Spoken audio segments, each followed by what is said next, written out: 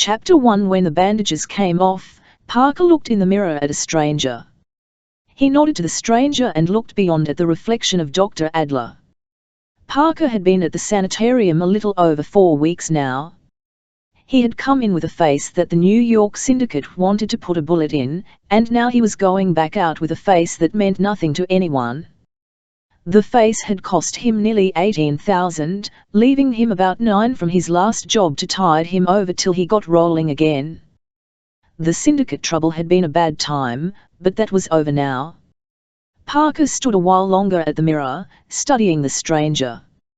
He had a long narrow nose, flat cheeks, a wide lipless mouth, a jutting jaw.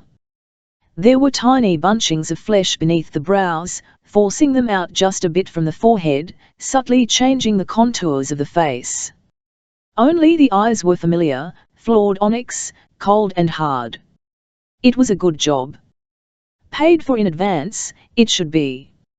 Parker nodded again at his new face, turned away from the mirror, and watched the doctor drop the bandaging into a wastebasket.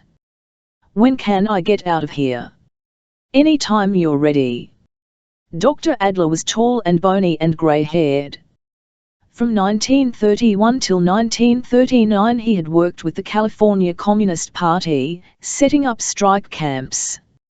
After the Second World War, in which he had done plastic surgery in an army hospital in Oregon, he had set up private practice in San Francisco.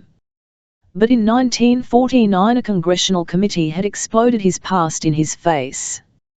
He wasn't stripped of his license, just of his livelihood. Since 1951 he had made his living as a plastic surgeon to those outside the law, operating a sanitarium front near Lincoln, Nebraska. Dr. Adler crossed the room again, going to the door, where he paused. "When you're dressed, come down to the office. I have a letter for you." "From Joe Shear." "I think so." Joe Shear was the retired jugger who'd vouched for him with the doctor. When the doctor left, Parker opened the closet door and took out the new suit, a dark brown he'd bought on the way here and never worn. He chucked out of the white pajamas and into his clothes, and took one last look at himself in the full-length mirror on the back of the closet door. He was a big man, flat and squared off, with boxy shoulders and a narrow waist. He had big hands, corrugated with veins, and long hard arms. He looked like a man who'd made money, but who'd made it without sitting behind a desk. The new face went with the rest of him as well as the old one had. Satisfied, he picked up his suitcase and left the room and went downstairs to the office. The sanitarium was one large building, office and waiting room and staff living quarters on the first floor, patients' rooms on the second. There was space for 23 patients, and Dr. Adler maintained a staff of 4, 2 nurses, a cook, and a handyman. There was rarely more than one patient in the place, and half the time there were no patients at all. But he had state licenses to worry about, and federal taxes, so a large part of his take went for false front. Parker went into the doctor's office. "I left some old clothes upstairs. You can throw them away for me." "All right. Here." He held out an envelope.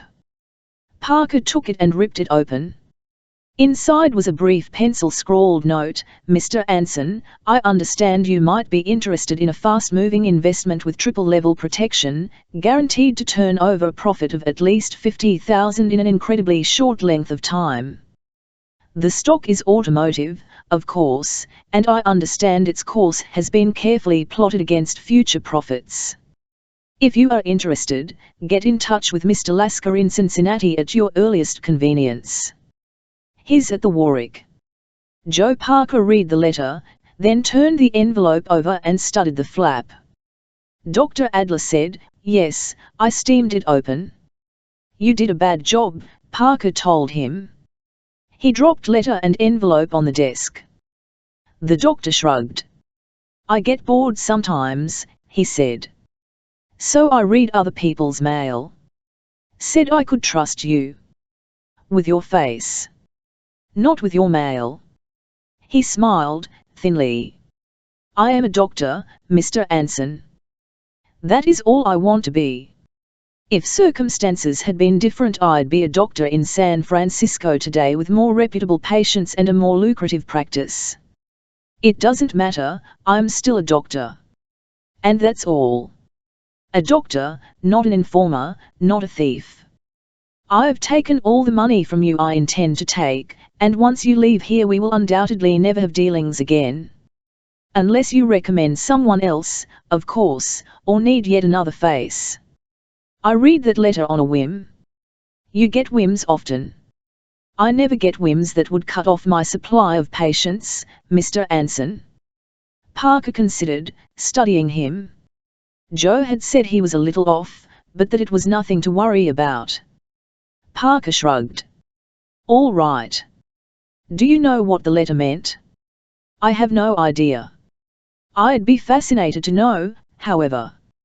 It's an armored car hold-up. 3 guards. The job is figured to make the grab while it's on a highway, instead of in a city. 50 grand is what they figure my share would be.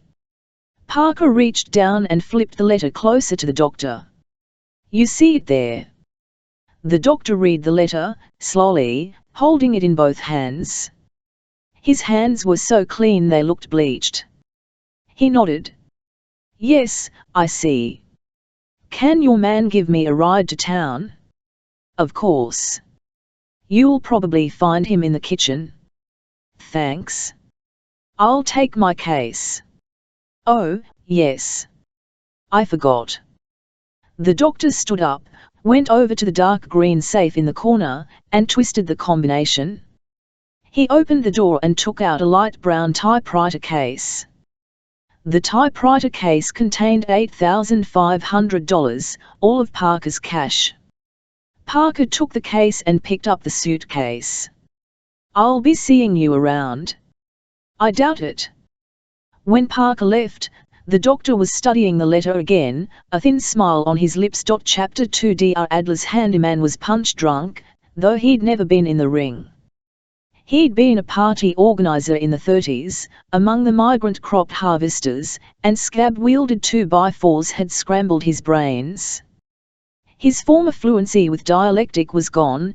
These days the driving of a high-dramatic Chrysler was the most complicated exercise his brain could handle. He was 54 and his face was lumpy, with scar tissue around the eyes. The doctor called him Stubbs.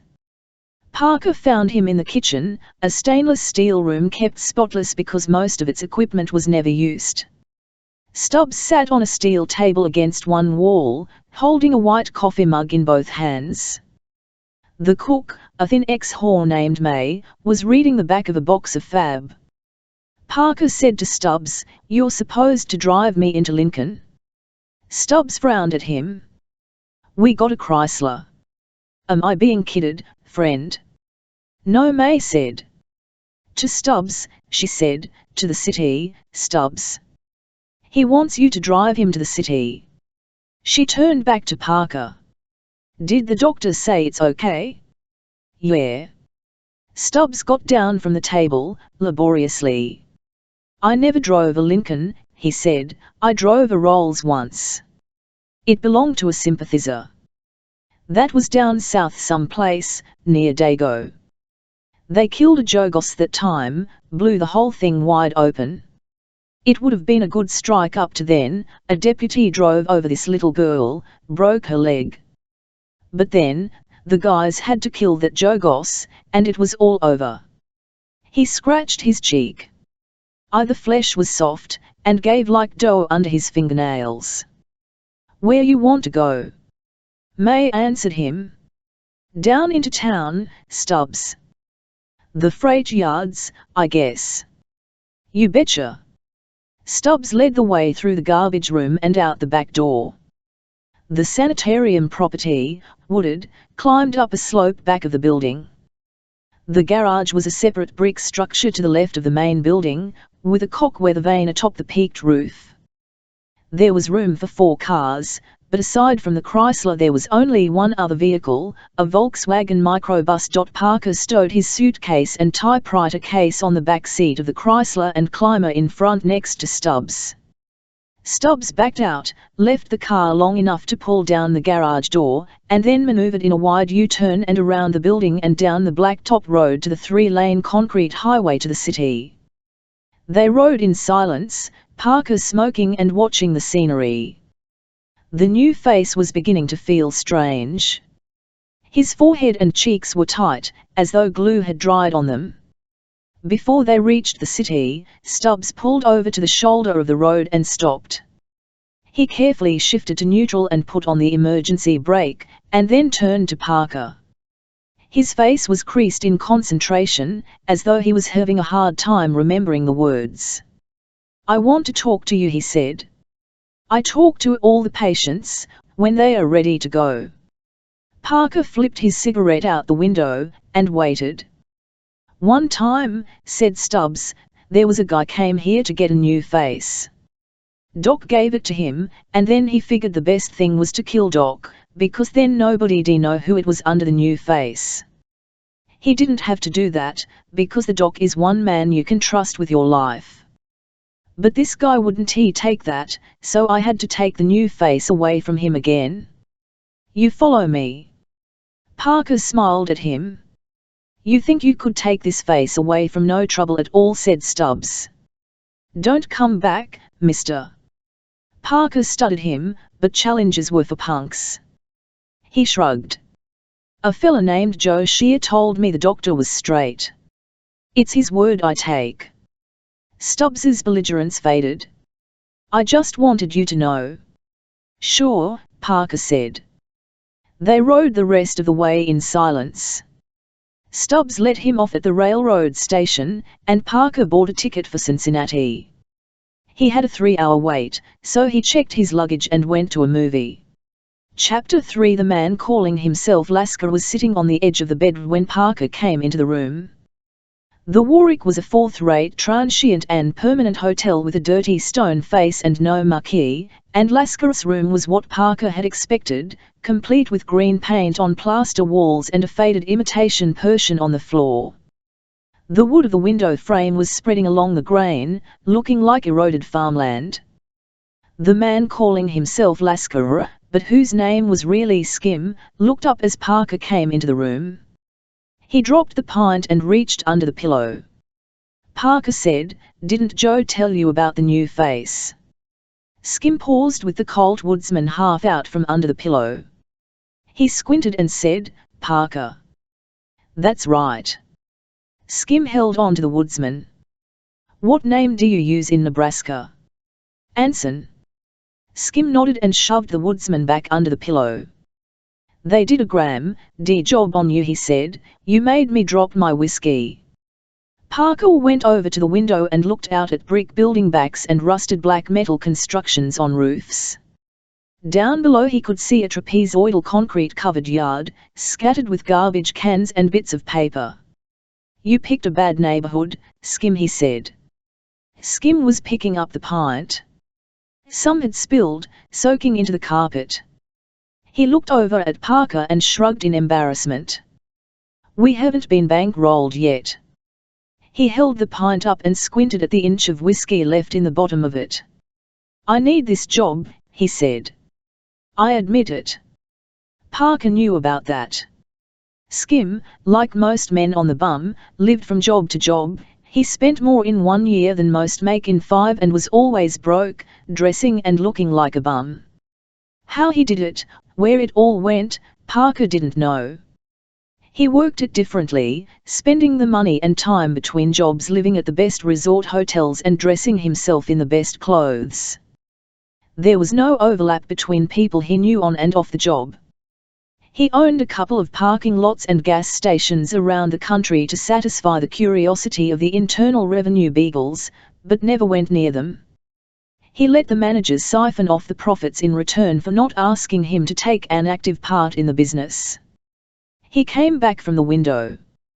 The room sported a green leather chair, the rip across the seat patched with masking tape. Parker settled into the chair gingerly. All right. Who else is in it? So far, only me and Handy McKay. I've got the Erie out for Lou Matson and little Bob Foley. Maybe we'll need more, it's all how we set it up.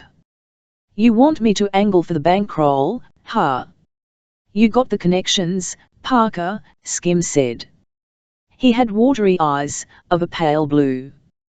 They looked at Parker when Parker was talking, but when Skim was talking they looked everywhere else, up at the ceiling and over at the window and down at the near-empty pint and over at the pillow and then the other way at the door with the hotel regulations pasted on the back. I've got the connections, Parker agreed. Who's the bird dog on this one? It's a frill. Skim looked embarrassed. She's a busher, he said, but she's okay. If she never worked this route before, Parker said, where'd she get the connections? Through me. I met her one time. Skim now looked more embarrassed than before. He was a thin stub end of a man, all bones and skin with no meat. His head was long and thin, set on a chicken neck with knotty Adam's apple, and his face was all nose and cheekbones.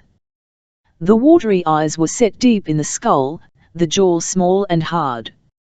We get along, he said, her and me. He said it apologetically, as though he knew an off-the-wall like him shouldn't be getting along with any woman. She works in a diner. In Jersey. Parker dragged his luckies out of his pocket, shook one out, and lit it. I don't know, he said. She's straight, Parker. I been in this business long enough. I don't like it. I heard about what happened with your woman. That was a tough bit. Parker shrugged. She got in a bind, that's all. So now she's dead. Alma is okay, believe me. It isn't she's a woman, Parker said. It's she's new, that's what I don't like. When a new fish does the fingering, most of the time the job goes sour. Sure, said Skim. I know that. Because they want their piece of the, but they got to be covered because they are known. But this time it's different. Alma's going to take off with me after it's over. We'll see. What's the setup? Hold on, I'll show you. Skim tilted the pint, emptied it, and set it on the night table. Then he went over to the dresser, opened the bottom drawer, and took out a manila envelope. There wasn't any table or writing desk in the room, so he went back and spread things out on the bed. Parker stood beside the bed and watched. The first thing Skim took out of the envelope was an SO road map of New Jersey. Here it is, he said. He opened the map and pointed a finger to the right-hand side of it, near New York. Here's where it is here, where it says Perth Amboy. See it? Route 9 comes south here, see, and down here a couple miles below Perth Amboy it splits. See? 9 keeps on south, and 35 heads off to the east and follows the shore. Parker nodded. He could have seen it better if Skim had kept his fingers out of the way, but he didn't say anything. He wasn't in any hurry, and every man has his own rate and style of telling a story. Try to hurry Skim or make him talk without covering the map with his fingers and he'd just get confused. Okay, Skim was saying. Now, 2 miles farther south, 34 takes off. To the east again, same as 35. Right there, see it? I see it. Okay. Now, about midway between those turn-offs there's the Shore Points Diner, on the west side of the road. Right in there, see? Between where those 2 red lines go off to the right. I've got it, Skim. And that's where this Alma's a waitress. Right. Now, down here his fingers moved southward down the map. Here's Freehold, down here, where 9 crosses 33. Now, there's the Dairymen's Trust, this bank, see, it's up here in Elizabeth, and they got a branch in Newark, and every other Monday there's this Wells Fargo armored car comes down from the main branch in Elizabeth down to Freehold, see? Down along Route 9, here. And they stop at this Shaw Point's diner, Parker said. That's it. This freehold, it ain't much of a town, but the Dairymen's Trust is the biggest bank, I mean with branches in Newark and Elizabeth and all, so most of the business accounts all around freehold are in that bank, see? So when the armoured car comes down every other Monday it carries enough dough to pay off 2 weeks of payrolls around freehold, and any other dough the bank needs down there. We figure maybe 50G, maybe more. Parker frowned. That's all? The way I read the letter, 50,000 figured to be my split. Skim looked up, worried and apologetic and embarrassed. Oh, no, Parker. I never told Joe nothing like that. Okay, I read it wrong, that's all. I mean, 50G is the minimum figure, you see. It might be 70, 80, who knows. Parker dragged on his cigarette, flicking ashes onto the whiskey stain on the carpet. That means if I'm lucky I clear 10. Maybe only 8. He shook his head. It isn't worth it. Skim's eyes flicked towards the empty pint, then looked back at the map. It's an easy haul, he said wistfully. If there was something better on the fire I'd think that way, too. But I got no other jobs building, and I need the dough. He looked up at Parker, his mouth opened because of the lifted angle of his head. You know of anything else? No. That was the trouble. He had nothing else on the fire either, and he only had the 9 grand. He couldn't pick and choose and plan, the way he'd want to. He had to build a stake, he had to have a money cushion. I'd like to have you in it, Parker, Skim was saying wistfully again. I know your work. Maybe it doesn't really need 5 men, Parker said thoughtfully. That's a big crowd for an armoured car heist. What's the play? Yeah. Skim reached for the envelope. We figured to do it at the diner, he said. Here, let me show you. He was all activity again, talking in a rush, as though he were afraid Parker would walk out on him before he was done. He pulled more paper out of the manila envelope, and found the sheet he wanted. Here it is. See, this is the diner here, and the highway, and the parking lot. Parker looked in among the pointing fingers. On the sheet of paper was a rough pencil drawing of the diner area, as seen from above. The diner was set back off the highway about 6 yards, with parking lots on both sides and at the rear. Across the front, between diner and roadway, was a patch marked grass. There was an X scrawled on one of the parking lots at the side, up close against the side of the building. Now they come in, said Skim, pointing all over the sheet of paper, every other Monday morning between 10:30 and 11. They never miss. There's the driver, and a guard sitting up in front with him, and the other guard in back. They've all been on this route for years, see? And the VE got a pattern, they never change. They come in between 10:30 and 11, and they park right there where the X is. He tapped the X with high finger and looked up at Parker. See it there? I see it. Right, said Skim.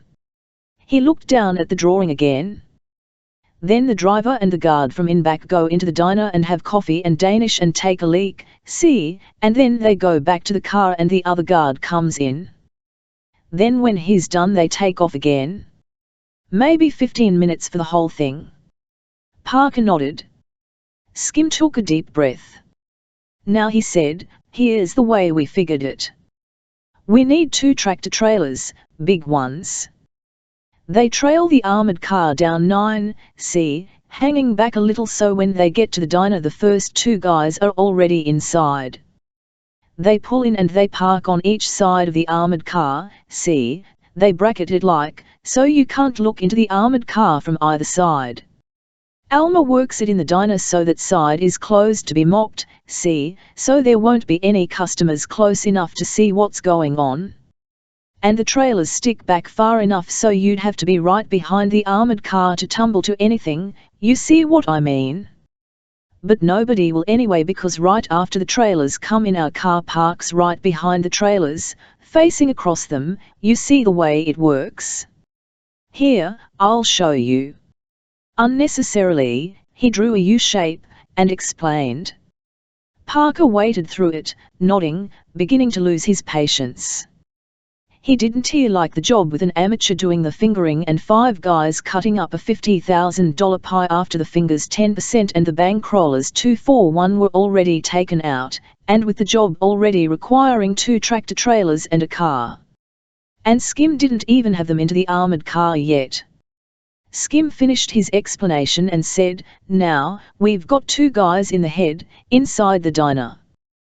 The driver and the guard always take a leak when they stop off there, it never misses, they are regular as clockwork. So they go in, and the 2 guys in there tap them and stow them away in a stall, see? And outside we got the other 3, from the trucks and the car. They pump tear gas into the air vent on top of the cab, you know what that looks like? They got this thing on top, I know what it looks like," Parker said. "Okay." Skim hurried even faster, sensing Parker's impatience. "That forces the guy out, see? We take the keys off him, tap him, transfer the dough to the car, and we all take off. The 1 truck goes up 9 here, see? North, up to South Amboy, it's maybe a mile, and cuts back south on 535, this little blue road here. The other truck goes south to 516, that's maybe 4 miles, and then cuts east. And the car, with the dough, takes this old dirt road, it isn't on this map, it goes from behind the diner across here to this unmarked road, this little one here, and south on the unmarked road to Old Bridge. We all come together at Old Brigade, and back off cast of the town there's this falling down old farm. We meet there. We split up the boodle and take off. And see, the thing is, we get vehicles going off in 3 directions, so they don't know which way to look for us." He looked up at Parker, hopeful and expectant. "What do you think?" Parker shook his head and crossed the room to toss his cigarette out the window. When he turned back he said, "You ever work an armored car job before, Skim?" Skim's lips twitched. "No, I never did." "That's what I figured. They got 2-way radios, boy. You drop tear gas in there, right away he calls. Before he has to take a deep breath there's state police all over us." Skim looked down at the map and papers, as though they'd betrayed him. "I didn't know that." "And you don't make a getaway in a semi-trailer," Parker went on. "They'd catch you before you reached 4th gear." "Jesus, Parker, who worked up this scheme?" "Alma. Most of it was her idea, yeah. Sure. She spent a lot of time leaning on the counter looking out there at the tin box wishing she could get her hands on the green inside and working it all out in her head, not knowing a thing about heisting or armored cars or anything else except how to draw a lousy cup of coffee. Or, now, Parker, I need cash," Parker said. "I'm in the job, on one condition." "Name it." "We throw that plan away and start from scratch. She gave us the setup, and it's a good one. Bracketing the wagon with trucks is good, too. From there on, we got to work something out from the beginning." Skim twitched all over trying not to show his relief. He'd never worked an armored car before, and he hadn't been sure of himself. He'd probably talked himself into a bind with the woman Alma, loud talking about what an artist he was so he couldn't admit to her he didn't know whether her ideas were any good or not. He'd wanted Parker because he wanted somebody else to take over the operation. Parker lit a new cigarette. "We'll do it with 3 men, not 5. The pie's too small for 5. You and Handy and me, and we split it 3 ways even. You and Alma can share your third between you any way you want." "What about her 10%? Give it to her out of your third. What the hell, she's traveling with you? Jesus, I don't know, Parker. I'd have to check with Alma on that. You two figured to take a third anyway, didn't you? And leave the other 2/3 for a four-man split. So what's the difference? You get the same dough as before, but with a cleaner, safer job. I guess so, Skim said doubtfully. I'd have to check with Alma. Skim worried it over, staring anxiously at the empty pint. Finally, he said, Okay, Parker. 3 ways, even? All right. Let me see that map. Parker came over and took it from the bed. Newark, he said. There's a bar named the Green Rose. It's on Division Street. I'll meet you there next Monday night, 10 o'clock. Okay, sure. Skim got up from the bed, his lips twitching again. Parker knew he was anxious to go buy another pint. Okay, Parker, I'm glad to have you in, I really am. I'll send word to you and little Bob to forget it. Good. What you going to do now? See about bankrolling? I know a couple of people in Baltimore. I'll figure $3,000 to cover it. Okay, fine. Listen, you want handy with me? At the bar, I mean. Sure. I'm glad to have you in, Parker. The Green Rose, Parker reminded him. Next Monday, 10 o'clock. Chapter 4. Across the river from Cincinnati, Ohio, is Newport, Kentucky. Parker took the bus over and walked to Hall Row. Cincinnati is a clean town, so the Cincinnati citizens in search of action go across the river to Newport, which is a dirty town. Parker wandered around, walking up and down the streets. Looking. It was 11:30 at night when he got to Newport, and nearly 2 in the morning before he found what he was looking for. Ahead of him, a weaving drunk fumbled with his car keys, trying to get into a car with Ohio plates. The car was a Ford, cream-colored, 2 years old. Except for Parker and the drunk, the block was empty and deserted. Parker came along, arms swinging loose at his sides, and when he was alongside the drunk he turned and chopped him in the kidney. That made it impossible for the drunk to cry out. Parker turned him and clipped him, and caught the car keys as they fell from the drunk's hand. The drunk hit the pavement, and Parker unlocked the car door, slid behind the wheel, and drove away. He took the bridge back across the river to Cincinnati and parked near the railroad depot. He went into the depot and got the suitcase and typewriter case from the locker where he'd stashed them. Then he went back to the car and drove north through town and out the other side and headed northeast on 22 towards Pittsburgh. It was now 3 o'clock Thursday morning.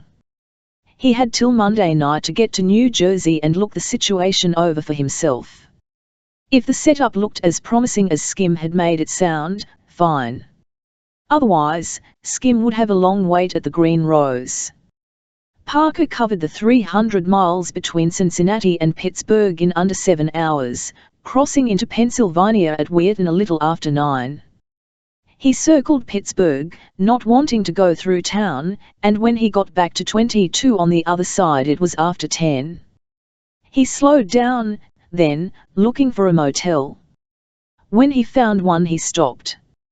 He slept most of the day, getting up at 6:45.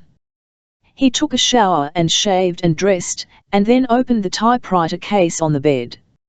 He counted out $3,000, then closed the typewriter case again. He needed money badly, so he decided to bankroll the job himself. So far as Skim was concerned, the money was coming from the contacts in Baltimore. Parker stowed the $3,000 in his suitcase, then carried the typewriter case down the row of doors to the motel office. This was a secondary route now that the Pennsylvania Turnpike was in existence, and the motel was seedy and run down. The interior walls needed a new coat of paint, and half the neon sign out by the road wasn't working. The man who ran the motel was short, fat, and balding. His eyes shone behind glasses with plastic frames patched by friction tape.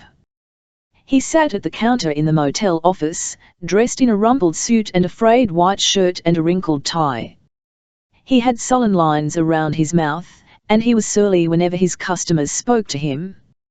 He was alone at the desk when Parker came in, staring glumly across the counter through the plate glass window at the road. A semi passed, headed east, and then the road was empty again. Parker put the typewriter case up on the counter and said, "Want to make half a G?" The owner looked at him. "Why don't you go to hell?" Parker lit a cigarette and dropped the match on the counter, still burning. The owner made a startled sound and reached out, slapping the match. Parker said, "One of these days, somebody's going to break your head." "You get the hell out of here," the owner said angrily. "Who do you think you are?" "500, Parker said. "You could get the sign fixed." The owner got off his stool, looking back at the phone on the wall.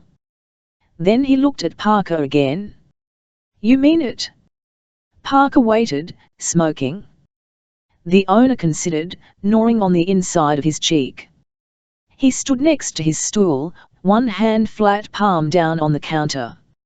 His fingernails were ragged and dirty. He thought about it, gnawing his cheek, and then he shook his head.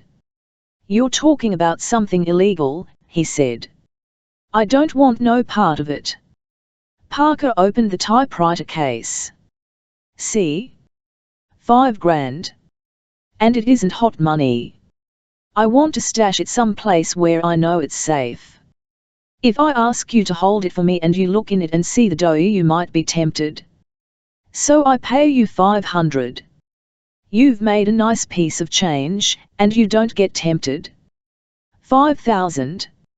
He said it with a kind of heavy contempt. "What would I do with $5,000? Where would I go? What would it get me? I'd need a lot more than that. I'm stuck in this rat trap for the rest of my life. You want the $500? If a state trooper comes in looking for that money, I'll hand it right over. I don't go to jail for no $500. Or any $5,000, either. I told you, it isn't hot." The owner looked at the money. "For how long?" he asked. Parker shrugged. "Maybe a week, maybe a year." "What if it gets stolen off me?" Parker smiled thinly, and shook his head. "I wouldn't believe it," he said. "I don't know." The man looked at the money doubtfully. "Why don't you put it in a bank?" "I don't like banks." The owner sighed and nodded. "All right," he said. "I'll get the sign fixed." Parker reached into the typewriter case and counted $500 onto the counter. Then he closed and locked the typewriter case and slid it across to the owner. "I'll stop back for it sometime," he said. Then he went back to the RMJM and picked up the suitcase. He stashed it in the Ford and left the motel, heading east. It was after midnight when he reached New Jersey. He stayed north of Philadelphia and crossed the Delaware River from Easton to Phillipsburg, still on 22.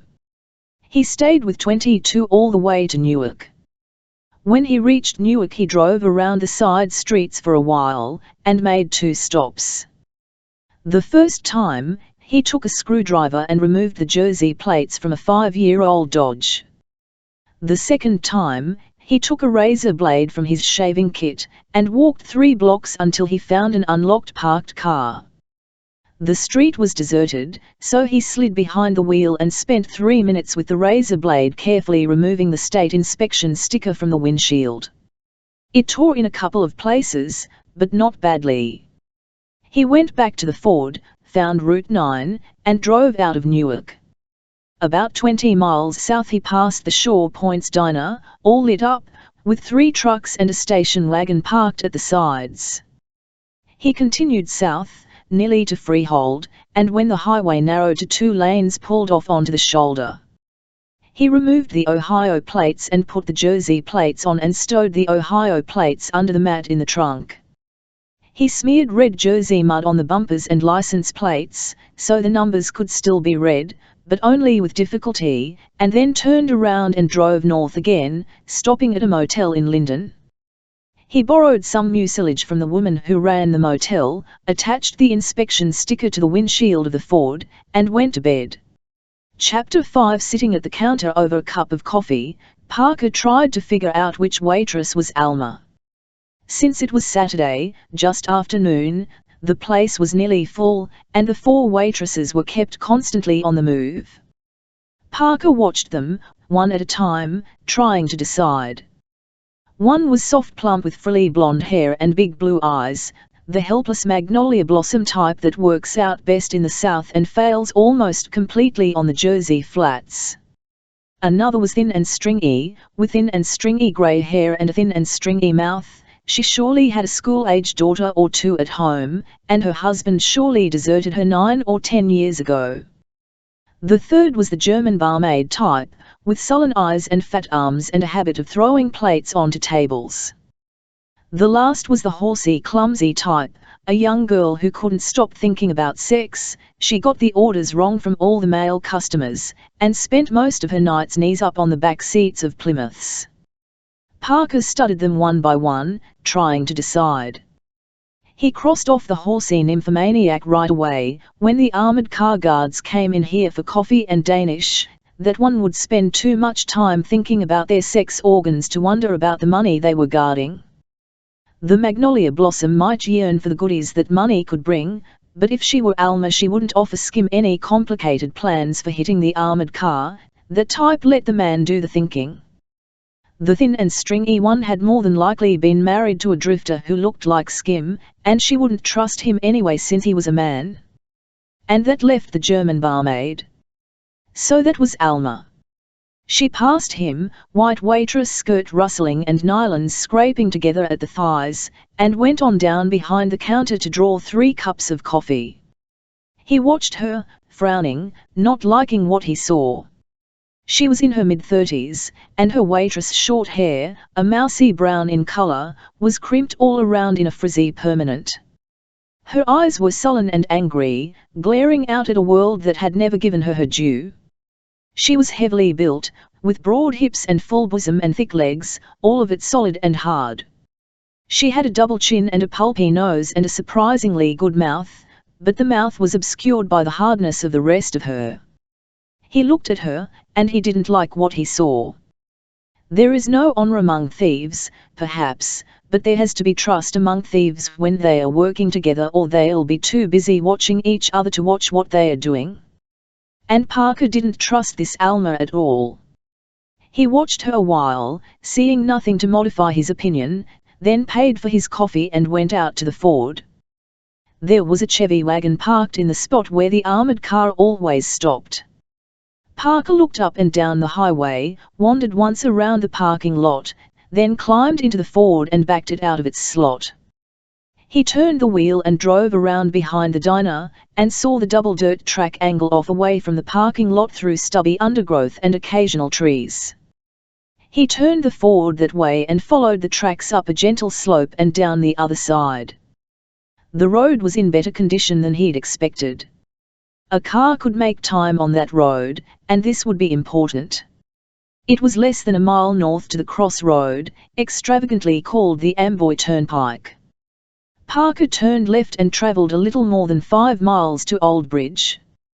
He didn't know where the deserted farmhouse was supposed to be, so he turned around and drove back north on the Amboy Turnpike again.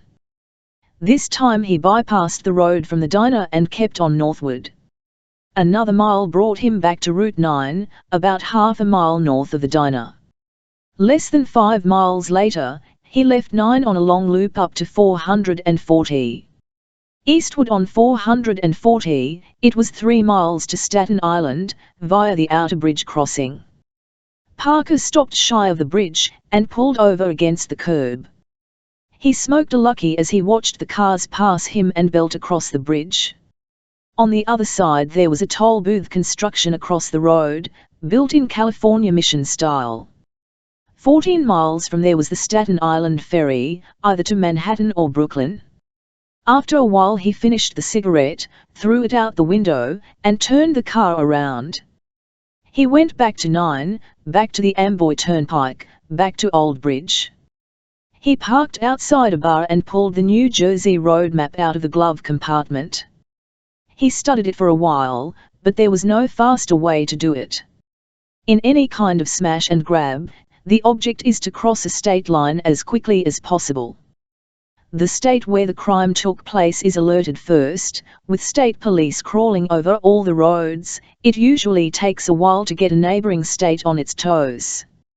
If the states get along as badly as New Jersey and New York, it takes even longer. He folded the map again, stowed it back in the glove compartment, and locked up the car. He went into the bar, drank draft beer for 2 hours, and then looked up at the revolving Budweiser clock.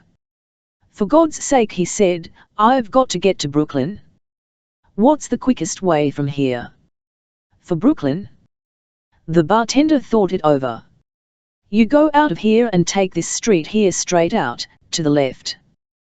That'll take you to Route 9, and you take a left there till you see the sign for Outer Bridge Crossing.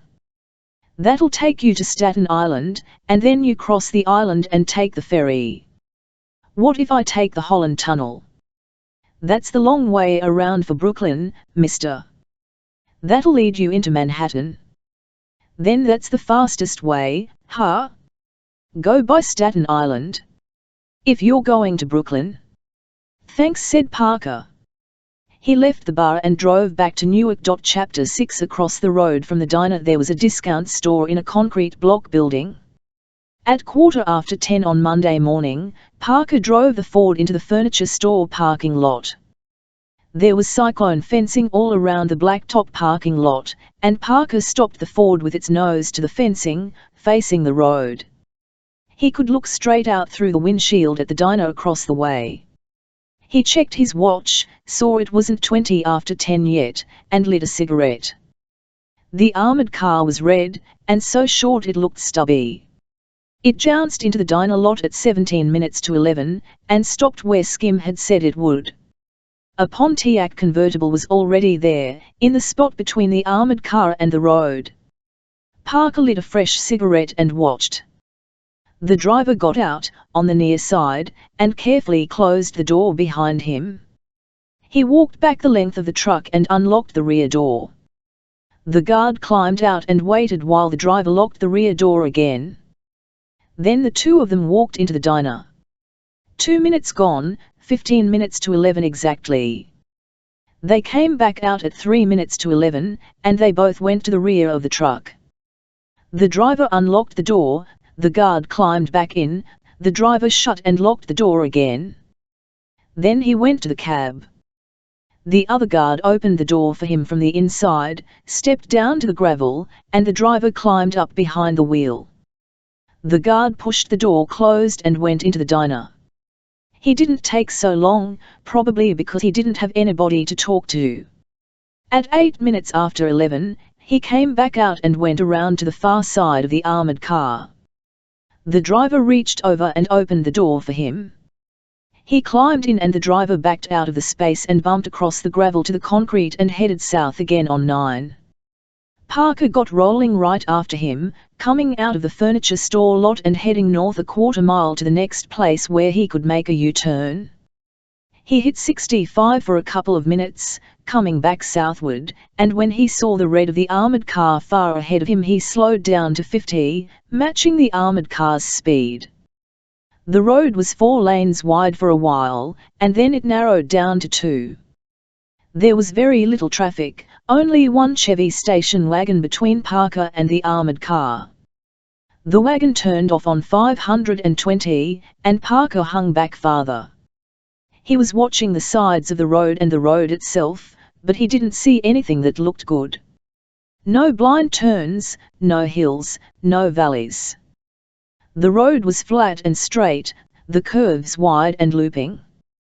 Parker quit before they reached Freehold, and turned the Ford around. He drove north a couple of miles and pulled onto the shoulder of the road. He shut the engine and got out of the car and opened the hood. Then he went back and sat behind the wheel again and lit a cigarette. He made himself comfortable in the seat and watched the rear-view mirror.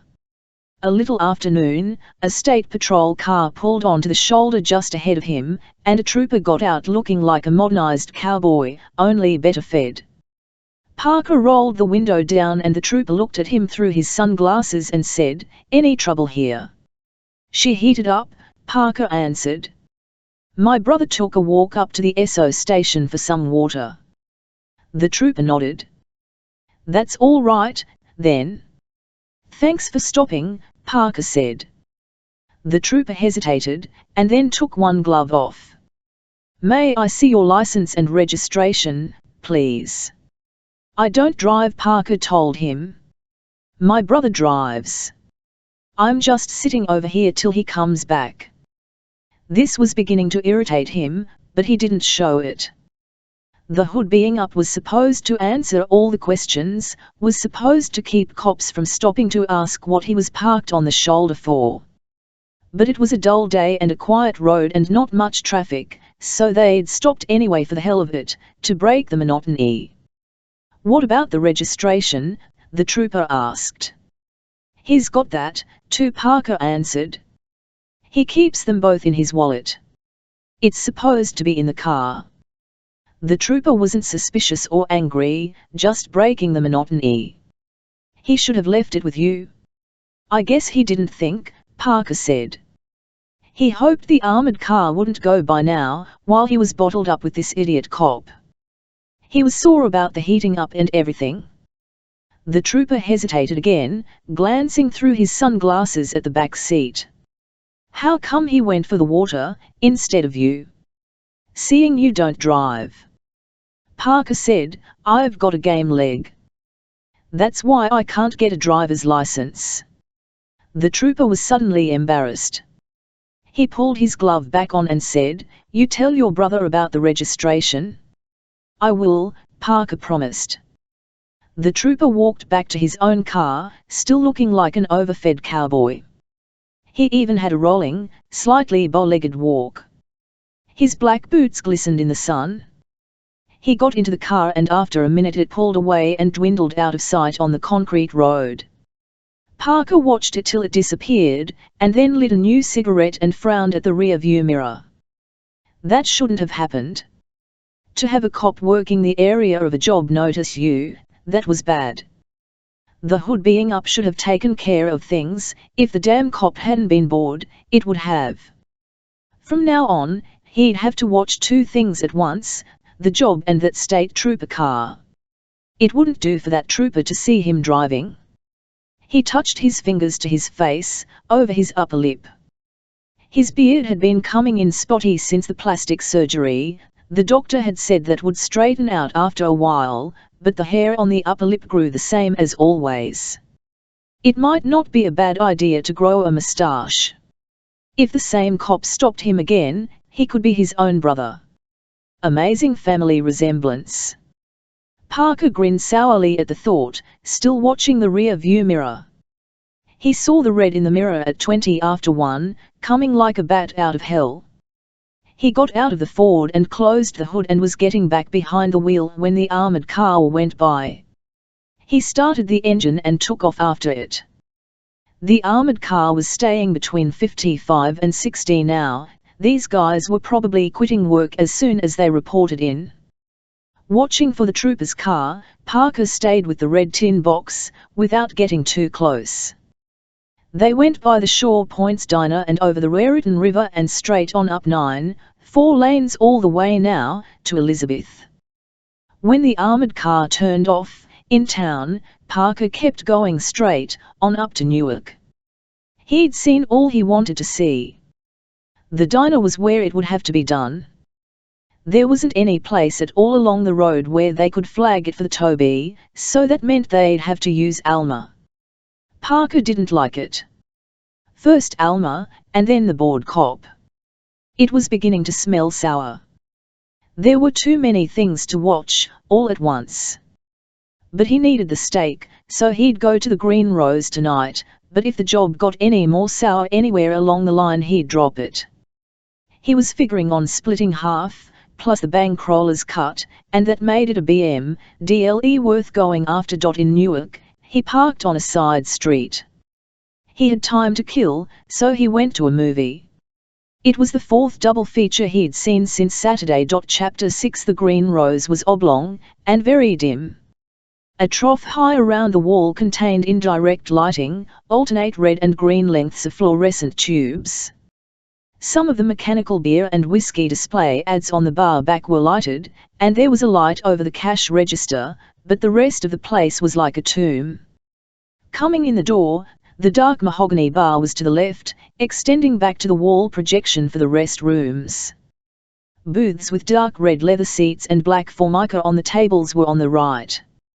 Parker walked down the line between the bar and the booths to the back, where there was a bigger booth across from the rest rooms. They were there, all three of them. Skim and Alma sat facing the front of the bar, with Alma on the outside, so she'd been to the head already.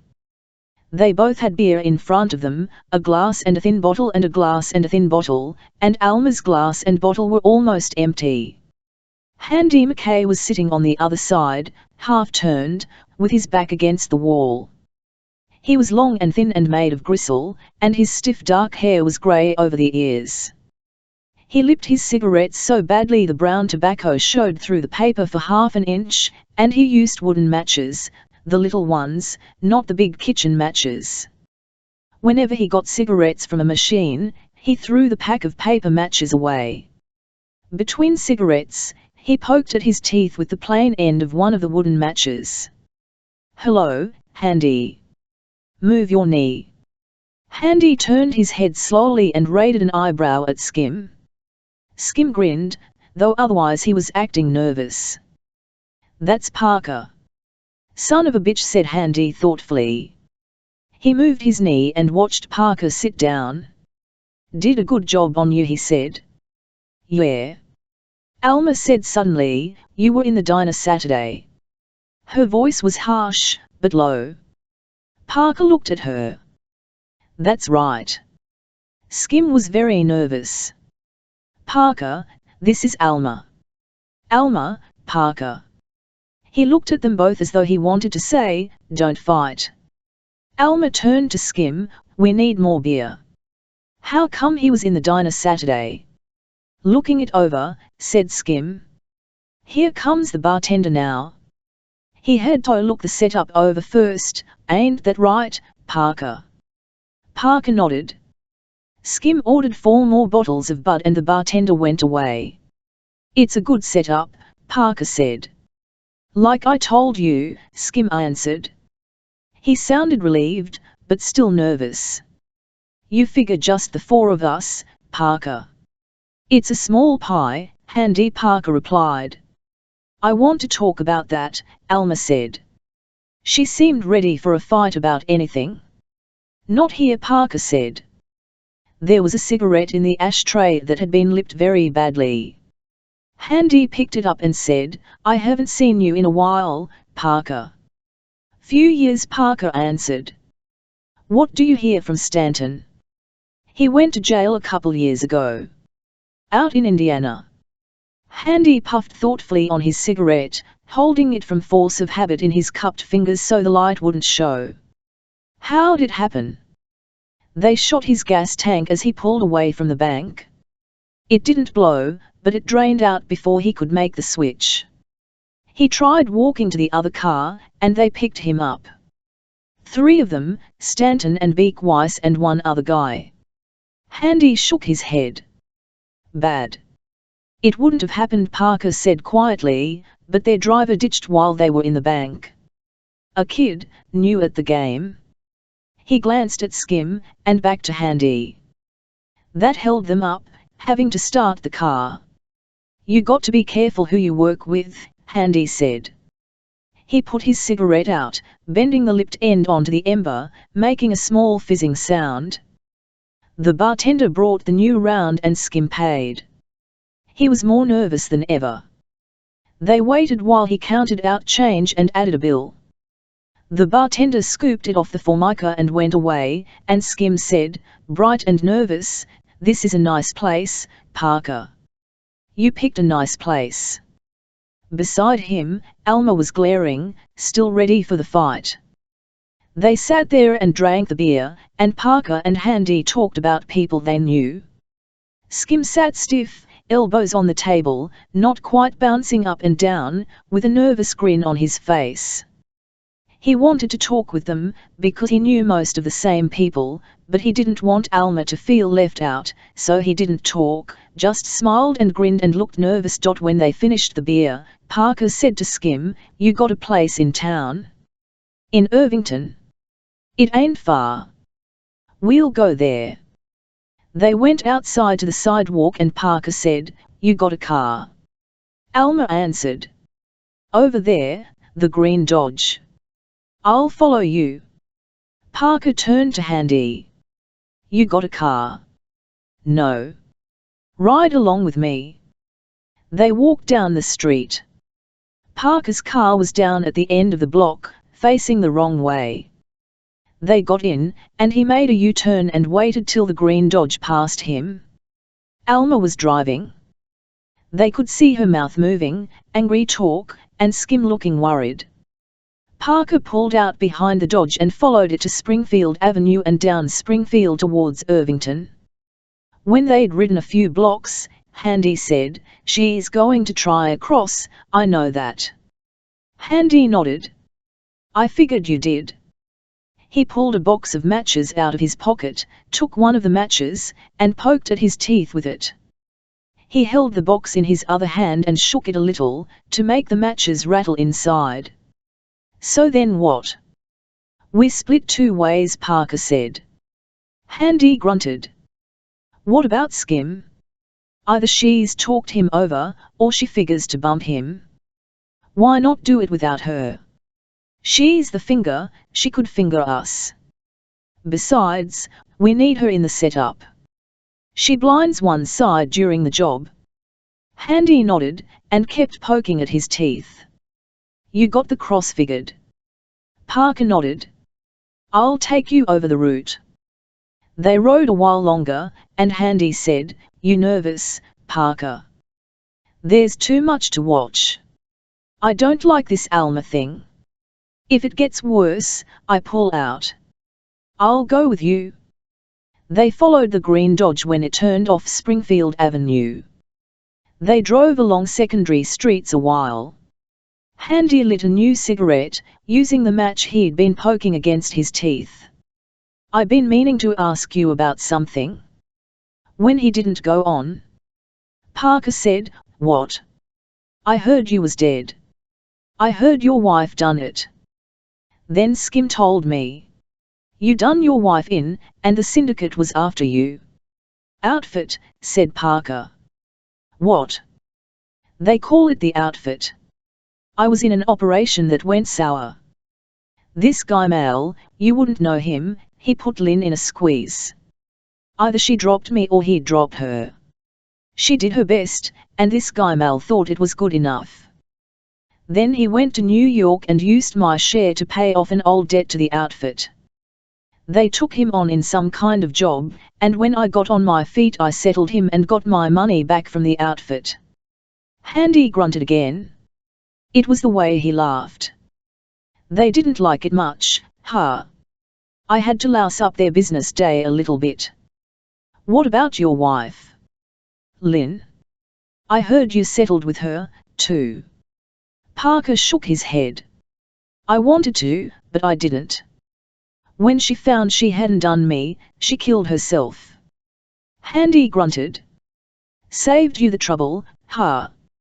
Parker shrugged. He'd wanted to kill her, to even things, but when he'd seen her he'd known he couldn't. She was the only one he'd ever met that he didn't feel simply about. With everybody else in the world, the situation was simple. They were in and he worked with them, or they were out and he ignored them, or they were trouble and he took care of them. But with Lynn he hadn't been able to work that way. He'd felt for her what he'd never felt for anybody else or anything else, not even himself, not even money. She had tried her level best to kill him, and even that hadn't changed anything, the way he felt about her or his helplessness with her. He didn't want that to happen again, ever, to feel about anybody that way, to let his feelings get stronger than his judgment. Oddly enough, he missed her and wished she was still alive and still with him, even though he knew that sooner or later she would have found herself in the same kind of bind again and done the same thing. Ahead of him, the green Dodge turned into a driveway next to a small faded clapboard house. This was an old section here. All the houses were small and faded, most of them with sagging porches. There was no garage. The green Dodge turned into the backyard and stopped. Parker pulled up beside it, and he and Handy got out. Alma and Skim were waiting for them, by the back door. There were 3 warped steps up, and a small back porch half the width of the house. The kitchen door had masking tape over a break in the window. Skim lived in places where broken things were patched with masking tape. They all went into the kitchen and Alma told Skim to open up some beer. "Sure," said Skim. He wasn't nervously happy anymore, he was sullen now. Alma told the others to come on into the living room. She'd argued most of her belligerence out on the drive. She was sure of herself now, and in charge. They went through the dining room, going around a scarred table. The house was 1 story high, with a living room and a dining room and a kitchen and 2 bedrooms. One bedroom was off the dining room and the other one was off the kitchen. The bathroom was off the kitchen on the other side, next to the steps to the basement. Alma clicked a wall switch and a ceiling light went on, 4 40-watt bulbs amid a cluster of stained glass. Alma led the way into the room. "LMK at this lousy place. Just look at it. It wasn't very good." The sofa was green mohair, worn smooth in some places and spiny in others. The 2 armchairs both rested the weight of their springs on the floor, and one of them had an old deep cigarette burn in one overstuffed arm. The rug was faded and worn, showing trails where people had done the most walking, to the front door and the dining room archway. There was an old television set with an 11-inch screen and a wooden cabinet with a folded matchbook under one leg. Alma pulled the wrinkled shades down over the 3 living room windows. "Sit down." Parker and Handy took the armchairs. Skim came in, carrying 4 cans of beer, and passed them around. Then he and Alma sat on the sofa. Alma started. "Skim tells me you don't like the plan." "Did he tell you why?" Parker asked. "I don't mean the tear gas," she said. "The rest of it." "Which rest of it?" Parker asked. "We need 5 men," she said. "We can't do it with less." "For God's sake, it's an armored car. You want to lay a siege and starve them out?" Parker asked. "Don't be a wise guy."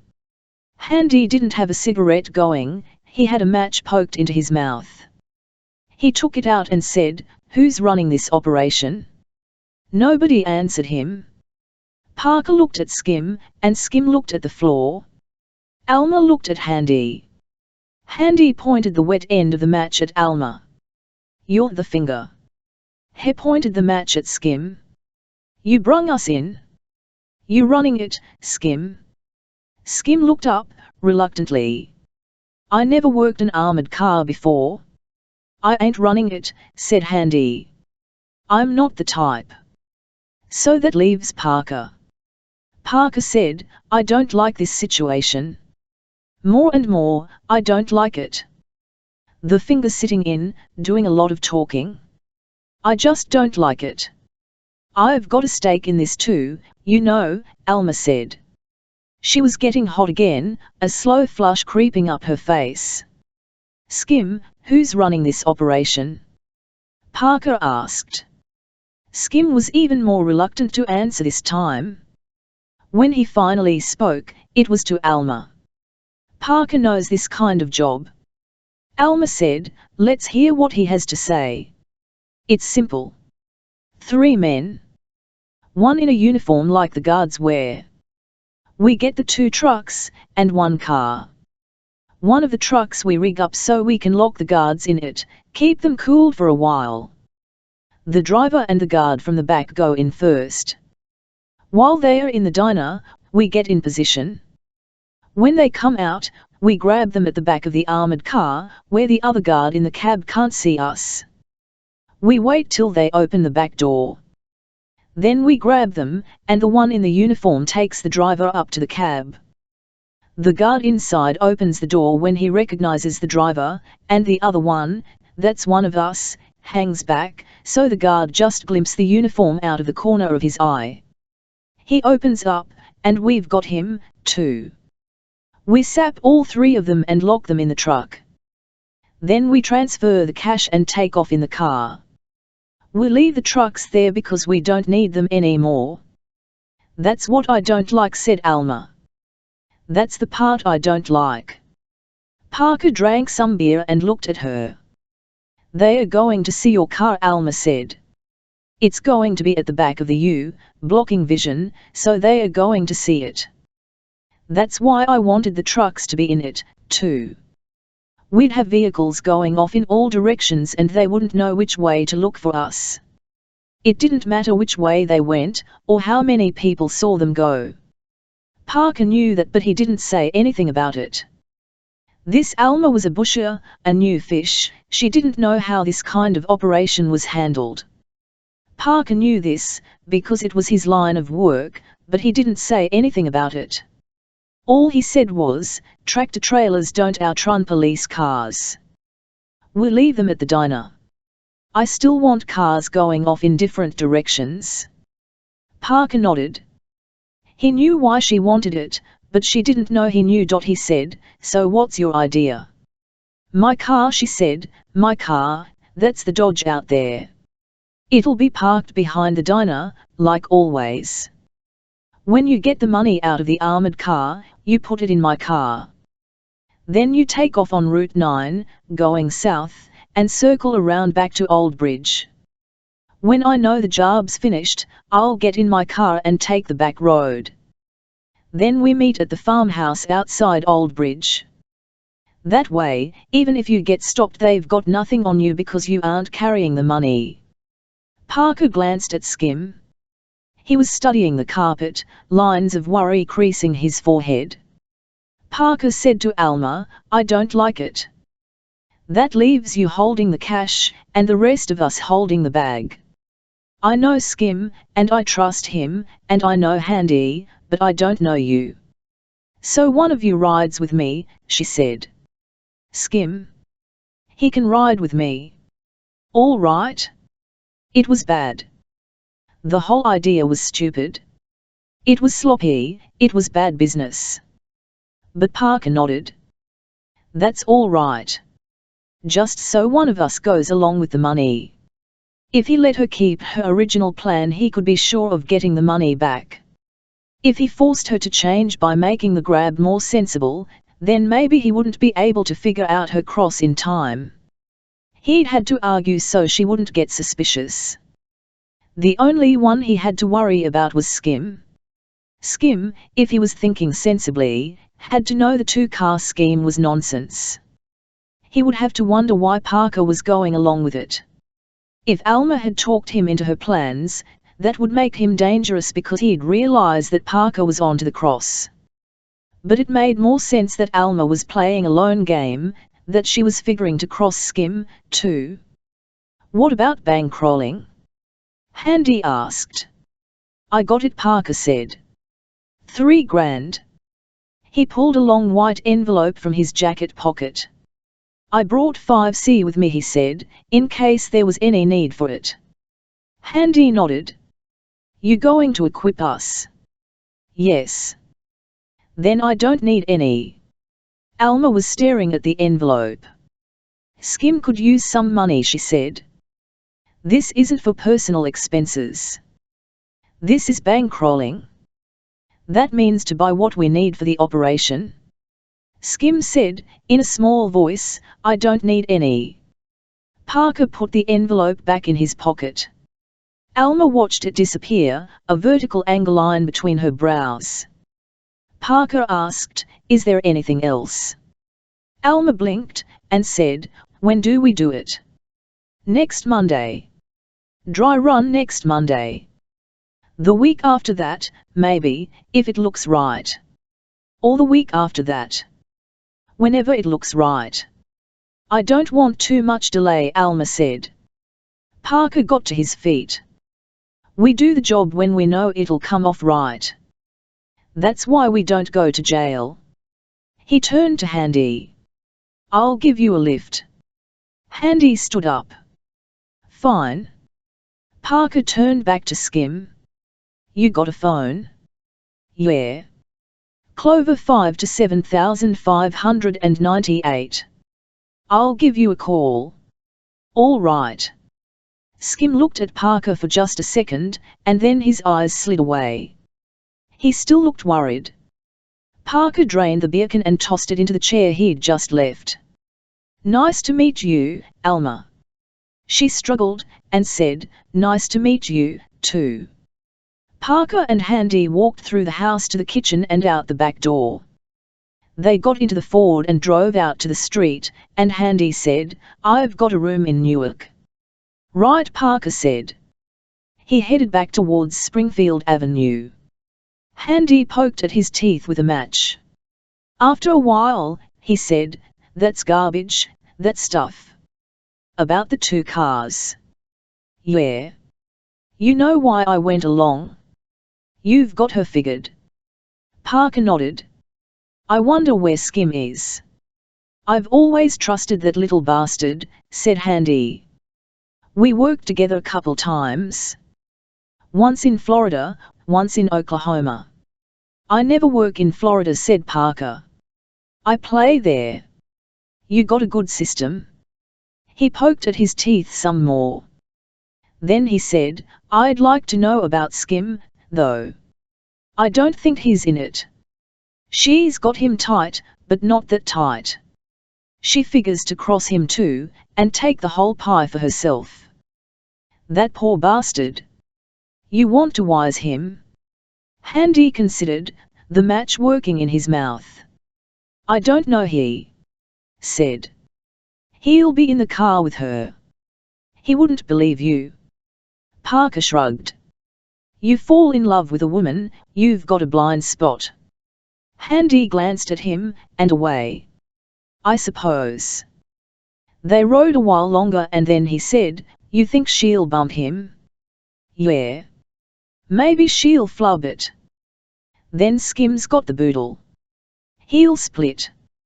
Parker shrugged. Skim's getting old. Old and worried. I don't think she'll flub it. That poor bastard. He'll be better off, Parker said. Hooked the way he is. I suppose so. They rode a while longer, and then Handy said, I wish it was simple, Parker. I wish to Christ it was simple. Can you remember the last time a job was simple? A long time ago. It sounds like a good setup. Handy reached for his cigarettes. The way you talked about it, it sounds fine. But there's this Alma. He lit the new cigarette, lipping it. There's always an Alma. Every damn time. Why can't we put together a job without an Alma in it?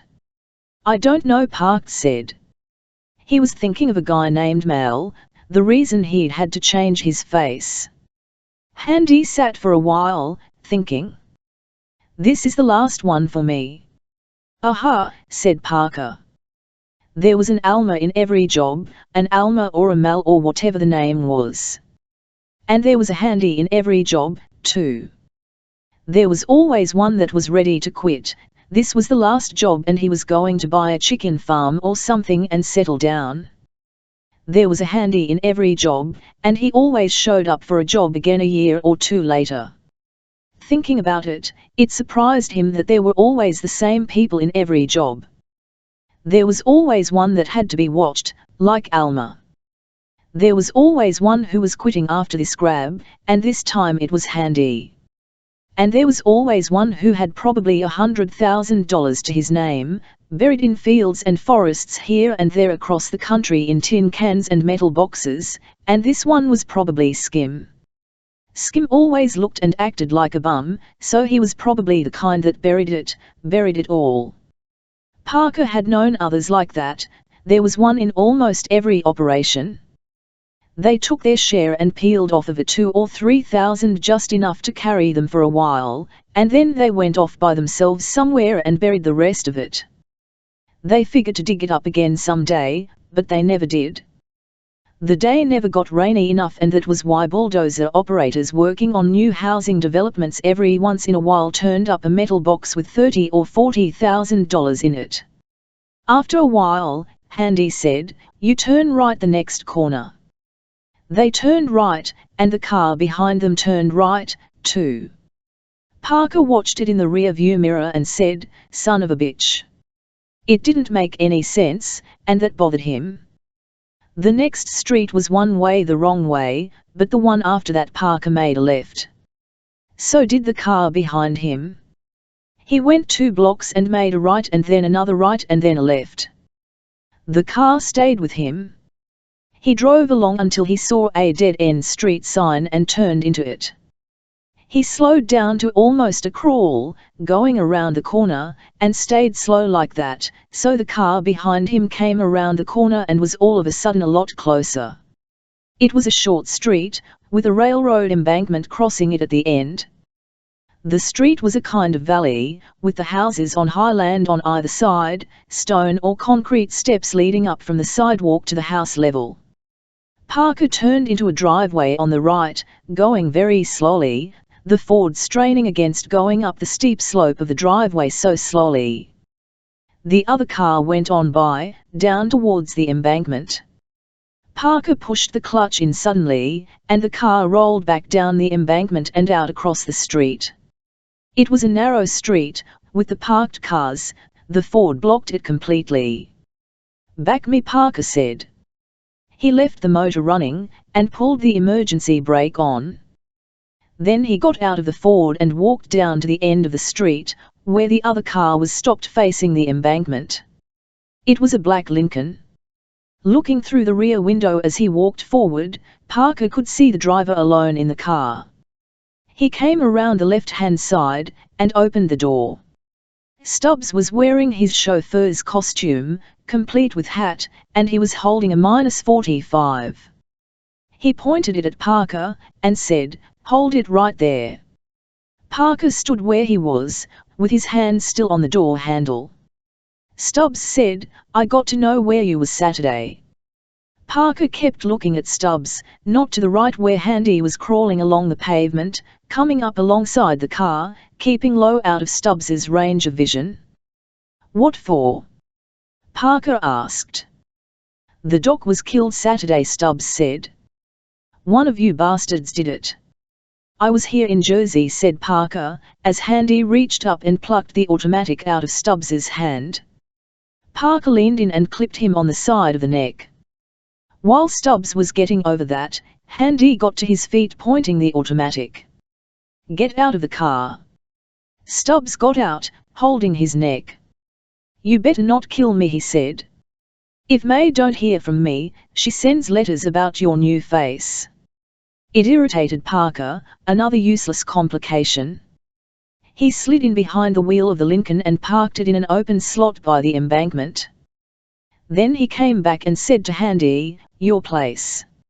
It's the closest." They put Stubbs in the front seat of the Ford, next to Parker, who was driving. Handy sat in the back seat, watching Stubbs, the automatic in his lap. He gave Parker directions the rest of the way to his place. Handy had a room in a building that had started out as a private home and then become a boarding house and now was just a place with furnished rooms. But the furniture was clean, and not quite as ugly as at Skim's place. The phone was out in the hall. They stood there, Handy holding the automatic in Stubbs's back, while Parker dialed Skim's place. The ring came in his ear 3 times, and then Skim answered, sounding sleepy. Parker told him who it was. "Alma there?" Skim hesitated. "Yes. She was just leaving." "Sure. I got somebody here I want her to talk to." He'll ask her when she saw me in the diner. It's okay for her to tell him. What's going on, Parker? I'll tell you sometime. Put Alma on. Okay, wait a second. There was mumbling, away from the phone, and then Alma came on the line. She sounded snappish. Hold on, said Parker. Tell this guy when I was in the diner. He handed the phone to Stubbs. Stubbs took the phone, frowning in concentration. It was getting too complicated for his battered brain. He said, Hello? What time Saturday? Where is this diner? After that he frowned some more, staring heavily at the phone box on the wall, until he said, in answer to something from Alma, I'm thinking, and hung up. You happy? Parker asked. Stubbs turned around, looking like somebody trying to answer a tough question. She says you was in there around noon. That's right.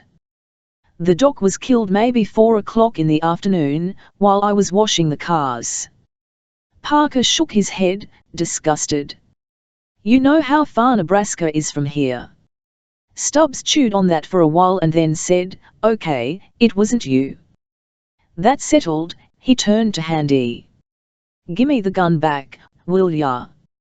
Handy looked at Parker, wondering if this clown was kidding. Just wait a minute, Stubbs. I think we've got to talk. Sure, said Handy. He held on to the automatic. There's nothing to talk about. You didn't do it. This way, said Handy. He motioned with the automatic. Stubbs wanted to argue some more, but Parker hit him open-handed on the ear, where a punch he could feel it. Stubbs screwed his face up and hunched his shoulder and cupped his hand over his ear, and then he went where Handy told him. They walked into the apartment, and Parker told Stubbs to sit down on the leather chair. Handy sat over to the side, in the maroon overstuffed chair, and Parker stood in the middle of the brown rug. He looked at Stubbs for a while, and then he made a disgusted sound. All right. Now what? I don't know what you mean, Stubbs said. His face was still screwed up, and his hand was still up protecting his ear. I'm willing to go. That's it, Parker said. Go where? I got 2 more suspects. Parker nodded. That's what I thought. He went over to the sofa and sat down and lit a cigarette. All right, tell me about it. The doc only did 3 jobs in the last year, Stubbs said. We figured it has to be one of them 3, or the guy wouldn't have waited so long. It was a guy from 2 years ago, see, and he was going to go for the doc, he'd have done it already. You and May, said Parker. You worked that out. May, mostly, Stubbs answered. I figured, I got to get the guy. There's nobody else to do it, because the doc was a red. Parker glanced at Handy, and shook his head. Handy shrugged. From listening, he was beginning to understand. And if May doesn't hear from you, she blows the whistle, is that it? Yeah. On who? The last 3.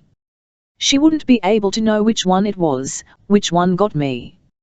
So she'd blow the whistle on the last 3. Including me, said Parker. But you didn't do it, said Stubbs, frowning. He'd missed something somewhere. You're out of it, you didn't do it. What if number 2 did it? Parker asked. And instead of you getting him, he gets you. Then May blows the whistle on me. Right. Stubbs hadn't thought of that. He frowned heavily, scrubbing his hand over his face. Then he brightened a little. Don't you worry. He won't get me. I'll get him. Handy laughed. He tossed Stubbs's gun in the air and caught it. The way you got Parker. Stubbs looked at him, not understanding, and Parker explained. He knew me by the name of Anson, he said to Handy. Parker said, Listen, Stubbs. What if you phone May and tell her I'm in the clear? Stubbs shook his head. We talked about that. How it could be faked, maybe. She's got to see me in person. God damn it, Parker said, I don't have time for this crap. Handy shrugged. You'll have to go back to Nebraska with him. I don't have time, said Parker angrily. The job's set up for 2 weeks from now. We've got to set up the cars, the routes, we've got to chart the state troopers, we've got to buy guns. He mashed his cigarette out and got to his feet. There's too much to do. Stubbs, when's the deadline? Stubbs blinked at him. What? The deadline, the deadline. When does May blow the whistle if she doesn't hear from you? Oh. A month from now. From yesterday. 4 weeks from yesterday. Parker paced back and forth, looking down at the carpet. 2 days, he said. Even if we fly out. 1 day out and 1 day back. 2 days for Alma to fast talk skim, 2 days with nothing getting done. We could hold the job off for a week. Parker shook his head. It's sour enough already. I want to get it over with. Another week for Alma to think up some more cute ideas. Another week for that damn cop to see me driving by? What cop? Parker shrugged. He didn't feel like talking about it. A cop paid attention to me on Route 9. Near the diner. South of it. He turned and studied Stubbs. The easiest thing, he said, would be to bump you and drop you in a pool by one of the refineries. Then 2 weeks from now I go cut May. Stubbs doggedly shook his head. She's got her common-law husband with her, he said. And his brother. They figure something might happen like that. What if you just let him go? Look at him, Parker said. He's punchy. He goes up against the guy who killed that doctor, he's dead. Then I'm dead. I can take care of myself, Stubbs said. Sure, Parker answered. So what do you want to do? Handy asked. There's too much to watch. I'm ready to pull out of this damn thing, there's too much to watch. I could use the cash, Handy said. This is my last job, you know. Yeah. That's the thing. I need it too. Parker looked at Stubbs and shook his head. I've got to hold on to this beetle for 2 weeks. I've got to put him on ice. Handy considered that. What about the farm? What farm? Outside Old Bridge. Where we're supposed to meet after the job. You been out there yet? Not yet. We could stash him there, maybe. Parker thought about it. So many things to watch. The job, Alma, the state trooper, and now Stubbs. But he didn't have anything else on the fire. That's a bad way to work it. To hang around the hideout before the job. Do you figure we're going there after it? That's right. I forgot about Alma. Parker shrugged. All right. We'll put him on ice out there. Handy stood up and waved the automatic at Stubbs. Come along. Stubbs said, listen, what are you trying to pull? Look, Parker said. Look at him, he wants to argue. Handy turned to Stubbs. How's your kneecaps? In good shape. Stubbs caught the message. He got to his feet and shut up. They took him downstairs and back to the Ford. They drove over to 9 and headed south, Parker driving, with Stubbs beside him and Handy in the back seat. On the way, Parker asked, how'd you get me? That letter you got, Stubbs said. I looked up that Lascar fella in Cincinnati, and he left a forwarding address. I went there and hung around till I saw you. He left a forwarding address, repeated Parker. He shook his head and kept driving. He didn't know if this was Handy's last job, but he knew it was Skim S. Chapter 1. Parker left the car off Hudson Boulevard in Jersey City and walked 2 blocks to the office building. There were 2 elevators, but only one of them was working. An ancient angular Negro with a loose vacant smile operated it. Its metal sides were painted green, and there were grease smears on the doors.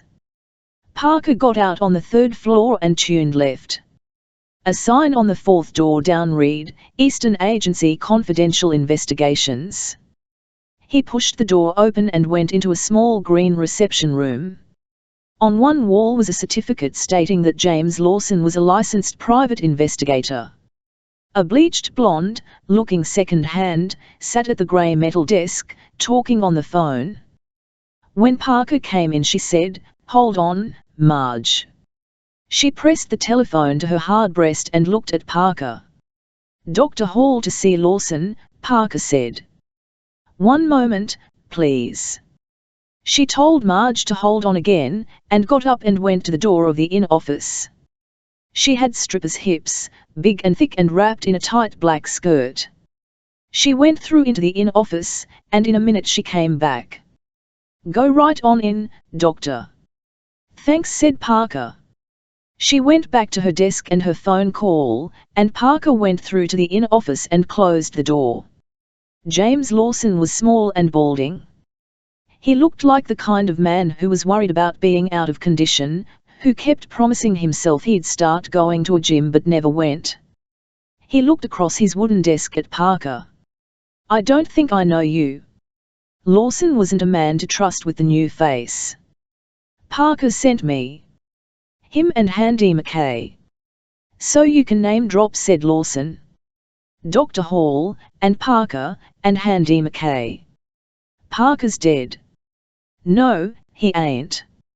Him and Handy and Pete Skim and me are working on a job." "You want to call Skim?" Lawson shook his head. "I don't call anybody," he said. "Where'd you get the Dr. Hall from?" "Parker. He said I should call myself Dr. Hall, and then you'd know what was what." "How come he didn't come himself?" "He can't show himself in the East. He ran into trouble with the outfit." Lawson nodded. "I heard something about that, too. But I also heard he was dead." "He wasn't, the last time I talked to him." Lawson chewed on a knuckle. "You look okay," he said, "and you sound okay. But I don't know you. Do you think I'm law? If I was law, I wouldn't play games. I could take your license away without half trying. I wouldn't have to fool around with you." "Take my license away for what?" "For the time you gave Parker 3 magnums and the positive." Lawson started. "You know about that?" "Parker told me. So let's quit fooling around." "Maybe I better call Skim," said Lawson. He was suddenly very nervous. Parker gave him the number, and then sat down in the client's chair during the phone call. Skim was home, and Parker had already told him the right answers. Lawson talked with him briefly, and then hung up. "You ready to deal?" "Sure." Lawson grinned, his lips wet. "But I ought to know who I'm dealing with," he said. "Flynn? Joe Flynn? I don't think I've heard of you. I've always worked out around the coast before this." "And where's this job?" "Here in Jersey." Parker shook his head. "Youngstown, Ohio," he said. "You'll read about it in the papers." Lawson opened a drawer and took out a pencil and notepad. "What do you need?" "3 guns. Medium-sized .32s or .38s." Lawson nodded. "I'll look around." "Anything else?" 2 trucks. "Semis?" "Tractor-trailers?" Lawson frowned, and tapped his pencil point against the notepad. "That's a tricky one. There isn't so much market in those big ones anymore." "That'll probably cost you." Parker shrugged. "If it costs too much, we'll steal our own." Lawson tapped the pencil faster against the notepad. You've still got the registration to worry about. And the cover. Don't need them, Parker said. Just the trucks. Stripped. It doesn't matter. Oh. That isn't so tough, then. I know one already, if it isn't sold. Down in North Carolina. I'll check on it for you. He wrote on the notepad again. Anything else? Some place to get some work done on one of the trucks. Engine or body? Body. Lawson nodded. I think I know the place for you. Anything else? No. Parker got to his feet. That's all we need. You can leave messages with Skim. Lawson ripped the top page from the notepad, stuffed it in his side pocket. You ought to leave something with me. Sort of a drawing account. Parker took out his wallet, peeled off 4 50s, and dropped them on Lawson's desk. Lawson picked them up and grinned. You want a receipt? You know, for tax purposes? No, Parker said. Leave the word with Skim. Will do. Parker went back downstairs in the green elevator and walked back to the Ford. It had a parking ticket on it. He threw the ticket into the gutter and drove away, back to Hudson Boulevard and then to the Pulaski Skyway and down 9. Because of the trooper, and not wanting to be near the diner too soon before the job, he turned on 1 when it branched away to the right. At New Brunswick, he turned left on 18, then right at Old Bridge, heading down towards Spoutswood. But before he got there he turned left up a winding dirt road. The land here was red clay and white sand mixed together, with a fuzz of wild grey grass and here and there thick-trunked trees. The road seemed to end shortly, but Parker went up an overgrown slope, and the dirt road angled sharply around a tree and then dropped away down the dip into a kind of cup. Down in the indentation stood a grey farmhouse, nearly invisible on days the sun didn't shine. Someone had once tried to make the land grow something beside wild grasses and occasional trees. But the farmhouse was slowly rotting away now, becoming a part of the land. It couldn't be seen from any road, and most people in the area probably didn't even know it existed. The dirt road leading in was sometimes used as a lover's lane, but those people never even came in very far. They didn't care what was over the slope, they just wanted not to be seen from the road. When Parker had first come, the road had been impassable. The turn around the tree at the top of the slope had been choked with underbrush and dead branches. They would not have cleared it until the day before the job, but now there was stubs, so Parker had hacked away at it with an axe and cleared enough room for the Ford to just get through.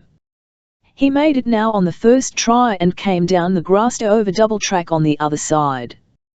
He drove around to the back of the farmhouse, left the Ford up close against the house. He would have liked to park it in the barn, but that had already fallen in, and went down the steps into the basement.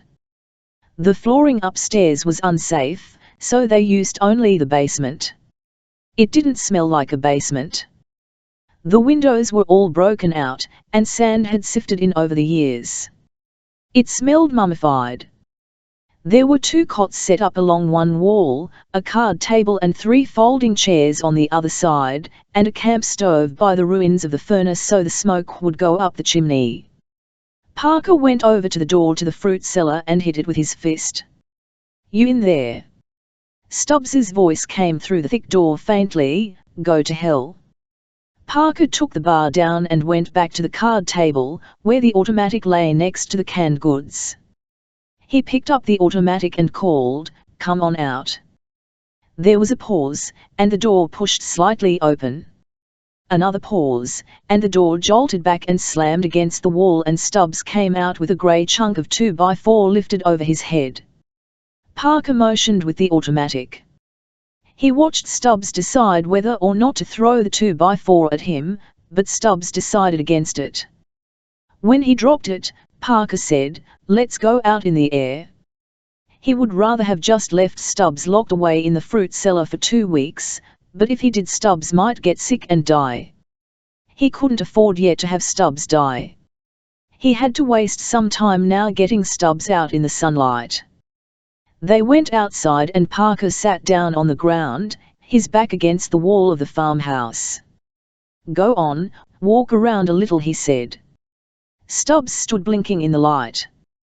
There was no window in the fruit cellar, and he'd been in pitch dark. He looked around, blinking in the light. "I got to go. Over there." Parker pointed with the automatic. "Away from the house, over by that tree there. And cover it up." Stubbs stood around, undecided. "I'm out of cigarettes." Parker tossed him his pack, and some matches. He had more in the glove compartment of the Ford. Stubbs picked them up from where they'd fallen at his feet, and slowly lit a cigarette. He stuffed the pack and the matches in his pants pocket and looked sullenly at Parker.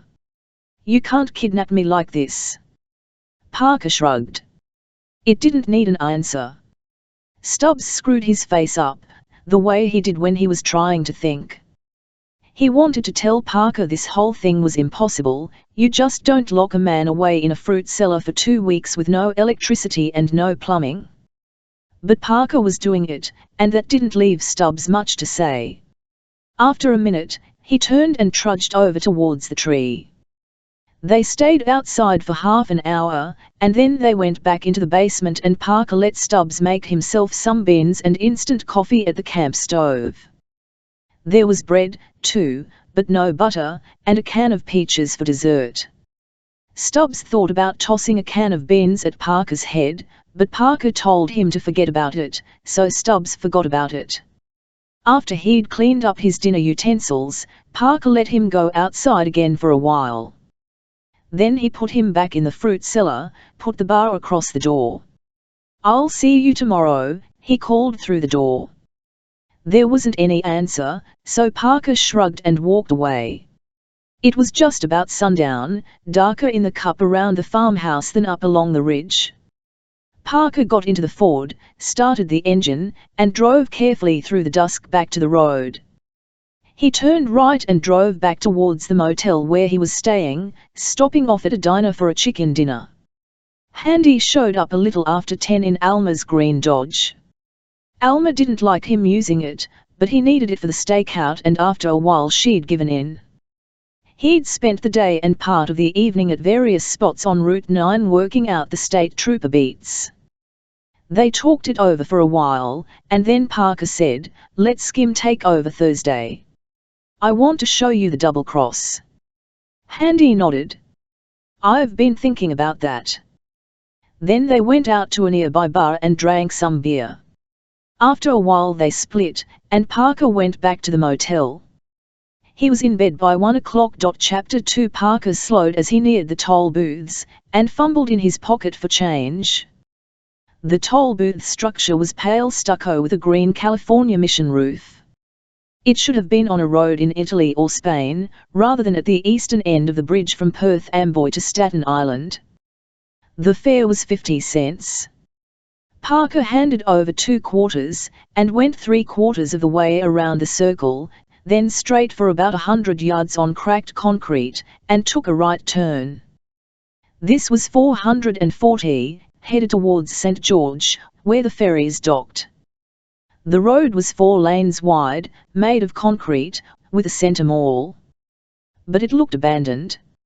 Old brakes had been lumpily covered with blacktop, and the more recent brakes had been ignored. Bushes and weeds grew wild on the mall, and the land to either side of the road was scrub. "This is the way she'll come," he said to Handy. "After the job, she'll take the dirt road back of the diner, just the way she says. But she'll turn right instead of left, and come up just the way we did, up 9 and over 440 to the outer bridge crossing. She can take it easy along here, she's out of New Jersey."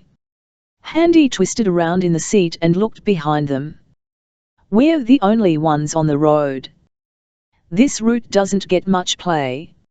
On a Monday, around noon, we'll have it all to ourselves." "You're sure this is the way she'll come?" "She's got to. It's the most direct way." "What about those other 2 roads?" Back there by the bridge, at the circle? Parker shrugged. They don't go anywhere. This is the way to the ferry. There's what I want, up there. He hit the brake, and the Ford slowed. At an angle off to the right was a cross street, or the beginning of a cross street. When this road was built, the curbs were put down with provisions for cross streets in the future, when Staten Island would be as big as Brooklyn. The curb curved back on either side, and concrete started off to the right, going into the scrub about 10 feet and stopping.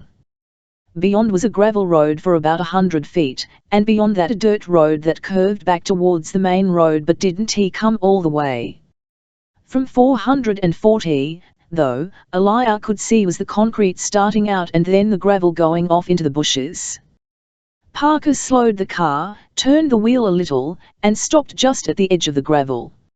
Right here, he said. The way I told you. We cut her off into this thing, take the dough, and go on to the ferry. Monday, around noon, we'll have 10 or 15 minutes before another car shows up. Besides, we're already in New York State. They got out of the car. Handy tramped back and forth on the concrete, looking the situation over. He peered down at the gravel part, and stood there a minute, poking at his teeth with a wooden match. Then he shook his head and turned back. You know what bothers me? What? Skim. Handy left the match in his mouth while he dug out a cigarette, talking around the match. If he's on the outside and she figures to cross him, too, okay, then it'll work out like you say. But if she's sweet-talked him over, I don't like it. Skim's no dummy. He'll try to think the way we think, and he'll come up with the idea they should stay away from Staten Island. Do you think he's in? Handy took time to light the cigarette and throw the match away. I don't know. I've known Skim 12 years. I've worked with him 4-5 times. I always figured Skim was a little guy who didn't have much brains, but you could trust him, you know what I mean? Parker nodded. You think Alma wants him? After the job, I mean. It doesn't figure. All she wants, said Parker, is the money. Not half of it, all of it. She won't even try to sweet-talk Skim. That's the way it plays, Handy answered. He won MKED around, at the empty road, and the gravel road that went nowhere. We're taking a big chance on how it plays. She takes it out of Jersey for us, then we take it away from her. If the law stops her, that's one thing.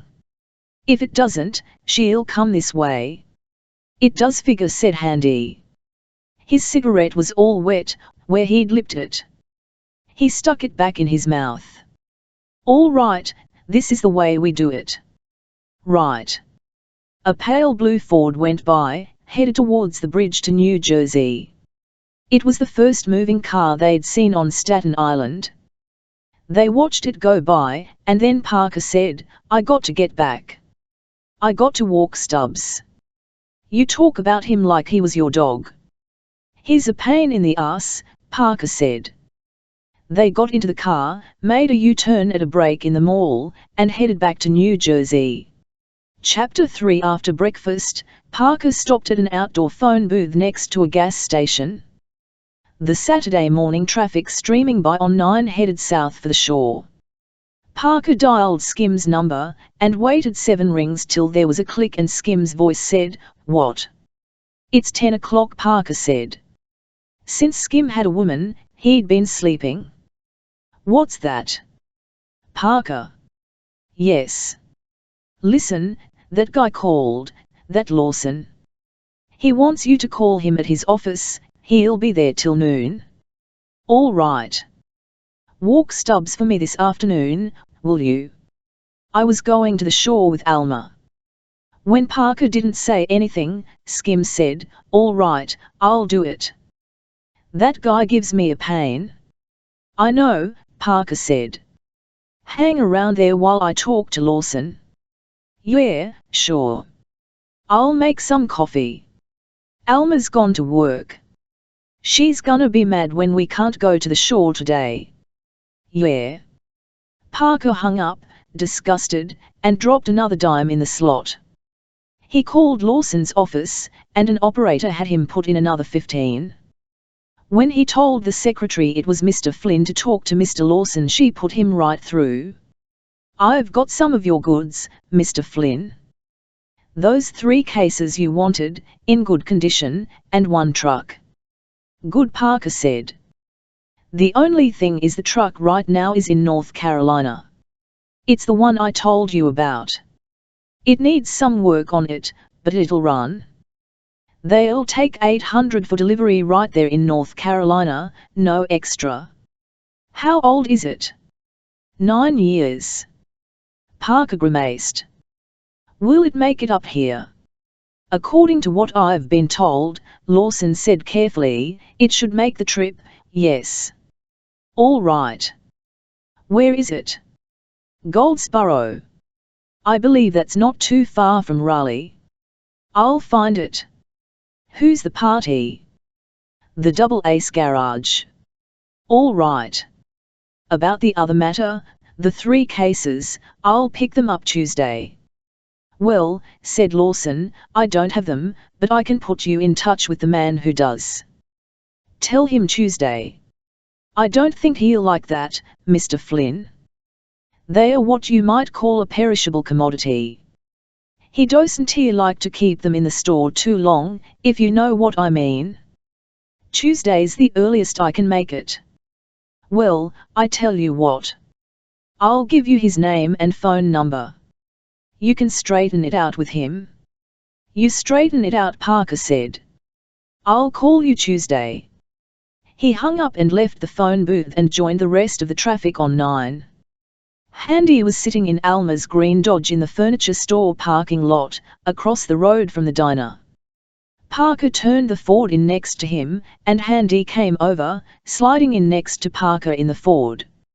He had a pencil and a notebook with him. "What's the good word?" he said.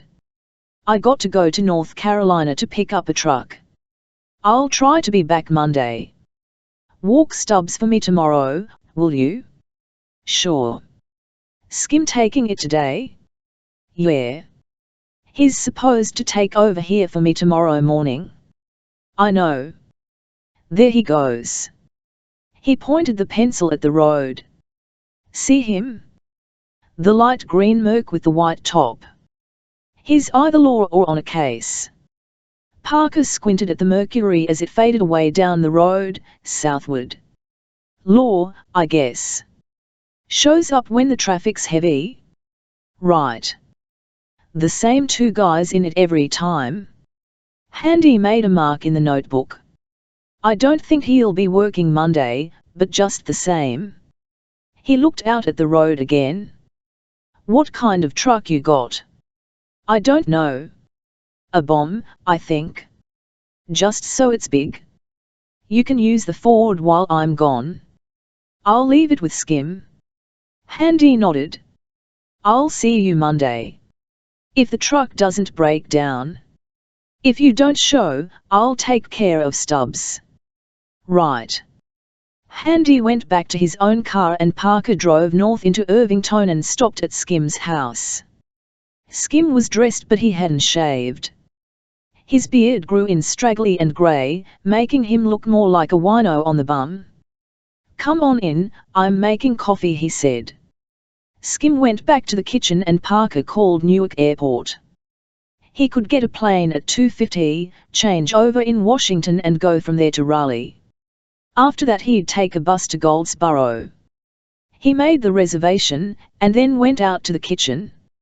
Skim was standing by the stove, watching a battered tin coffee pot. He'd spent so much of his life jungled up he didn't know how to make coffee any other way but in an old beat-up pot.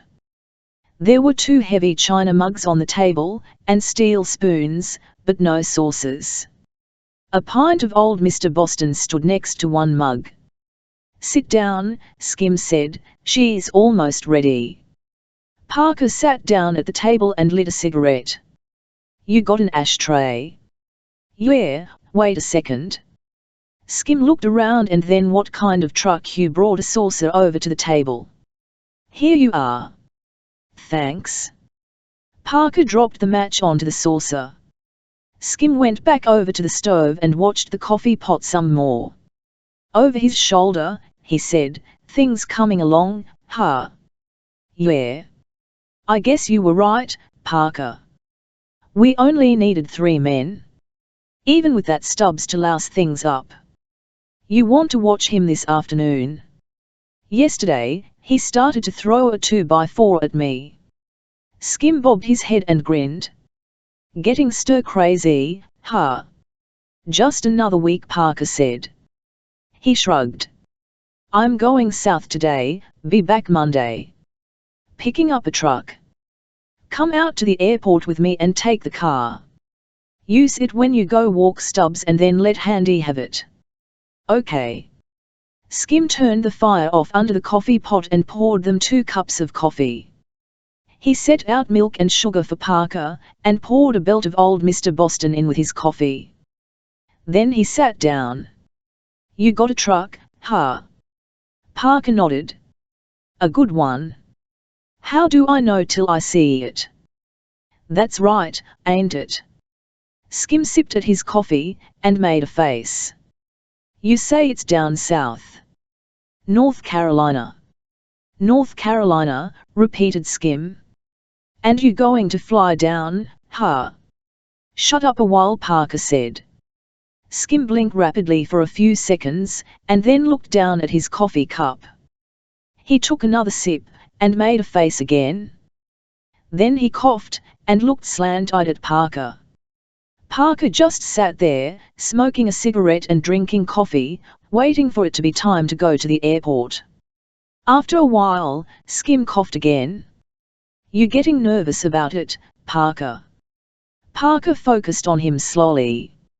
He'd been miles away. Nervous about what? You know. The job. No. I thought, you acted jumpy. Irritated, Parker answered.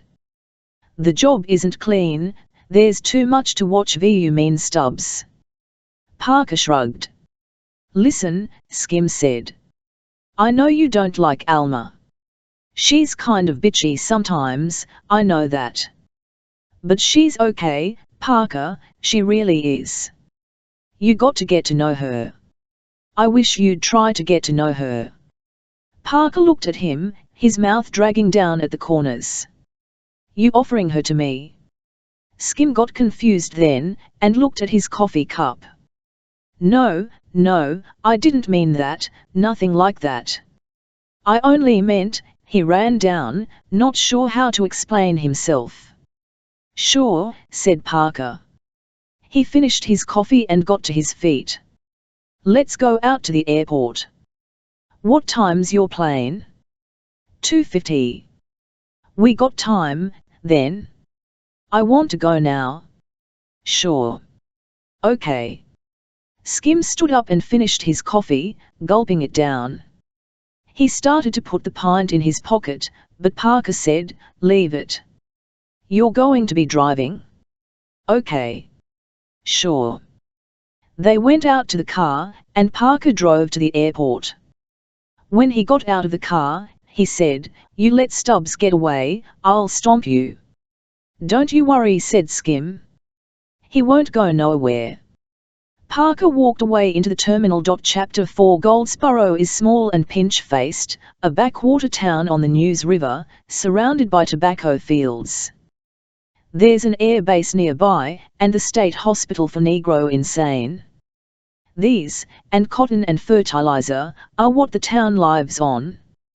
Parker got off the bus a little after 10, Saturday night. The workers and the airmen filled the streets.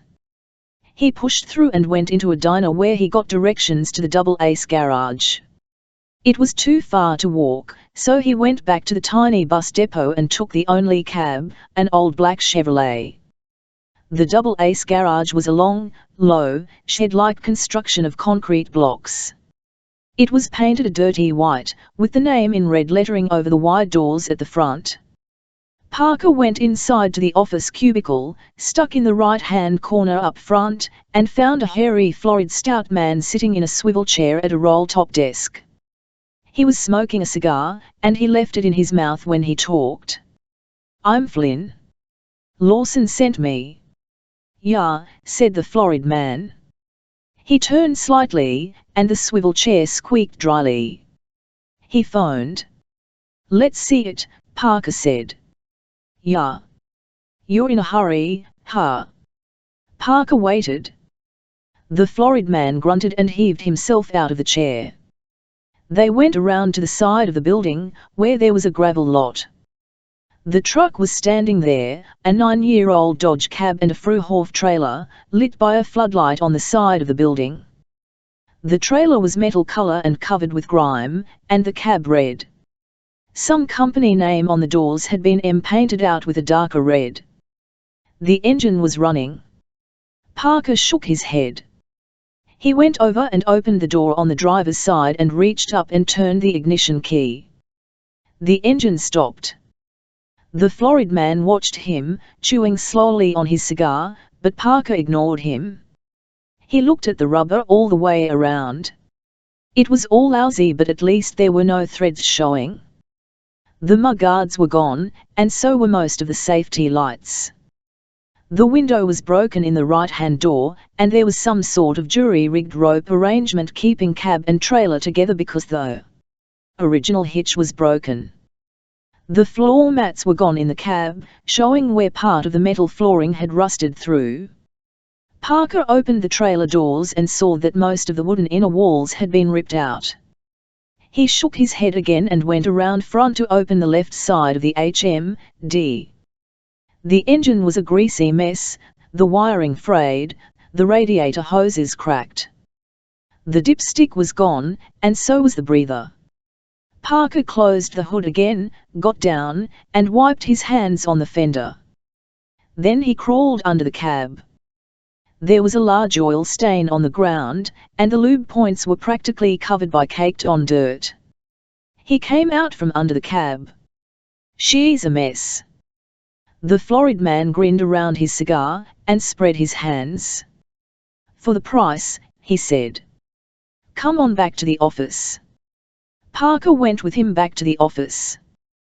The florid man started to say, "I know she don't look," when Parker turned around and went back out again. The florid man looked startled. "Hey! Where you going?" Parker went around to the side of the building again. A kid in a greasy coverall had the hood open. There was a battery on the ground beside the cab, and he was getting set to attach the jumper cables. The florid man came heavily around the corner. "Now, listen here, buddy." Parker turned to him. "I want a new battery," he said. "And new plugs. And fresh oil. And a lube. And enough lights on the box so I don't get stopped by state troopers." The florid man was shaking his head, chewing more rapidly on the cigar. "That wasn't the deal." "As is, that was the deal, as is." "No deal," Parker said. He walked around the florid man and started towards the street. "Hey, wait a minute." Parker turned. The florid man tried a smile that didn't come off. "No sense going off in a huff, buddy," he said. "We can work something out. It might maybe cost you a little more, but just for the parts, not for the labor. I wouldn't charge you for the labor." "Do like I said with it," Parker answered, "and new radiator hoses, and I'll take it for 7. 7. The deal was 8. It isn't worth 8. It'll never be worth 8. "Now, buddy," the florid man said, "you got a chip on your shoulder. Now, why don't we just talk this over? Come on back to the office. Tell your boy to put a new battery in." The florid man tried another smile. This one worked better. "Not a new battery, buddy, I wouldn't try to snow you. But a better one than you got. Okay? Good. There you go. You see, we can get along." He turned and shouted, "Hey, Willis. Never mind about that. Take that old battery out of there, and put that Delta in. You know the one. And leave the engine off," added Parker. "Yeah, sure, buddy. Leave her off, Willis." Willis gathered up his battery and jumper cables and went back through the side door into the garage again. Parker and the florid man went back to the office, and this time Parker sat down in the slat-bottomed wooden chair beside the desk. The florid man settled heavily into the swivel chair, making it squeal. "I can see you know about trucks, buddy. I thought you wouldn't snow me," Parker said. "Now, there's that chip on your shoulder again." He made a little tsk sound, and shook his head in a friendly sort of way. Then he pulled an order blank pad and a pencil over. "Now, then. What else did you want? Lube? Oil change? New plugs? Check the points. New points. Now, you keep adding something every single time. Are you writing all this down?" "I surely am." The florid man wrote points, and asked, "What else?" "New radiator hoses. And the legal minimum of lights." The florid man wrote, laboriously, chewing on his cigar. The cigar had gone out, but he kept chewing on it anyway. When he was done writing, he said, "Now, let's see. Lube and oil change, I guess I can do that all right. And plugs, well, we can check 'em out, clean 'em up a little. But I don't see any way we could give you new ones." "New ones," Parker said. "Now, buddy." The florid man spread his arms. "I give a little, you give a little.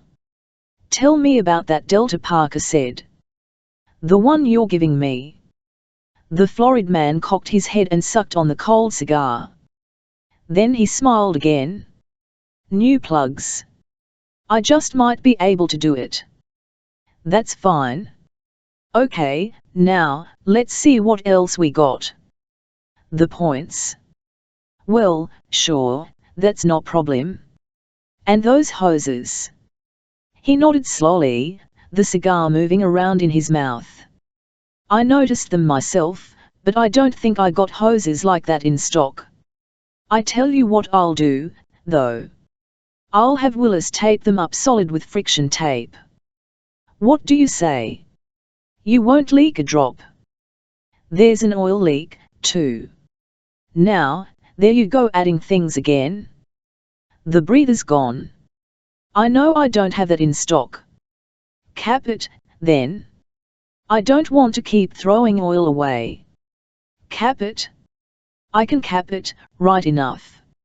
It's just I don't have that in stock." He looked down at the list again. "Now, this about the lights. There sure are a lot of lights on there now. Not enough. There have to be lights at all outer corners, top and bottom, front and back of the box. I'm not sure the wiring's there anymore. It won't take much to wire. You don't have to be neat about it." "Well, I'll see what I can do." The florid man looked at the list, studying it. "I do believe I can take care of all this for you, and still only ask the original price of $800. We'll see what kind of a job you do." "Don't you worry, my friend," the florid man said. "I'll take care of you right. You just leave everything to me. One more thing." The florid man looked up, frowning. "I saw Alabama plates on her. Are they hot?" "Not where you're going, way up in New Jersey." "What about when I drive through North Carolina?" "I tell you what I'll do. I'll smear some mud on 'em, so you can't tell the difference." He took the cigar out of his mouth at last. "You know, safe plates are expensive. I got some, safe as a mother's arms, but I just wouldn't let them get tossed in on this deal. Safe plates aren't that easy to come by." "All right. Smear mud on them." "That's just what I'll do." He tore the top sheet off the order blank pad. Now, when do you want to take her? Tomorrow morning? Tonight. Oh, you want a rush job. I want her tonight, Parker said. And don't give me a lot of crap about that being extra. Why, I had no intention. I tell you what, friend, you come back here at midnight, that's 2 hours from now or a little less, and she'll be ready. That's good, Parker said. He left the office. A block away he found a hole-in-the-wall restaurant and spent some time over a cup of coffee. Then he walked around a while, looking at the town, glad he was going to be leaving it that night. At midnight he walked back to the Double Ace garage. The truck was out on the side again, but in a different spot, closer to the floodlight. Parker went over and looked at it. There were new spark plugs, the joints had been lubed, the breather hole was capped, and lights had been haphazardly attached to the trailer. Friction tape had been wrapped tightly around the radiator hoses and mud had been smeared on the Alabama plates. And the stain on the ground under the cab came from cleaner oil. Parker swung up into the cab and turned the key in the ignition. She started sluggishly, but she started. The engine roared, and the cab trembled. There was either no muffler or it was riddled with holes.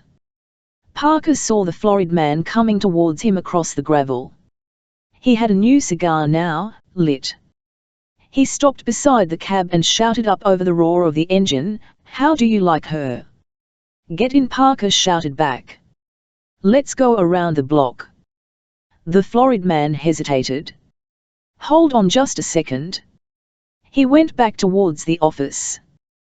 When he came back, he had a jacket on, with a bulging right-hand pocket.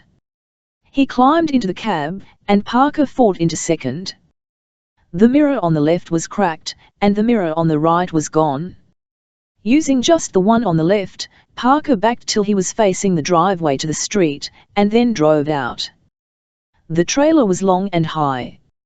Because it was empty, and because of the bad way it was attached to the cab, it tracked badly as Parker made the wide turn onto the street. The brakes were better than Parker had expected, though he had to pump them up a little each time. But the acceleration was lousy and the cab seemed ready to shake itself apart any second. They went around the block, having trouble on all the turns because of the way the trailer tracked, and when they got to the garage again Parker left the truck in the street.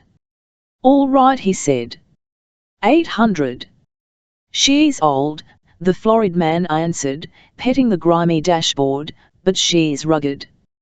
She'll get you there." "Lawson's already got his piece," Parker said, "so you get 720. He had it ready, in an envelope in his coat pocket. He handed it over, and the florid man counted the money, slowly, his lips moving as his blunt fingers shuffled the bills. There were 6 20s, and these he held out over the dashboard where the light from the street light would hit them. "There's been some trouble with 20s lately." "I'm not in that business," Parker said. "It always pays to be careful." The florid man finished inspecting the bills. "That's fine. Well, you're all set now. You got yourself a good buy." He opened the door and clambered down to the street. He slammed the door and waved, and went on into the garage, stuffing the bills back into the envelope.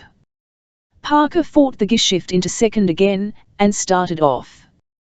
He took 117 north out of Goldsboro and picked up 301 the other side of Fremont, then 301 north into Virginia.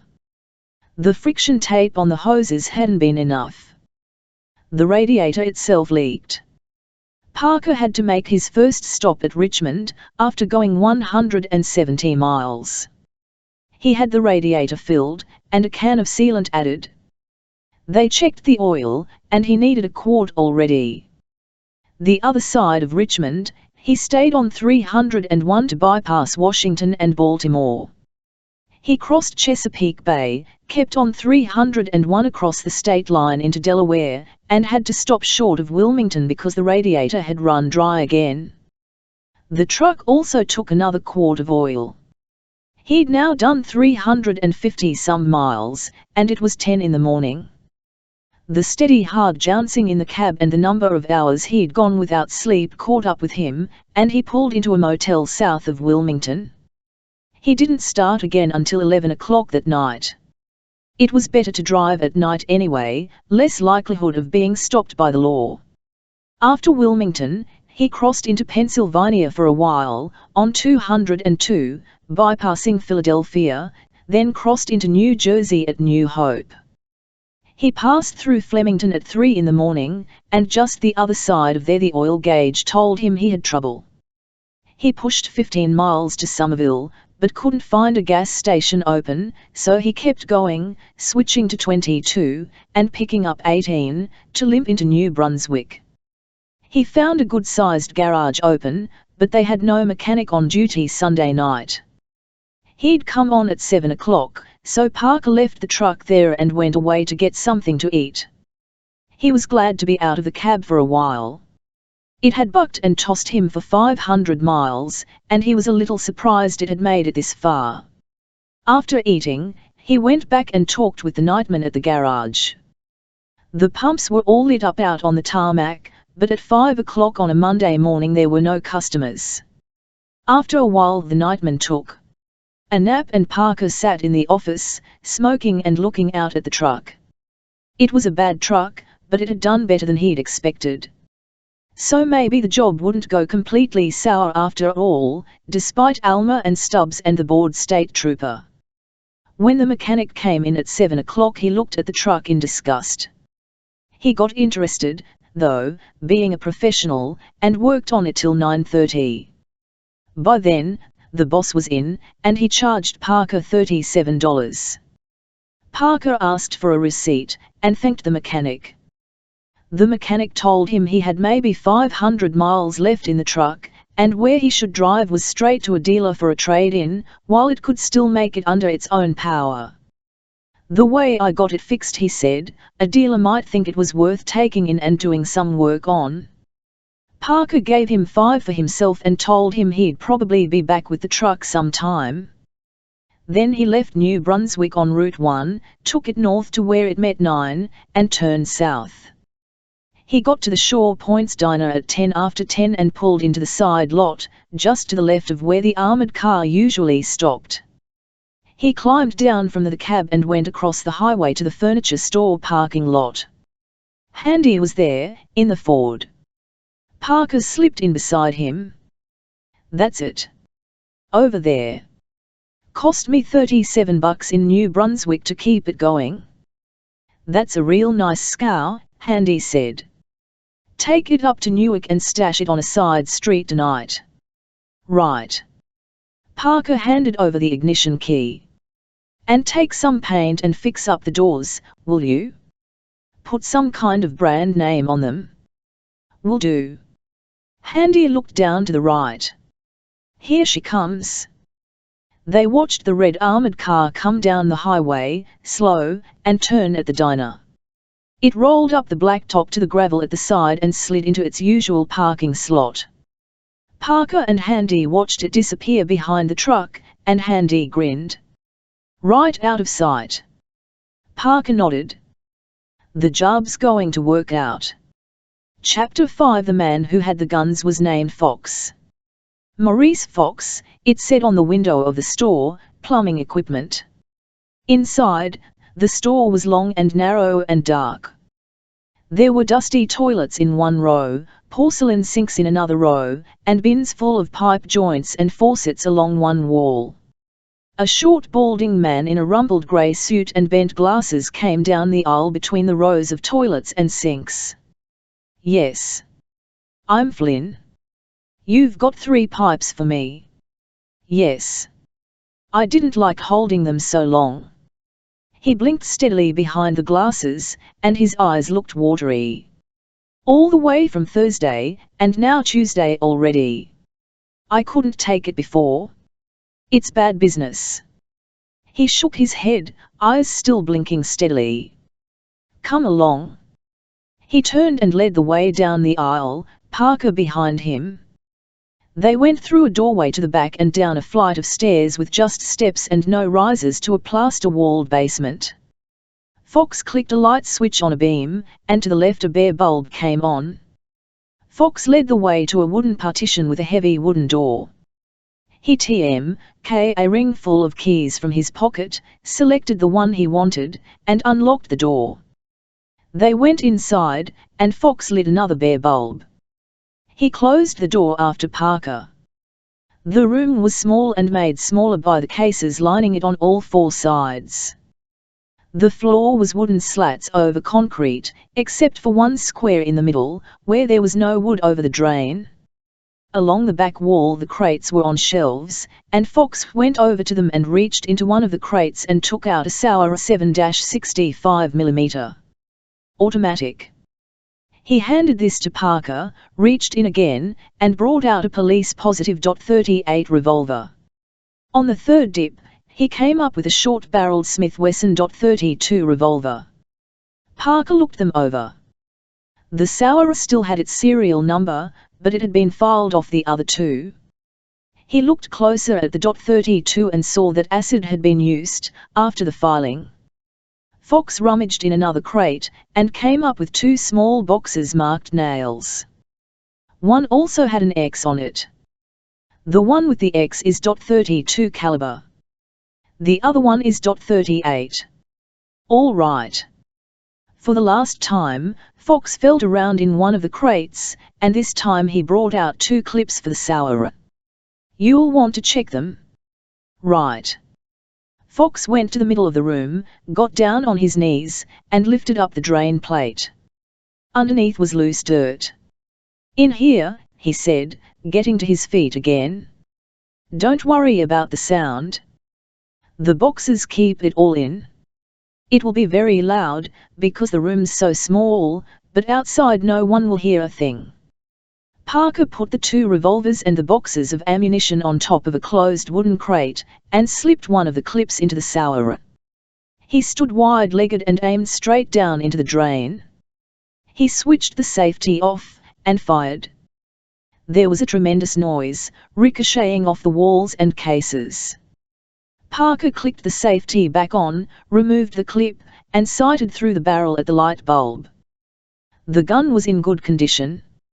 Fox put one bullet in the cylinder of the .32 and another in the cylinder of the .38, and Parker tried them both.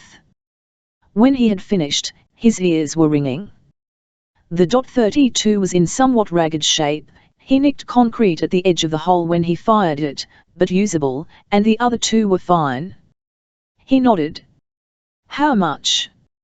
Fox pointed at the three guns lying on the crate. 75 and 75 and 60. 210. And including the ammunition. The .32 isn't very good. It isn't worth 60. Fox shrugged. 50, then. 200 even. All right. Parker counted out the money, and Fox stowed it away in an old wallet. Then he carefully packed the three guns and the ammunition in a small wooden box with Excelsior padding around them, and tacked the lid on tight. You should clean them when you get home. One will. They went back upstairs, and Parker went out the front door and got into the Ford. He drove to Irvington and left the guns with Skim to clean and hide. Then he went down to the farmhouse to walk Stubbs. Chapter 6. They got the other truck that Thursday, from Harrisburg, Pennsylvania. Handy went for it, because that was the day Parker fixed up a license for himself and a registration. It was a printer he went to, and once again the contact was through Lawson. It took 3 hours, and then Parker went to the body shop to wait for Handy and the truck. The body shop was in Dover, and the owner, a sullen man in an undershirt, had heard from Lawson that Parker would be coming. Parker introduced himself as Flynn, and then waited around for Handy. Handy got there at 7:30 that evening. The truck was 6 years old. The cab was a wide International Harvester, painted green, and the trailer another Fruhoff. This one had cost more, $1,500, and was a much better truck. It had been stripped of heater and mudguards and floor mats and all but the legal minimum of lights, but at least it was in sound running condition and the trailer was in good shape. The original plates had been Pennsylvania and as hot as it was possible to get, so Handy had had to pay $100 extra for safe plates from Indiana. Parker studied the trailer, and it would work out fine. There were 2 rear doors plus 1 door on each side at the midpoint. The wooden inner shell was scuffed up but intact. Parker told the body shop owner what he wanted: the rear doors and the right side door sealed permanently, and a lock on the outside of the left side door which would be guaranteed to keep people in. He and Handy went off to a diner and had coffee and then to a movie. When they came back, just before midnight, the job was done. The owner wanted $100, but they gave him $80. The bankroll was getting low, less than $500 left. They drove to Newark, and Handy left the truck in a street already lined with trucks. Then he and Parker drove to where they'd parked the other truck yesterday, and Handy drove it 8 blocks away and parked it again. It wasn't good to leave a vehicle in one spot more than 24 hours. After they moved the second truck, they drove down to the Shaw Point's diner. It was now nearly 4 o'clock, Friday morning. The diner was closed and there was practically no traffic on Route 9. Handy kept the watch in his hand, looking at it by the dash light, and Parker gunned out of the lot. He had to go south first, make a U-turn, and then north again. There were only 2 traffic lights along that stretch of 9, and they slowed when they reached the first one, to be sure they caught it red. When it changed, Parker jumped to 50 and they flew past the second one. He had to slow to make the turn to 440, where there was a looping circle that went away to the right after 9 passed under 440. The turnoff came up a rise and stopped at 440, and you could make either a right or a left. There was a stop sign, and they would have to make a left. They stopped, though there was no traffic, and Handy counted slowly to 10, looking at the watch high his hand. Then Parker made the left and they coasted at 45, the speed limit here, to the next light. They reached it just before it turned green, and had to come to a complete stop. 15 next time, Handy said. Right. Next, there came a circle, and then another light, which turned red when they were about 50 yards away. This one's going to be a bitch, Handy said. I'll be going through the other one faster, Parker said. I'll hit it little heavier coming around the circle. 30 instead of 25. It'll be daytime. There'll be traffic. It's a bitch doing it this way, Parker said. Ordinarily, they would have made this dry run on a Monday morning at 11 o'clock, but either Alma or Skim would have seen them at it and wondered what they were doing. When the light changed, Parker drove on down to the bridge, but didn't he bother to go across. There were no more lights from here to the turnoff. He circled around and went by the first light. When it changed to green, he pulled away back to the diner, once again making sure he was stopped, and was making 50 by the time they passed the diner. 17 seconds, Handy said. All right. They went around again, waited for the light to turn red before coming back down. Parker tore into the gravel parking lot, squealing the brakes at the last second, and swung around in the position they'd be in during the job. 13, Handy said. 14. 15. 16. 17. Parker made the trip again, out of the diner, south to the U-turn, then north. They went through the first light and Handy looked back at it, counting. It changed 10 seconds after they went by.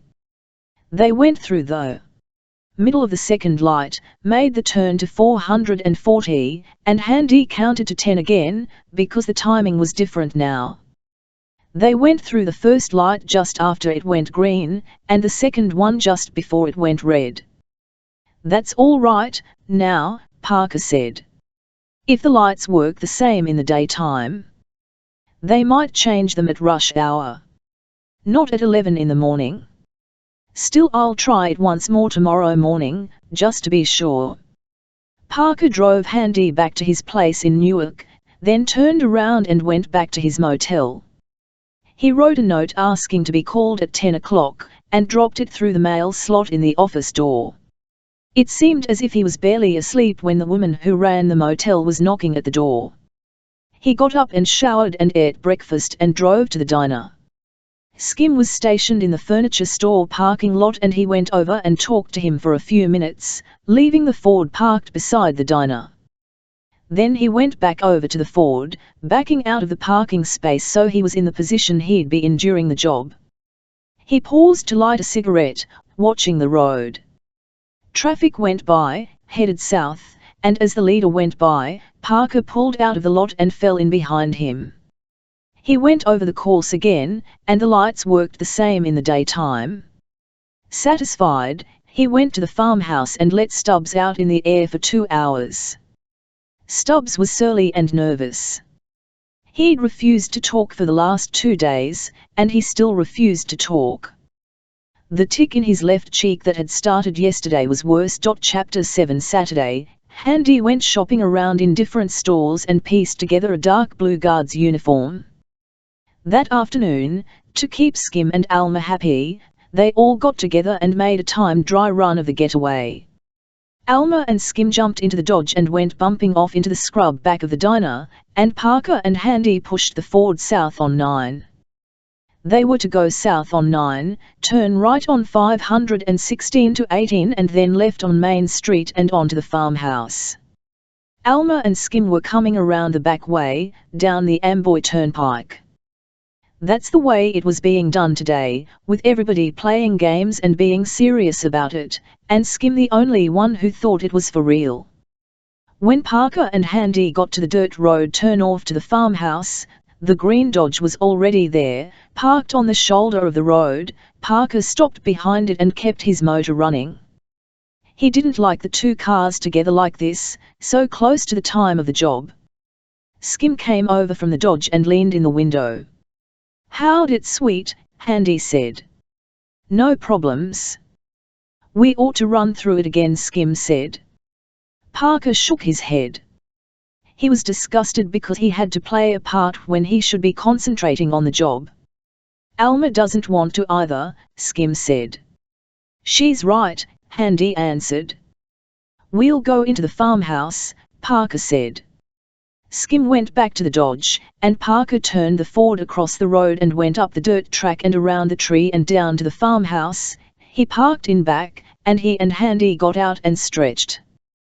Then Parker went inside and took the automatic from the card table and unbarred the door.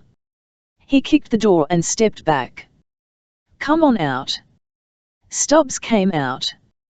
He didn't have anything in his hands, and he wasn't watching for a chance to jump Parker.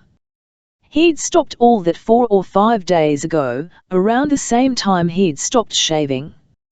Parker had brought him shaving gear the 3rd day, and for a while Stubbs had shaved every day or so, but now he'd stopped. His beard was spiny, dark brown flecked with grey. His mouth looked dirty too, with spittle caked white on the lips, and he kept his eyes half closed against the light. When Parker told him to go on outside in the air, he shuffled, keeping his arms at his sides. His movements were getting shorter and more economical every day. When Stubbs and Parker came out, Alma and Skim were standing with Handy, talking. Stubbs stopped and looked at them, blinking some more. He'd been at the farmhouse 12 days now, and this was the first he'd seen more than one person at a time. Parker held the automatic loose at his side. "Wait around," he said, "but don't go near the cars." Stubbs walked around, in a large ragged circle. His shuffling made the white sand kick up around his feet. His shoes and pant cuffs were covered with sand, and his white shirt was almost grey. He'd stopped wearing the chauffeur's jacket and cap, and his squat head looked naked, as though his hair was getting thinner. He shuffled around in a circle, head bowed and eyes looking at the ground, while the other 4 stood by the farmhouse and talked. They went over the job, what each of them was supposed to do and how long it would take. Who was supposed to be where when.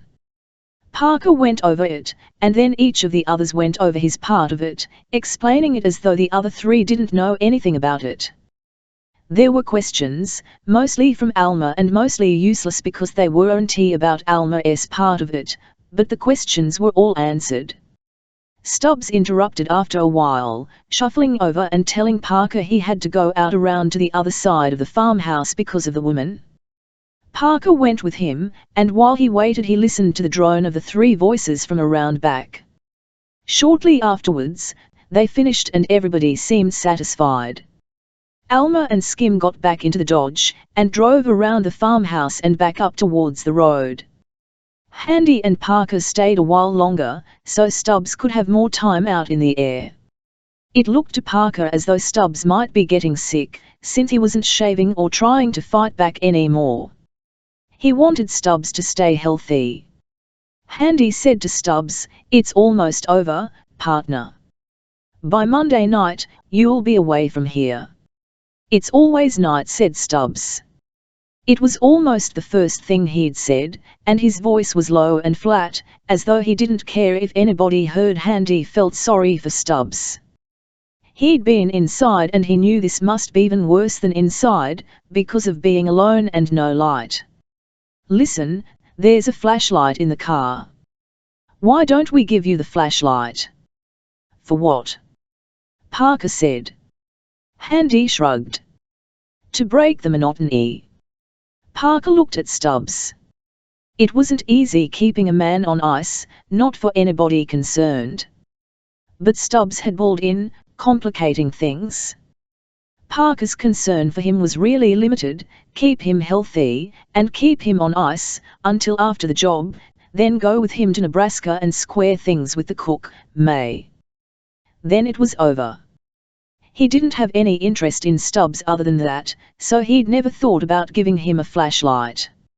Handy got the flashlight out of the glove compartment of the Ford and brought it over to Stubbs. Stubbs took it as though it was a piece of wood, and just let it dangle in his hand at the end of his arm. Then he went off and shuffled around in his circle again, holding on to the flashlight. Just before they put him back in he tried the flashlight and it worked. He looked at the circle of light on the ground and smiled. Then he went back inside and Parker barred the door. Chapter 8 You don't do anything the day before a job. You just lie around and take it easy. Parker went to a movie in the afternoon and another in the evening, then had some beer in a bar. He wanted to take a six-pack back to the motel, but in New Jersey you can't buy a pack after 10 o'clock at night. He was up at 7 Monday morning and drove up to Irvington to Skim's place. Skim had the Dodge.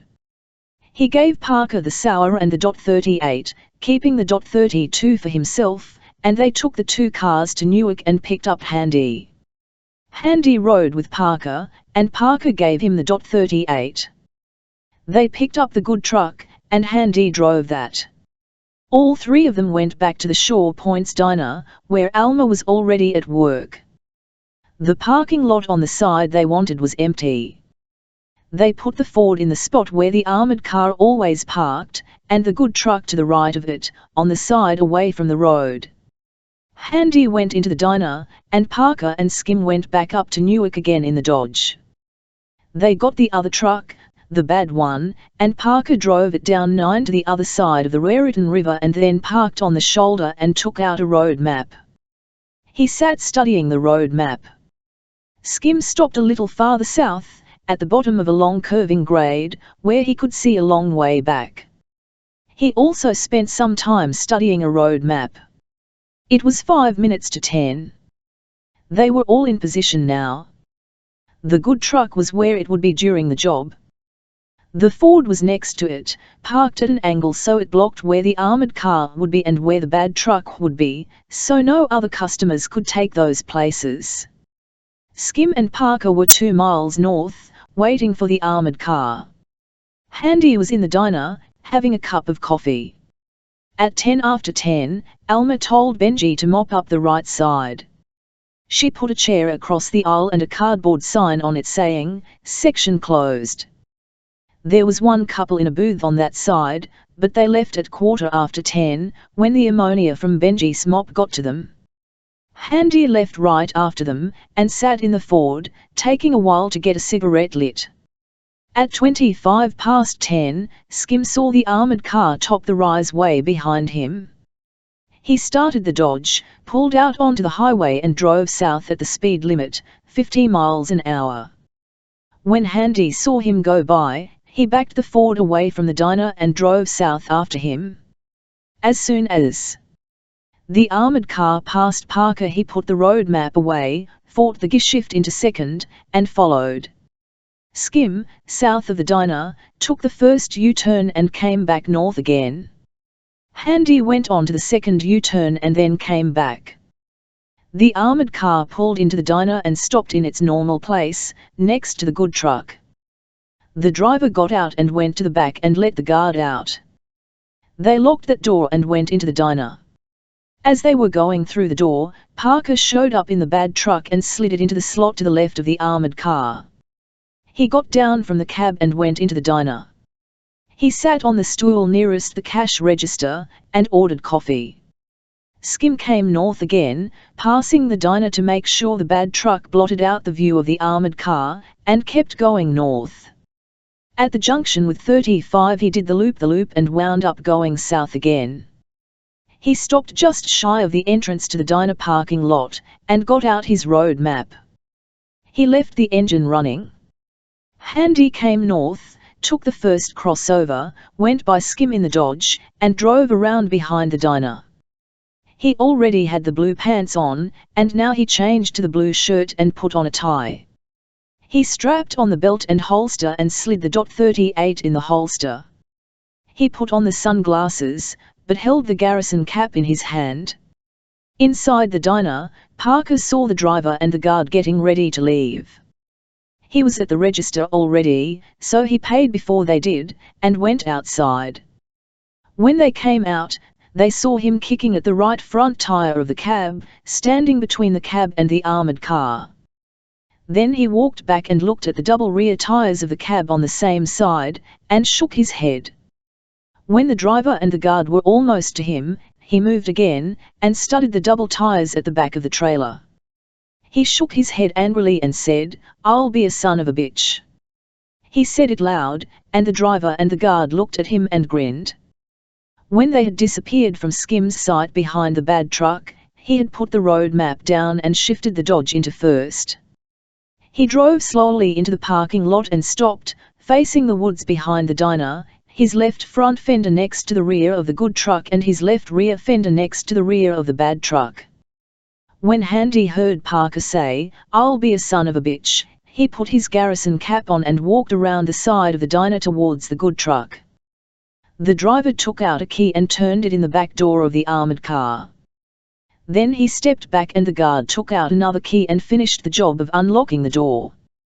He pulled the door open as Parker came walking forward, and when he started up into the back of the armoured car, Parker clipped him with the butt of the sourer. Just then Handy came around the back of the good truck, with the .38 in his right hand and a small pocket knife in his left. He put the point of the gun in the driver's back and pricked the side of his neck with the knife. "Hold very still," he said, low and flat. The gun was the real threat, but the knife was psychological. Most people were more afraid of a knife than a gun. The driver shivered, and his eyes widened. Parker said to him, talking low, "Go on up and have the other guard open the door for you." Handy moved his left hand down and pricked the knife gently into the driver's hip. "One wrong move," he said, "and I castrate you." Skim got out of the Dodge, bringing the rope and gags. He and Parker tied and gagged the unconscious guard, and carried him to the side of the good truck.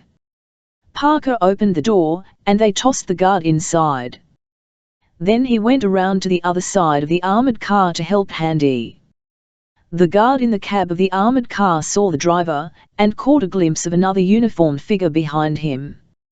He opened the door on the driver's side, and saw a flash of reflected light as the driver went down. Then Handy had the .38 on him.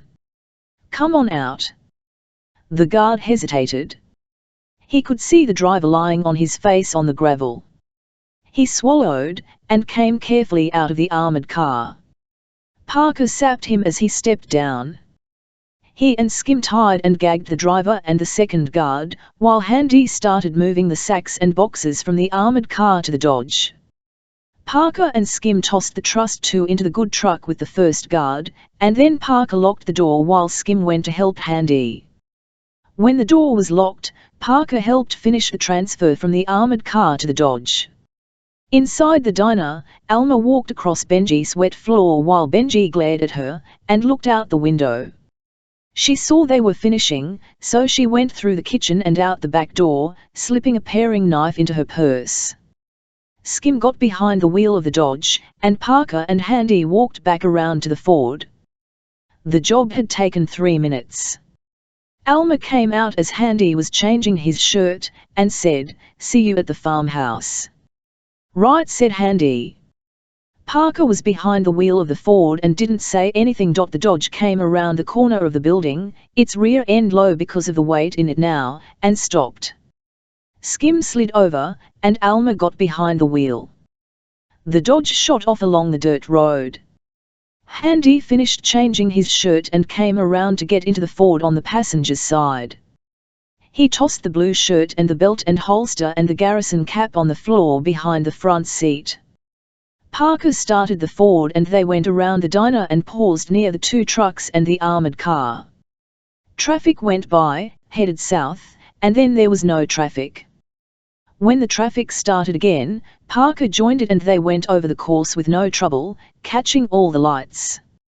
They went across the bridge and paid the 50-cent toll at the mission-style tool booth and went around the circle to 440. They felt easier now, because they were in a different state, but Parker still drove fast. There was a car far ahead of them, nothing behind them. One car went by in the other direction, towards the bridge. When they got to the spot they'd chosen for the trap, Parker turned left through the gap in the mall. He shifted into neutral, put on the emergency brake, and got out of the car. In the truck were sunglasses and a red baseball cap and a red flat and a large metal sign that said, "Day Tour," in black letters on a yellow background. Parker put on the sunglasses and the baseball cap, and stuck the red flag in his back pocket. He looked both ways, but there was no traffic, so he crossed the road and found a dead branch on the other side. He used that to prop up the Day Tour sign in the right-hand lane, but beyond the dead-end turn off. In the meantime, Handy turned the Ford around so it was backed into the bushes and facing across the road. When Alma took the Day Tour, he'd drive across and block her exit. Parker lit a cigarette and waited. A pale green Volkswagen came along, and slowed when it saw Parker and the Day Tour sign. Parker took out the red flat and motioned for the Volkswagen to go by in the passing lane. The Volkswagen did, with a young man driving and the girl beside him wearing a yellow bandana and reflecting sunglasses.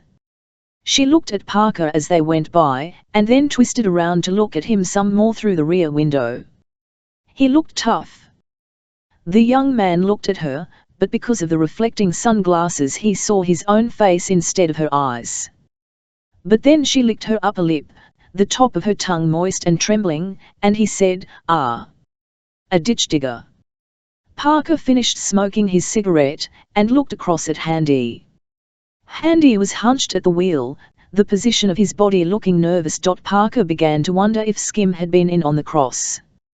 If he had been, she wouldn't be coming along this road. But it didn't make sense that Skim had been in it, it didn't figure that way at all. Another car came into sight way down the road and Parker stood up straighter. But when it came closer it turned out to be an old black Packard with a prim old woman at the wheel, and Parker motioned for her to go by in the passing lane. She stopped instead, and leaned out the right-hand window. "What seems to be the trouble, young man?" "Roadwork," he answered. "It certainly is about time." She straightened again and drove off. A little while after the Packard had disappeared at the far curve. Parker saw the Dodge coming. He knew it was the Dodge the second he saw it, and he motioned at Handy. Handy grinned, and let go of the wheel. He could relax now. The Dodge came closer, and Parker could see that Alma was alone in it, so he'd been right all the way down the line. The Dodge was coming fast, too fast for someone who couldn't afford to be stopped by the law, and Parker stepped out into the passing lane, and waved the red flag at her, while motioning with his other hand that she should turn right. The car sagged when she hit the brakes, and then she made the turn. At the last minute, she must have recognized Parker or seen the Ford across the road, because she slammed on the brakes again and tried to get back to the highway, but she was already too far and her left front fender crumpled into a tree. The Ford came across and turned, blocking the turnoff, and Handy ran over to the Dodge. He had the .38 in his hand, but when he got there the job was finished and Parker was putting the sour away again under his shirt. Alma had run only 3 steps from the car. They opened the rear door, and Skim was lying on the money with a paring knife in his chest, which was why she'd taken longer than they'd expected. They pulled him out and got to the money. They stayed behind the Dodge, and the Ford was on the other side of that, so the occasional cars going by didn't bother them. There were 4 metal boxes of bills and 5 bags of coins. Handy took care of the locks on the boxes, and they started to count. The bills were all bound in stacks of 100, so the counting didn't take long.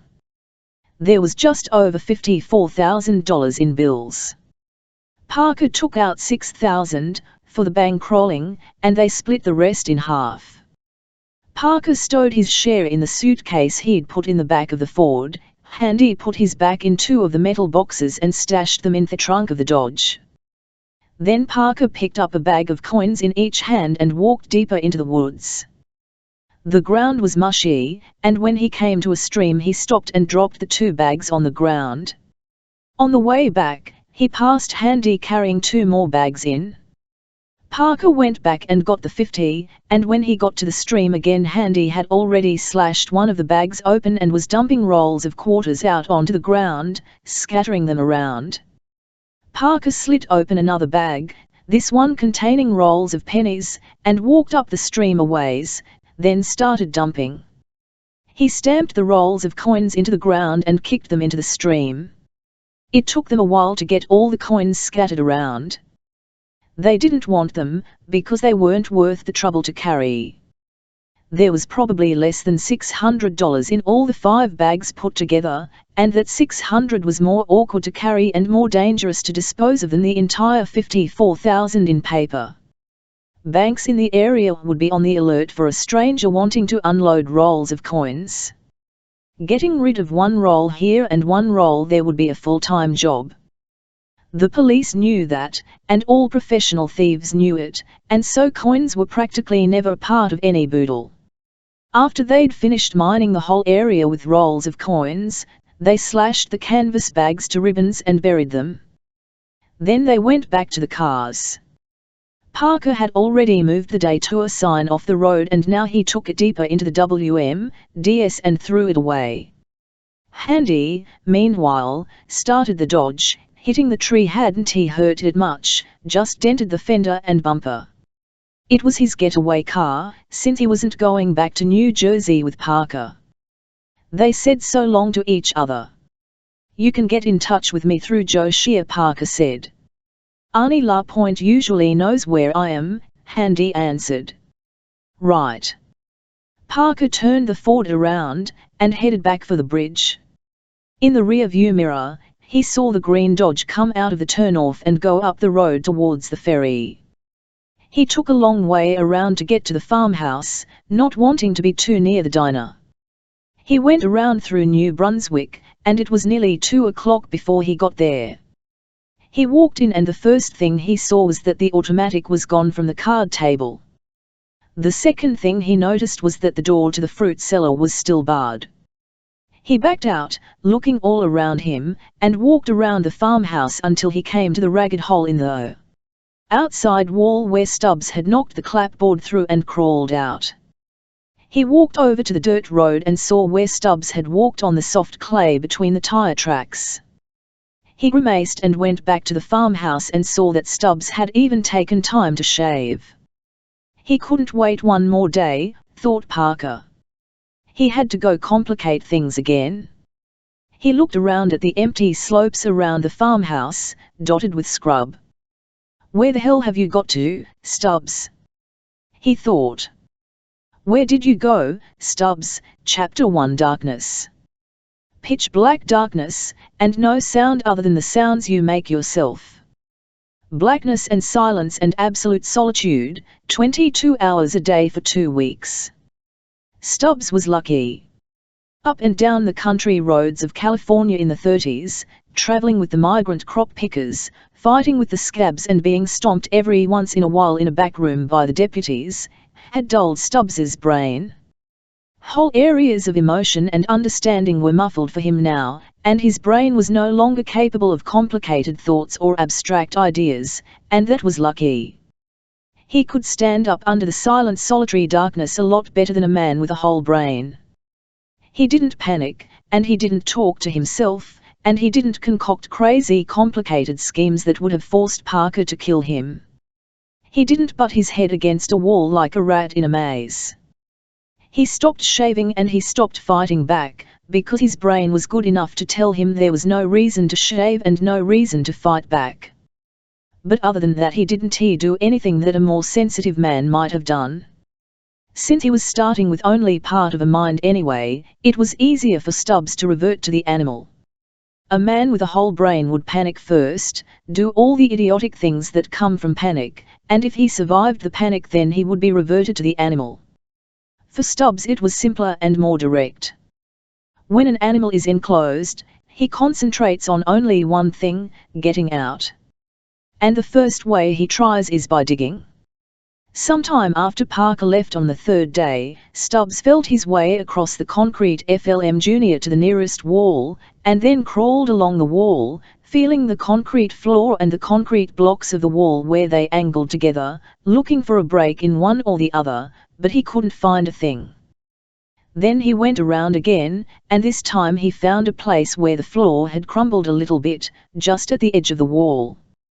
He tried to remember the place without being able to see it, and stumbled away to the broken-down shelves where the farmer's wife had once kept her canning. He got a chunk of wood and went back, and for a while he couldn't find the tiny place where the floor had crumbled, but then he did. He poked at the broken place in the floor with the jagged end of the piece of wood, and for a long while he didn't seem to be getting anywhere at all. It would have been easier if he could see what he was doing. Every once in a while he felt the broken place with his fingers, and a few more grains of concrete would brush away, and he'd poke at it some more. By the time he was too exhausted to work any more he had a hole in the floor the size of his fist. Then he fell asleep, and the next thing he knew, Parker was kicking at the door and telling him to come out, and it was the 4th day. The 4th day and the 5th day and the 6th day he worked on the concrete with chunks of wood, and by the 6th day he had a hole more than a foot in diameter, and he'd started scooping out the dirt. Parker never came into the fruit cellar, because there was no light in there and no reason to go in, so Stubbs didn't try to hide the dirt or the broken rubble of concrete. But on the 7th day he thought to check outside, when Parker let him out, to see just how much digging he had to do. The land slanted, so that there were only 3 steps up from the basement level at the back, but around at the side where he'd been working the land slanted up. He judged where the spot would be, and saw that it was impossible. The ground was up the wall on the outside to about shoulder height, judging from inside, and Stubbs knew he'd never be able to get through that. He'd have to dig down first, to get under the wall, and then over, and then up maybe 5 feet or more. He didn't have any tools, and he didn't have any light, and he wouldn't know whether he was digging in the right direction or not. After Parker left, that 7th day, Stubbs didn't do anything at all. He sat on the floor in the blackness, listening to his own breathing because that was all there was to listen to, and after a while he felt like crying but he didn't. Even with half a brain, an important failure can affect a man. The 8th day he stopped shaving, and he stopped looking for an opening when Parker let him out for his 2 hours in the air. He stopped shaving because he felt despair after the failure of the digging, and he stopped looking for an opening because Parker had never given him one and never would. The 9th day, he didn't do anything. If an animal can't dig out, it will try to break out, to force its way through the enclosure. The 10th day, after Parker left, Stubbs tried battering down the door. He hit it with his shoulder, and then he backed off and hit it again. That was the closest he came to panic, because of the rhythmic pattern of the movement against the door and because of the pain it made along his arm and shoulder and because the door didn't give at all. When he came close to panic, he stopped hitting the door and stumbled across the black room and sat down. First the animal tried to go under, and then through, and then over. The 11th day, Stubbs attacked the ceiling. It was just low enough so Stubbs could strain up on tiptoe and touch the wood between the beams. He knew the farmhouse was sagging and old, and he thought the flooring might be rotten.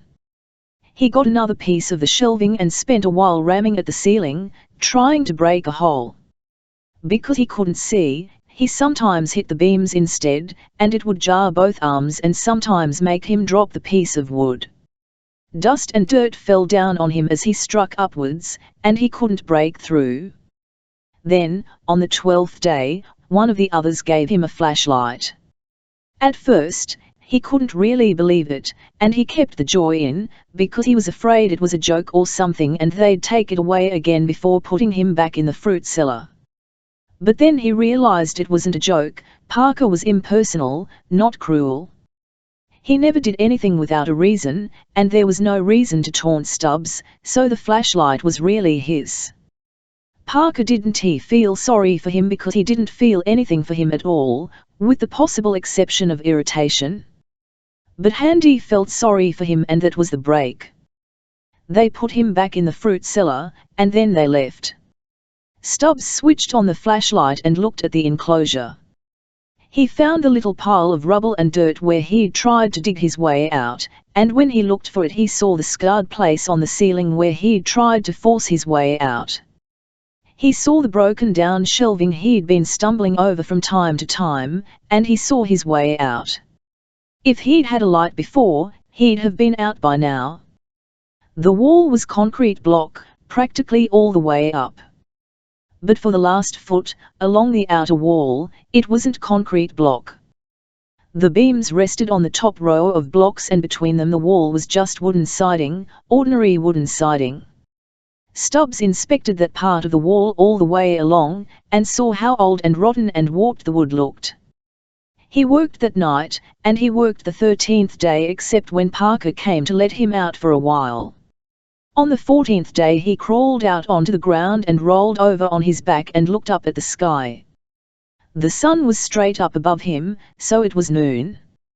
He lay on his back for a while, smelling the world and looking up at the sky and listening to the small sounds the trees and bushes made in the breeze, and then he got to his feet. He knew Parker always came in the afternoon sometime.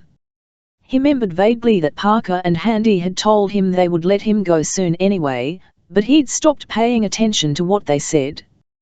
And even if it was just tomorrow when they'd let him out, he didn't want to wait.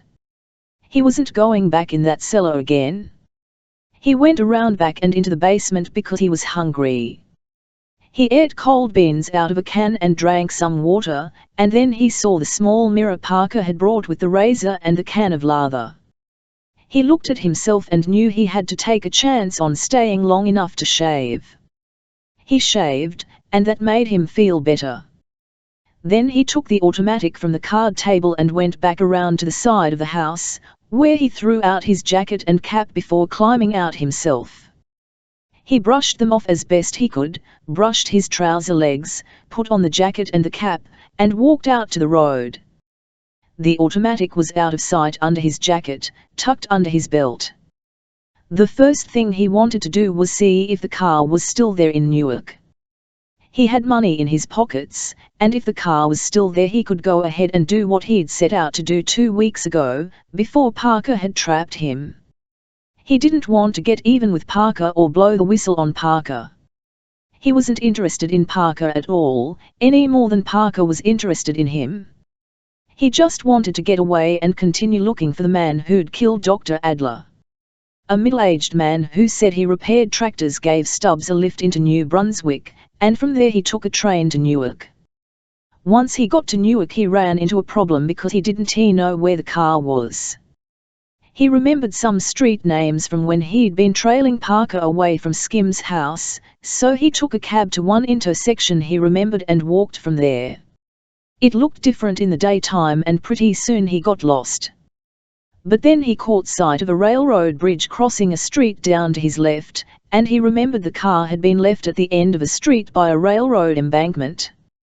He picked a direction, hoping it was right, and walked along parallel to the tracks, a block away, looking down each cross street he came to. After a while he saw a church on a corner that he vaguely remembered, so he thought he must be on the right track. He kept going past the church, and 2 blocks later he saw the car, still parked where he'd left it. He sighed with relief, because he'd thought the police might have towed it away by now. The engine didn't want to start at first, but after a while it did, and Stubbs carefully turned the Lincoln around in the narrow street. There were 2 men left to find, and one of them was supposed to be in New York City. These days he was using the name Wells. Chapter 2 In 1946, money was loose in the United States.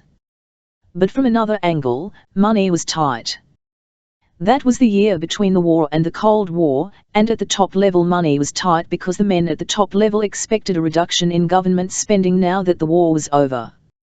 This would mean a reduction in heavy manufacturing and a general tightening of the belt until the nation had made the adjustment from a war to a peace economy. The men at the top gloomily looked forward to a long hard peace, and money with them was tight. But at the bottom level, money was loose. The servicemen were getting out, and they were getting theirs. The GI Bill let them go to school or buy a house or just sit around on their duffs for 52 weeks.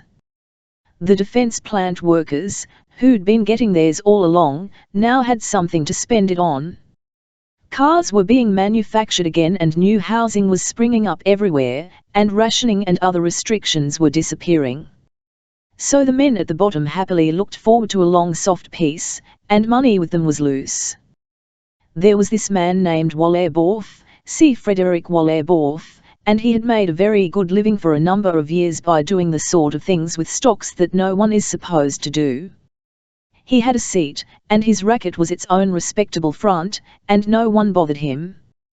The men at the top ignore the Wallerborfs for the same reason that a police force retires a graft taker rather than prosecuting him. Exposure of dirtiness in a part of the system reflects on the rest of the system. So Wallerborf did well, and the only men who could have stopped him ignored him. But in 1946 money at the top was tight, and Wallerborf, as usual, had overextended himself. Wallerborf looked around and saw that money at the bottom was loose. He saw what the money was being spent on, and he thought the situation over, and then he became one of the first of the really big-scale Florida land speculators. He had 2 color brochures made up, and he sent them out by the bale. There are companies that supply mailing lists of any desired kind: people who own foreign cars, people who belong to correspondence schools, people who have subscriptions to a particular magazine, people who have sent for pornography through the mail, and from one of these Wallerborf got a list of ex-servicemen who were married and going to college. Thousands of these got the 2-color brochure. It was a good brochure. It told the ex-serviceman of the unlimited potential of growing Florida. It told him about the new aeroplane plants, the industrial boom, the fact that Florida was becoming a first-rate employment market in practically every field. It also told him just how cheaply he could own his own plot of land on Florida's west coast, and how little more it would cost to build a brand new house on that land. The ex-serviceman could start paying for that lot and house right now, then it would be ready for him when he graduated from college and he and the missus were ready for the big move. Wallerborf took a lot of servicemen. He sold land that was totally inaccessible by car. He sold land that was 8 feet underwater. He sold land to which he didn't hold clear title. He sold land that washed back out into the Gulf of Mexico before the ink was dry on the check. The land grab was bad in Florida for a while, with the speculators all trying to grab from each other, so in 1947 Wallerborf took on a partner, a man named Grants. Grants had just served a rap for income tax evasion. He'd lived off the black market during the war, which wasn't as easy or as profitable as liquor had once been, and he was happy to bring his know-how into the corporation. The bubble lasted 3 years. Wallerborf had thought it would last forever, just as the stock game should have lasted forever, but he was wrong. At the top they could afford to ignore him. But now he was working at the bottom, and at the bottom they couldn't afford to ignore him. It was government money, passed by the GI Bill through the hands of servicemen and then into Wallerborf's hands, and he was being careless. Greece kept the deal alive for a while, but in 1949 the warrants came out. They arrested Grants, but Wallerborf made it out of the country. His profits were safe in a Swiss bank, and his new home was in Lomas de Zamora, a suburb of Buenos Aires. But after more than a decade, Wallerborf hungered for home again, to be able to move freely in the States once more. Passport and other papers proving him to be Charles F. Wells, retired stockbroker, were expensive to come by but certainly not impossible. But Charles F. Wells had the same face as C. Frederick Wallerborf, and that face had been plastered all over the newspapers of the nation in 1949. And for all Wallerborf knew, that face was still featured on the walls of post offices. The face was a problem, it kept him in Lomas de Zamora a while longer. Finally he couldn't stand it. Grants had died of a bad heart in a federal prison, but some of Grants' friends were still around, and Wallerborf got in touch with them. A plastic surgeon, somebody good and absolutely trustworthy. The answer came back: Dr. Adler, near Lincoln, Nebraska. Money made it possible for him to get back into the States, via the Mexican border, without having to test the passport or other papers. Money got him to Nebraska, and more money, to Dr. Adler, got him a new face. After the operation, Charles F. Wells went into Lincoln and bought a new Cadillac and drove it all the way to New York, just for the pure pleasure of being able to look at all that American countryside again. He had avoided the friends of Grants, so no one knew that Wallerborf was back in the States. The friends of Grants knew, but they didn't know what he looked like or where he was or what he was calling himself these days. Only one man in the whole world knew enough about Charles F. Wells to be able to call him C. Frederick Wallerborf. After 6 months, he began to worry. After 1 month of worry, he decided to act. He had a newer Cadillac by now, and he drove it back to Nebraska. He didn't drive this tune for the pleasure, he drove so his name would not appear in the files of any commercial transportation. He drove to Nebraska and shot Dr. Adler, and then he drove back to New York. He was safe now, absolutely safe. There was no one left in all the world who could pose any sort of threat to him. Chapter 3 Until he got to the car, Stubbs had thought he would just keep going forward. He would get the car and then go find the man named Wells and find out if he had killed the doctor, and if it hadn't been Wells then he'd go on and find the other man, Courtney. But in any case, all in a straight line, with nothing else in the way. That was because his thinking was muffled and hazy, with only one clear spot in the center, able to concentrate on just one train of thought at a time. But when he got to the car, the impossibility of the straight line forced itself upon his attention. He first began to notice when he had trouble driving the car. His hands seemed thicker and slower on the wheel, and one foot was heavy and only partially controlled the accelerator, and his other foot was totally out of sympathy with the brake. He kept hitting the brake too hard, and making the hood of the Lincoln dip, and knocking his chest against the steering wheel. And he kept pulling away from traffic lights too fast, nearly stalling the car. After that, because now he kept looking at his hands, he noticed how filthy they were, covered with small scars and ragged places. and his clothing was a mess. Also his stomach was upset and his nerves seemed bad. So finally he began to realize that it was impossible, that after 2 weeks of living like an animal he couldn't just go straight ahead but would have to stop and rest a while. So he stopped. He didn't know about motels, but he knew how to find a hotel in any city. You find the railroad station. He'd never gone far from the tracks, so he kept on paralleling them, and after a while he found a third-rate hotel. Since it was a third-rate hotel, it didn't have a garage, but the man at the desk told him the car would be safe out in front. Stubbs took his word for it, paid for one night, and got his 2 suitcases from the trunk. There was no shower in his private bath, but there was a tub. He sat for an hour in water nearly too hot to stand, adding more hot water every time the water in the tub started to cool. After that he went directly to bed, though it wasn't even 7 yet.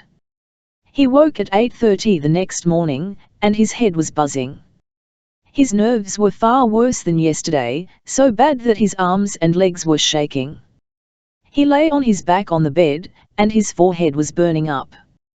He felt a dull anger at the symptoms, because they were keeping him from the straight line, and he tried to ignore them. He pushed the covers away and got out of bed, but he immediately became dizzy and fell, hitting his face on the floor. After a while, he got to the telephone and told the man at the desk that he needed a doctor. The man at the desk was irritated, and showed it, but he did send a doctor. He was a paunchy man with grey hair and a no-nonsense scowl, and when he came in, using the key the desk man had given him, Stubbs was back in bed, not wholly conscious. The doctor examined him, and asked him questions he had a difficult time answering. Then he closed his black bag with a snap. "You have to stop drinking. You know that, don't you?" "I haven't been drinking," Stubbs told him. "I never drink." It was true. Alcohol, even when he was at his best, hurt his head. The doctor frowned, not sure whether or not to believe him. It being this particular hotel, this particular kind of hotel, the doctor had been prepared to diagnose even before seeing Stubbs. He stood looking down at him, and now he saw that the symptoms were not exactly right. Some of the symptoms that should have been there weren't, like a craving for water and a special soreness in the joints of the arms. "Then you've been working too hard. Some sort of heavy physical labor without proper nutrition. You haven't been getting enough sleep or enough rest or enough of the right kinds of food. Am I right?" It was close enough. Stubbs nodded. The doctor nodded, too, satisfied. "I don't suppose you want to go to a clinic?" "No. I thought not." "Can you pay for a nurse? You need someone to bring you food, at least for a day or 2. You can't leave that bed." "In my wallet," Stubbs said. He motioned at his pants folded on the chair. "Take some for yourself and a nurse." The doctor was surprised at how much money there was in the wallet, and it made him curious as to what this man had been doing to get so run down and have so much money, but he kept his curiosity to himself. He was a doctor with a small practice in a poor neighborhood, plus work at a clinic, plus being house doctor for this hotel and 2 others very much like it. He had the constant feeling that violence and evil were all around him, kept just out of sight because these people needed him as a doctor, but if he were ever to turn his head fast and see the evil they would have to kill him, whether they needed him or not. Because of this, he had trained his curiosity to be a small and private thing. He took some money from Stubbs's wallet, showed him how much he had taken, and explained what each dollar of it was for. The man downstairs said you'd only paid for 1 night. "I think you'll be here 4 more days at the very least." "Pay him for 2, said Stubbs. The doctor argued with him, but Stubbs ignored him. He concentrated on the straight line and lay quiet in the bed so he'd be well sooner, and after a while the doctor stopped arguing. He shrugged, and took some more money from Stubbs's wallet, and left. The nurse was bitter Irish, thin-bodied and sharp-faced, and a rosary rustled in her starched pocket. She fed him when her watch said it was time and not when he was hungry, and she took good care of him without ever talking to him. It embarrassed him to use the bedpan, but she insisted. She came for 2 days, because that was how much she'd been paid for. The second day he didn't really need her, but she came anyway and wouldn't let him out of the bed. He decided to get up as soon as she left, but he didn't. The third day he was on his own again. He got up and stood beside the bed, and he wasn't dizzy. He felt weak and very hungry, but that was all, and the trembling in his arms and legs had stopped. He got clean clothing from his suitcase and went out to a restaurant for breakfast. He walked around a little afterwards, but then the dizziness started to come back, so he went back to the room and lay down on the bed and slept some more. When he woke up it was afternoon, and he went out again for another meal. On the way out the desk clerk stopped him, and he paid for another day. The fourth day, Friday, he was himself again. He'd nearly forgotten the 2 weeks at the farmhouse. It was only a dim memory, soft with lost details. In the clear spot in the middle of his brain, the straight line was back. He packed the 2 suitcases, stowed the automatic under his coat, and went out to the car. Charles F. Wells lived somewhere in New York. Chapter 4 Stubbs closed the phone book and put away his ballpoint pen and the old piece of envelope and walked back out of the drugstore onto 10th Avenue. He stood bunking in the sunshine, not knowing where to go next, where to start. Then he thought of maps, so he went back into the drugstore. "Do you have a map of New York?" "Manhattan." Stubbs frowned. "New York," he said again, because he didn't know what else to say. "Manhattan," decided the druggist. He reached behind him and got a small red book. The book was full of the locations of streets and information about subways and places of interest, and pasted in the back of the book was a street map of Manhattan. Stubbs paid his quarter and took the little red book and started out of the store. Then he stopped again, struck by a sudden suspicion, and went back. "What about the rest?" The druggist just looked at him. "The rest?" Stubbs concentrated, and came up with a name. "Brooklyn." He was remembering now that New York was in parts. Manhattan was one part, and Brooklyn another. And there were other parts. "Oh. You want a map of Brooklyn, too?" The druggist started to reach behind him again. "No." Stubbs pointed towards the phone booth. "About the phone book," he said. "Is it just Manhattan?" "Of course. You don't have the others." The druggist shook his head. "Why don't you try Grand Central? They've got books from all the boroughs of Greater New York and the suburbs there." Stubbs nodded. "Grand Central," he repeated. "Where's Grand Central?" The druggist opened his mouth, then hesitated. "Look, let me show you." "Give me that map." Stubbs handed over the little red book. The druggist opened the map in the back, and showed him. He was here, 10th Avenue and 39th Street. Grand Central was over here, 42nd Street, the other side of 5th Avenue. Stubbs nodded. "Thank you." "Not at all." The druggist folded the map up for him and handed him back the little book. Stubbs went out to the sidewalk. In his mind, it had seemed simple. He would come to New York and look in the phone book and it would say Charles Wells and give an address, and he would go to that address. So when he came through the Lincoln Tunnel he parked as soon as he saw a drugstore, and he looked in the phone book. There was A. Wells, C. and A. Wells, CF and 2 Wells, Charles. 4 people in New York that might be the man he wanted. And then at the last minute he'd been reminded that New York had other parts, like Brooklyn.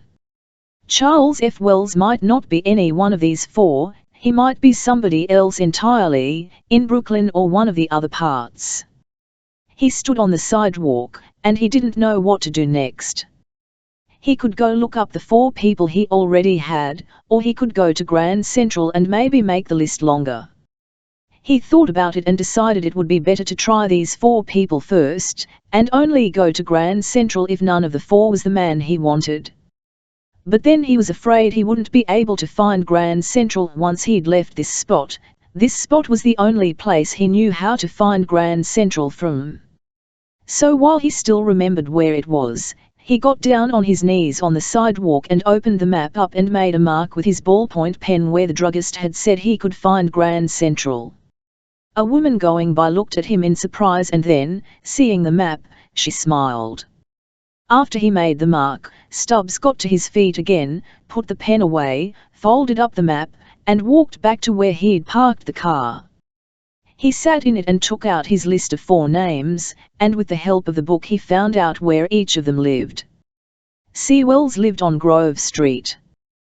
That was downtown, in a section called Greenwich Village, which was not separate like Brooklyn but was really a part of Manhattan.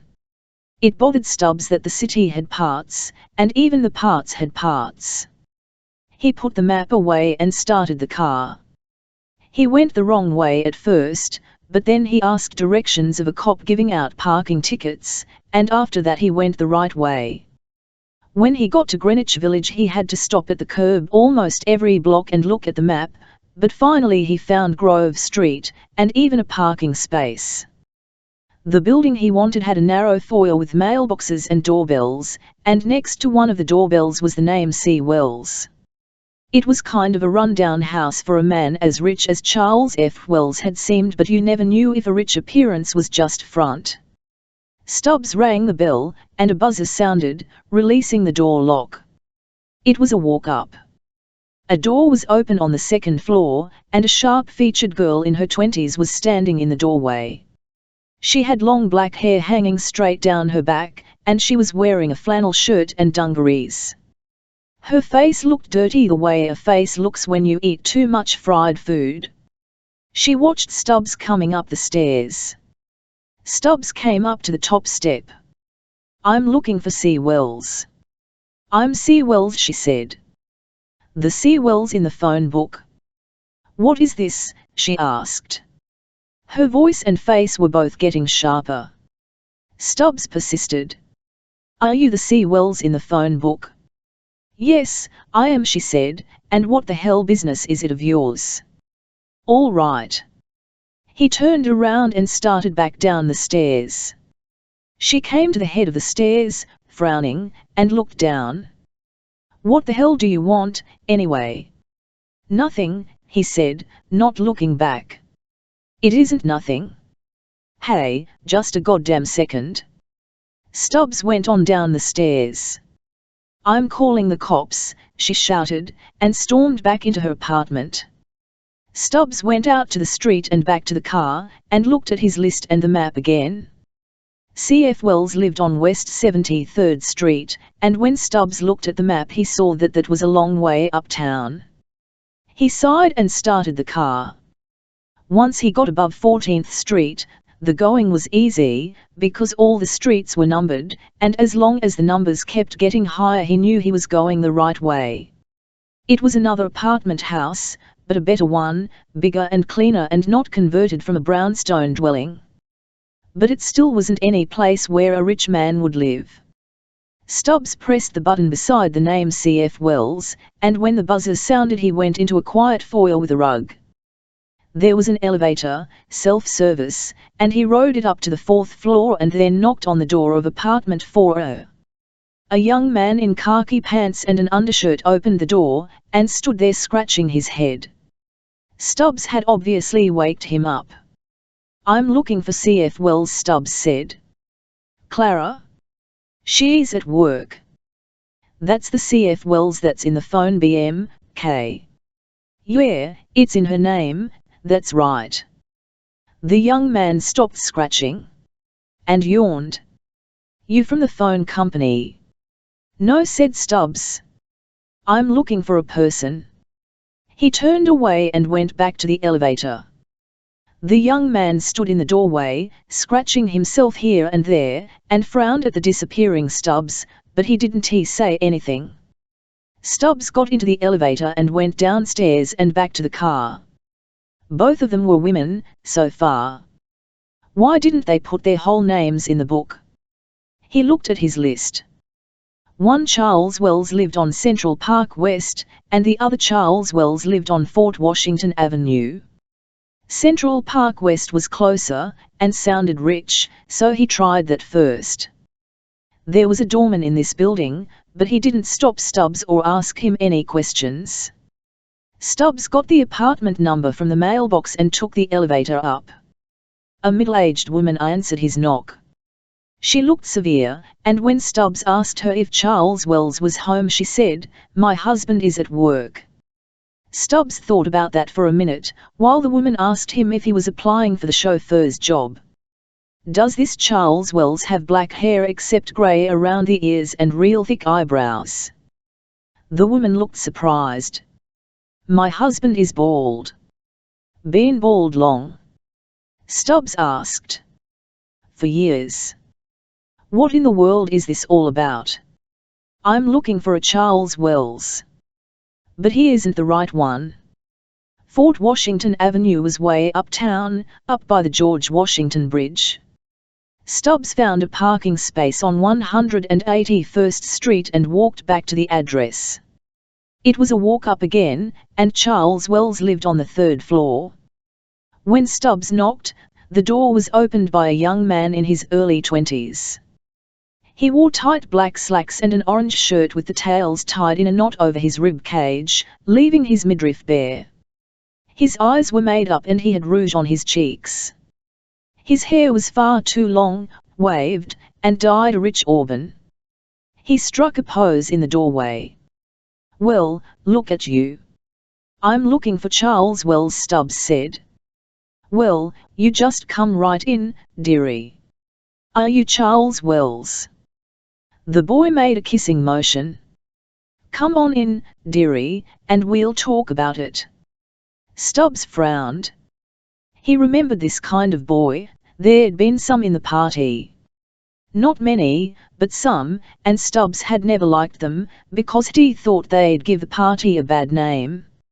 Not that it mattered in the long run.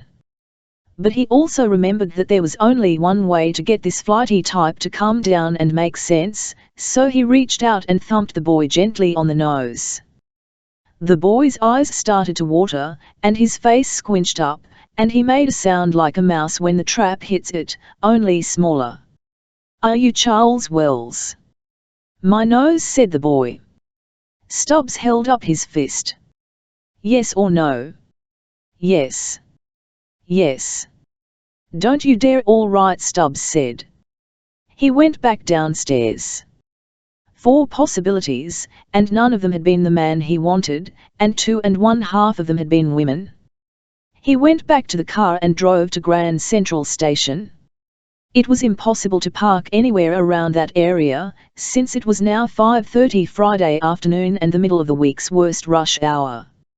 Stubbs pushed the Lincoln around in the traffic for a while until he saw a sign that said, "Park." He turned in at the garage entrance, and got out of the car. A man came up and asked him how long he'd be, and Stubbs said just a little while. When the attendant took the car away, Stubbs walked back to Grand Central. There was a whole rack of phone books, alphabetical and classified. There was Manhattan and Brooklyn and Queens and the Bronx and Nassau County and some other suburbs. Stubbs got out his old envelope and ballpoint pen. He ignored the suburbs and just looked in the books for Brooklyn, Queens, and the Bronx. If Charles F. Wells was in New York, he was in New York and not some place nearby. When he was done with the 3 phone books, Stubbs had 11 more possibilities. Chapter 5 It took all of Saturday and most of Sunday for Stubbs to find out that none of these 11 was the right Charles F. Wells either. He had found a hotel on the west side of Manhattan that looked close enough to the one in Newark to be its twin, and when he got back to his room from the Bronx late Sunday afternoon he didn't know what he was going to do next. He sat on the bed, because there wasn't any chair, and smoked cigarette after cigarette and tried to think. Charles F. Wells lived in New York. But he wasn't in any of the New York phone books. Did that mean he wasn't in New York after all? Or merely that he didn't have a telephone? Or that he had an unlisted number? If he lived in New York, that was supposed to mean that he lived in New York. So the thing to do was to figure that he either had no phone at all or a phone with an unlisted number. And since he was a rich man, then he had a phone with an unlisted number. Stubbs put out his cigarette and immediately started a new one. All right. This Wells, the one Stubbs wanted, had an unlisted telephone number. That meant Stubbs couldn't find him in the phone book, which meant that Stubbs would have to find him some other way. Thinking, struggling for an answer, Stubbs remembered the old days when sometimes a situation like this would come up.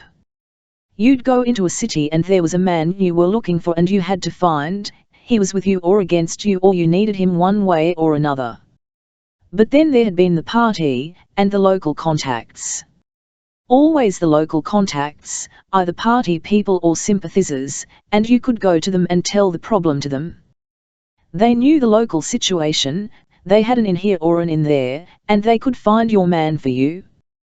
But now there wasn't any party anymore. And anyway, this situation didn't have anything to do with the party. Stubbs rubbed his head and remembered the days in the party, the good times when thoughts slid through his head like they were on wheels, when he knew the questions and the answers. He didn't know now what he thought of the party, whether he thought what had happened to him had been worth it or not, because he never really thought of the party at all but only of people. He remembered faces from that time, and frozen moments of import in strikes, like the moment when the deputy had driven his car over the little girl. That had been good because it had solidified the workers and made the strike as hard as steel, until some damn fool had killed a foreman over a personal grudge, and then predictably the workers had become afraid and the strike had fizzled out. It was strange, in a way, that now it was only the people he remembered. At the time he had never thought about people at all, but only of issues, of theories and dogmas and the masses, and now that it was all over and half his brain had been lost in the fight, he never thought of the issues at all. Charles F. Wells. He brought himself back from remembering, angry at himself for losing the straight line again even for just a minute. He had to find Charles F. Wells. Not with the party, because that was a dead thing now, but by himself. Except he didn't know what to do next. Wells was in New York, that much he knew. How did he know it? Because May told him. How did May know it? Because Wells had talked with her and with the doctor and with the two nurses, and Wells had said that after the bandages came off he was going to go live in New York. Buy a house in New York. Stubbs squinted up his face, and stared at the pattern on the bedspread. Was that what May had said? Charles F. Wells was going to go live in New York, go there and buy a house, and he already had a couple of real estate agents looking around for him. That's what Charles F. Wells had said, and that's what May had told Stubbs, and Stubbs had forgotten all of it except the part about New York. The 2 weeks in the darkness at the farmhouse had made him forget a lot of things, and this important thing about buying a house was one that he'd forgotten. He thought now of the apartments he'd been to, apartment buildings all over New York, and all that time wasted. One of the people he'd gone to in Brooklyn had lived in a house, and 2 of the people in Queens, but none of them had lived in the kind of house a rich man would live in. Where in New York would there be the kind of house a rich man would buy and live in? Then he thought of the suburbs. If a rich man was going to buy a house somewhere right near New York, would he say he was going to New York to buy a house? Yes, he would.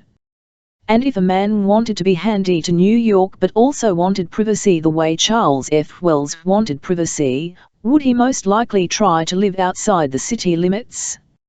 Yes, he would. Stubbs was relieved. He'd thought it out by himself, he'd made his brain go to work after all and remember important things and make important decisions. He put out his latest cigarette and got off the bed, smiling, and left the hotel and walked across town to Grand Central again. There was a phone book for Nassau County, and the map in the front of the phone book showed that Nassau County was on Long Island, just beyond Brooklyn and Queens. And in the W section there was a listing for Wells, Chas. F. Stubbs knew it was the man. He knew without a doubt that this time he'd found the right man. He copied the address and phone number down, and closed the phone. BMK walking across the terminal, he looked ahead and saw Parker. He stopped in his tracks, not believing it, and then other people got in the way and he wasn't really sure it had been Parker he'd seen. Maybe his brain was playing tricks on him. Nevertheless, he turned around and went off in another direction. Chapter 6. At Huntington, 20 miles from the city line, Stubbs stopped and asked directions again. He asked in a bar, because there'd be more people there to work out the right answer among them, and they all cooperated, the way he'd expected, contradicting each other and suggesting alternate routes and finally hammering out a course for him to follow. He thanked them and finished the beer he'd bought just as a token, and went back out to the car. He followed the directions. He stayed on 25 through Huntington and out the other side and kept going till he saw the Huntington Crescent Golf Course. After that, he made the left where they'd told him, and 2 turns later he was on Reardon Road, near the Sound, though he couldn't see any water. He stayed on Reardon Road, a winding blacktop road with trees surrounding it on either side and occasional breaks where a narrower winding blacktop road went off to one side or the other. At each break he slowed down, till at last he saw what he wanted. There was a rural delivery mailbox on a den post by the road, with stone gate pillars behind it and the usual narrow winding blacktop road going in among the trees. This time on the mailbox it said, Charles F. Wells. Stubbs turned the Lincoln slowly and drove through the stone gate posts. He leaned forward over the steering wheel and reached out and removed the automatic from the glove compartment. He put in on the seat, where he could reach it fast. The blacktop road was barely 2 car widths, and it wandered and curved back and forth amid the trees. They were thin-trunked trees, young, with the branches starting high up and with not too much underbrush between them. Stubbs rolled along in the Lincoln at a bare 10 miles an hour, peering ahead around the curves to see the house, and when he saw it he hit the brake and stopped. It was stone, and old. Stubbs could just barely see it ahead and to the right, through the tree trunks. He backed up just a little, till the house was out of sight, and then he turned the engine off. There was no place to pull off the road, so he just left the car where it was and climbed out. It was nearly evening, 7:30 or so, and the space between the trees were getting dimmer. Stubbs moved away from the car and the road, going in among the trees, moving at an angle towards the house. Soon he could see it again, and then he crouched and moved more slowly. The house was big, 2 stories high and rambling. There was a screen-enclosed wooden porch around the first floor and the rest was stone. To the right of the house, the blacktop road ended at a 3-car garage, stone like the house and with white doors. A slate walk joined a small side door in the garage and the side of the house, with an arched roof over the walk, supported by rough unpainted wooden posts. The garage had a 2nd story, with windows in it, but they were dark, without curtains or shades. In the house, 2 windows on the ground floor showed light, and so did 1 window upstairs. Stubbs crept forwards the house until he came to the edge of the trees, where the blacktop widened in front of the house before coming to a stop at the garage. He could try to cross the bare blacktopped area here, or he could go to the right through the trees and around the garage, to come at the house from the back. That would probably be better. He remembered how easily Parker and the other one had turned the tables on him, and he didn't want it to happen again. If Wells wasn't the one and it was Courtney, it wouldn't be too bad, but if Wells was the one and he turned the tables on Stubbs it would be the end. He made his decision, and started to the right. He'd taken 2 steps when a voice behind him said, "That's far enough." He stopped. In that second, he cursed himself, Cursed the brain that had gone rotten and prevented him from doing what he had to do, that made him such a feeble hunter and such easy prey. "Drop the gun," said the voice, and turned slowly around. There was nothing else to do. He hoped it was Courtney, and that Wells was in the clear. He dropped the gun and turned around, and saw Wells standing at the edge of the blacktop. The man had been in among the trees even before Stubbs had got there, and had followed him when he left the car. It was still getting darker, but not dark enough to prevent a good shot, and in the hand not holding the gun Wells carried a flashlight. Wells looked at him, frowning, and then smiled. "The chauffeur," he said. "I'd forgotten about you." Stubbs licked his lips, wanting to ask the question but afraid it had already been answered. "You shouldn't have phoned," Wells went on. "That put me on my guard, you know." Stubbs shook his head, and was about to say he hadn't phoned, but Justin Wells shot him. Something heavy, feeling much larger than a bullet, hit him in the chest, knocking him backwards.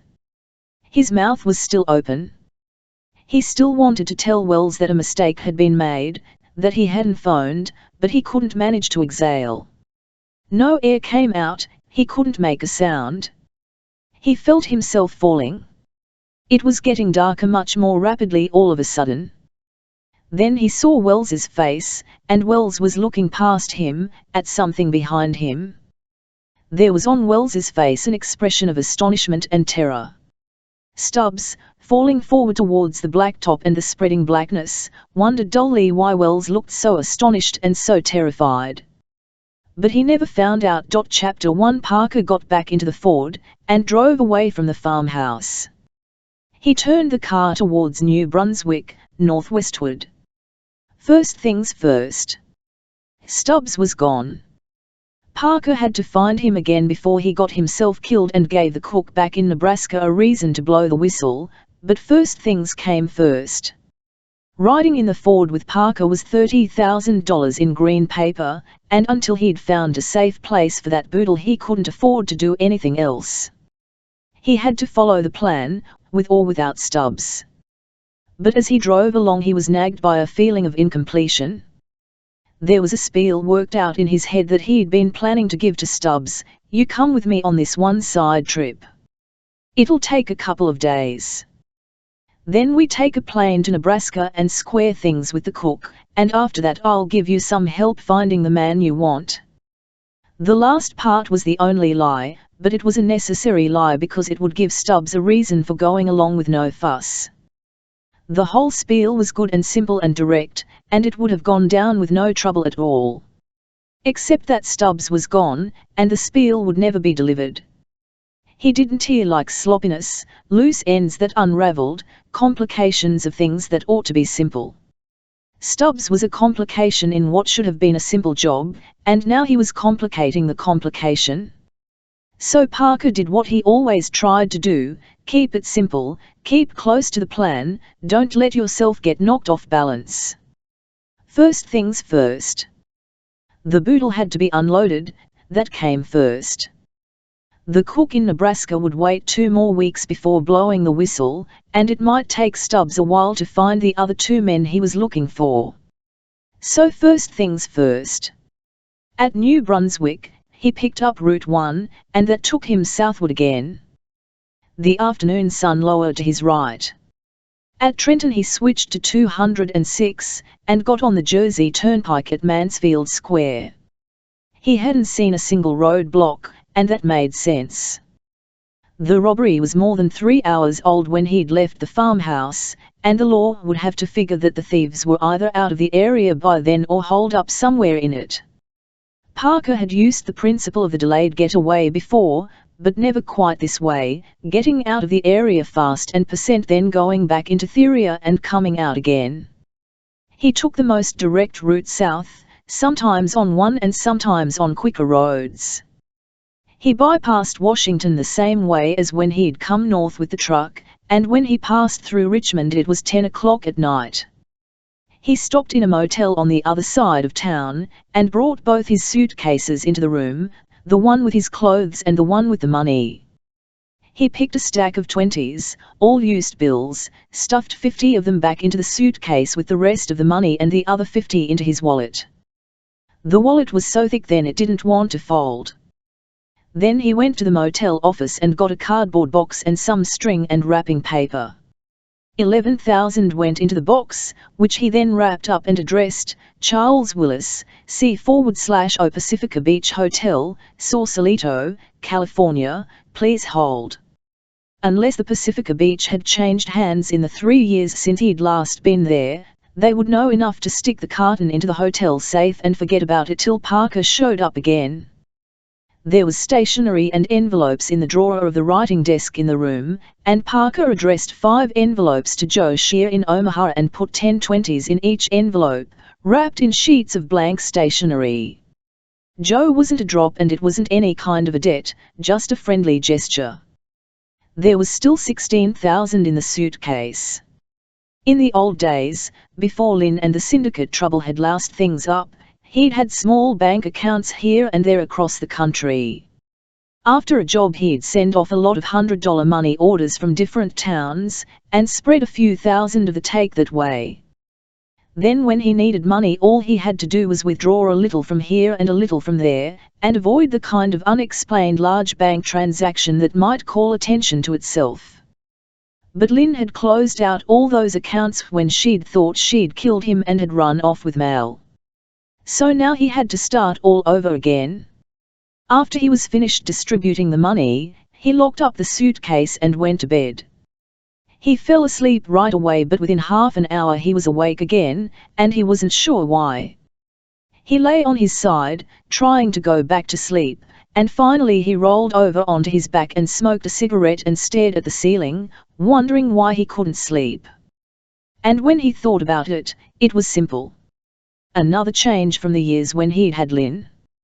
During the planning of a job, the build-up and the waiting, he'd never been any good with a woman, not even Lynn. But as soon as the job was done and turned out right, he was always as randy as a stallion with the stud fee paid. After the jobs, before this, there'd always been Lynn, and before Lynn there had always been someone. This time there wasn't anyone at all. He finished his cigarette, and then he gave up and got out of bed. He dressed in the dark, took all but $100 from his wallet, and stuffed the other $900 under the mattress. Then he went out to the Ford and drove back north to Richmond. He didn't know Richmond very well, only having been through the town once or twice before, but finding a woman was never hard in any town big enough. You just go where the neon is mostly red. Chapter 2. In the morning he left her and went back to the motel. He picked up his gear and headed south again. He stopped in Petersburg and opened a checking account in the Petersburg Central Trust Company, with an initial deposit of $400. A bank in Raleigh got $360 and a bank in Sanford $470. After that it was too late in the day, the banks were all closed. He crossed into South Carolina that night and stopped at a motel just north of Columbia. He locked the money in the trunk of the car, so he could bring the whore from Columbia back to the motel. He sent her to the motel lunch counter alone for breakfast in the morning while he got some more cash from the car. Then he drove her back to town and stopped off to deposit $420 in a Columbia bank.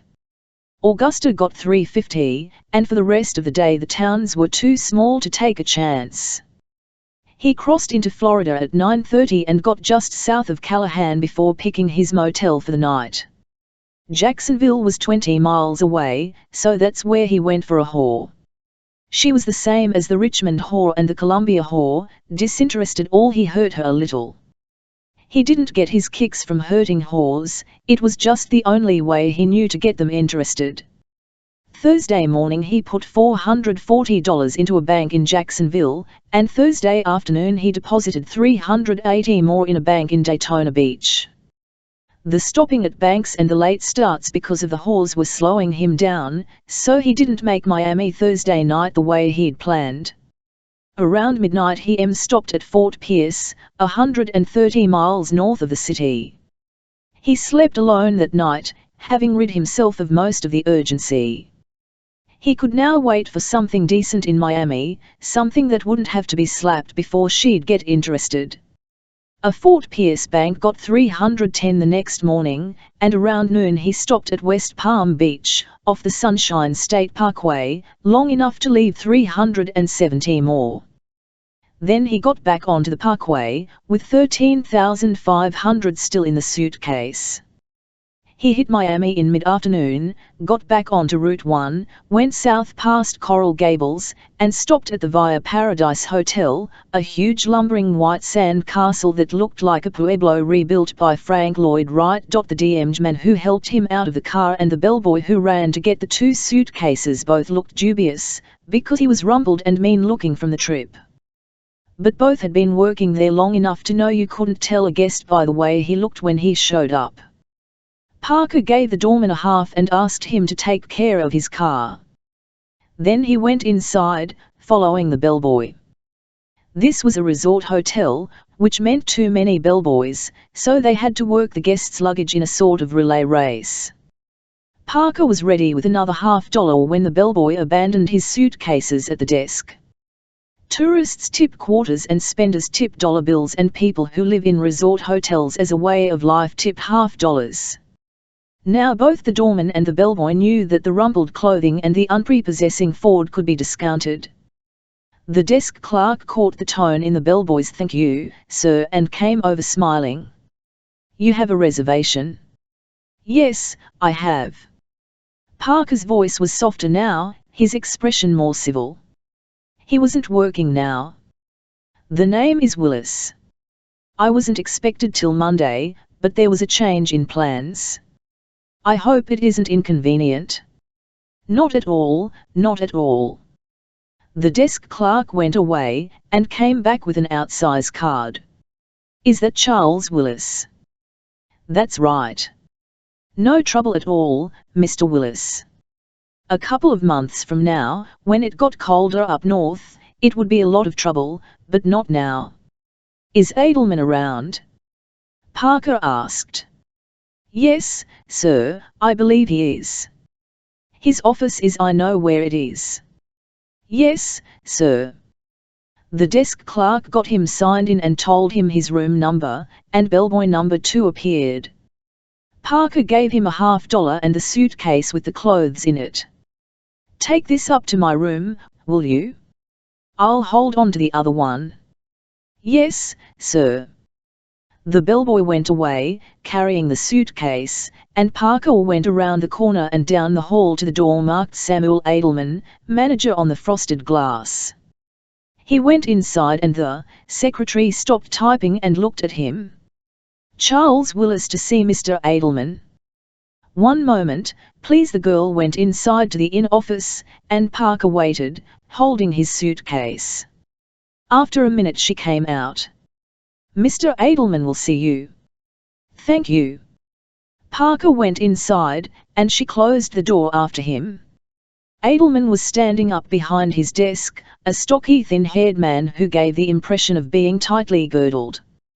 He looked the same as ever, but Parker didn't, because of the new face, and that's why Edelman looked anxious and indignant. "I thought you were a different Charles Willis." "One I used to know." "I am." Parker put the suitcase down and smiled, waving a hand in front of his face. "Plastic surgery." "I know, my wife told you I was dead." "She was quite certain of it," Edelman said. He sounded oddly prim, as though he suspected some sort of blasphemy. "Lynn, you mean? She had to act that way." Parker sat down in the brown leather chair in front of the desk. "I ran into a little trouble and had to change things around a little. Charles Willis is a common name, and I still have a lot of friends I don't want to lose track of, like you, so I kept it. But I had to be out of sight, so I had to get a new face." Edelman remained standing, but doubt furrowed his brow. "She took the 2 packages, you know." Parker nodded. He knew she'd cleaned out all the caches. "Of course she did," he said. "But now everything's all right again. I've got the new face, and everything is straightened out." Edelman's eyes narrowed, showing he was thinking. Is Mrs. Willis with you? Unfortunately, no. We had a tense time there for a while, and she didn't like having to play act, tell everybody I was dead and so forth. It got on her nerves, and we quarreled a lot, and, he shrugged, we parted. There's some similarity, Edelman said, studying Parker's face, but I don't like it. First Mrs. Willis tells me her husband is dead, and then you come in and say you're Mr. Willis and your wife has left you. I don't like it. You must have my signature around on something. Parker reached out and took the gold pen out of the ornate pen holder. There was a memo pad on the desk, and he wrote the name Charles Willis on it 5 times. Go ahead and check it. You could have practiced the signature. Parker shrugged. Ask me something. Let me make like that Princess Anastasia for a while. Ask me something only Willis would know. Edelman closed his eyes. The voice sounds right. He opened his eyes again. You understand, it's a surprise. I'm not sure what to believe. People get into trouble. Parker shrugged. I was in trouble for a while, that's all. If someone had come around looking for me, you could have told them you'd heard from my wife that I was dead. If someone comes around now and wants to know am I the same Charles Willis who used to come here, you say no, that Charles Willis is dead, this is another one. Edelman at last sat down behind the desk. All right. What problem did you help me solve 7 years ago? Cantor, the bookie that wanted to open an office in the hotel. He had somebody working in the kitchen, lousing up the food with Tabasco sauce, and you asked me to talk to Cantor. I did, and the problem went away. Edelman nodded. You could have heard that from Willis. It was time to show impatience. Parker said, damn it, man, I am Willis. I know you can't stand your middle name, which is Moishar. I know you like to be called Sam and hate to be called Ed or Eddie. I know you drink nothing but wine, but you'll drink any kind of wine that can be poured. I know you've got a boat called the Paradise and I was on it when you caught a marlin one time, and I was on it when you let marlins get away 6 times. All right now? Edelman slowly smiled. Like Mark Twain, the reports of your death are greatly exaggerated. But at least Twain came back with his own face. Parker shrugged. It was time for a light remark, but he had trouble thinking of light remarks. You satisfied now? Yes, I suppose I am. Fine. Now that the matter was settled, Edelman could be the hotel manager again. You'll be staying with us for a while. A couple of months at least. But I'm going to have to be away for a few days. I'm just settling in for now. He kicked the suitcase. I want to leave this in your safe. Of course. Wait, I'll give you the receipt for it. They talked a while longer, so Edelman could get used to the fact that Parker was still alive, and then Parker went up to his room. He had a view of the beach, with the bright umbrellas and the bright beach mattresses and the people in their bright bathing suits. He unpacked the suitcase and loafed around the room a while, unbending, and then went downstairs to the hotel men's shop. He bought a bathing suit, and some clothing, and had them sent up to his room. Then he went around to the garage and got the Ford. He drove out south on Route 1 to Homestead, and then took 27 in towards the Everglades. At a deserted spot he turned right onto a dirt road and followed that deep into the swampy area, and then stopped the car. He searched it carefully, under the seats, on the floor, for anything that might lead to him, then did the same in the trunk. When he was satisfied it was clean, he took the license plates off. Jersey plates could lead to trouble. He carried them away into the swamp and buried them. He left the key in the ignition. Now someone else could have the Ford, and if the law ever got interested in it, Parker would be too far back in the chain of events to be traced. And Charles Willis didn't own a car. He walked back to 27 and hitched a ride to Homestead. From there he took a cab back to the hotel. Chapter 3 The car rental agency was as good as its advertising. Parker got off the plane in Lincoln at 3:30 on Saturday morning and the Chevrolet was there waiting for him. He signed the papers, showed the driver's license he'd bought in New Jersey, and drove off.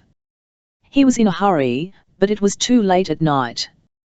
He was in a hurry because it was now nearly a week since Stubbs had escaped from the farmhouse, but it was too late at night because he was tired and he wasn't sure what sort of reception he'd get at the sanitarium.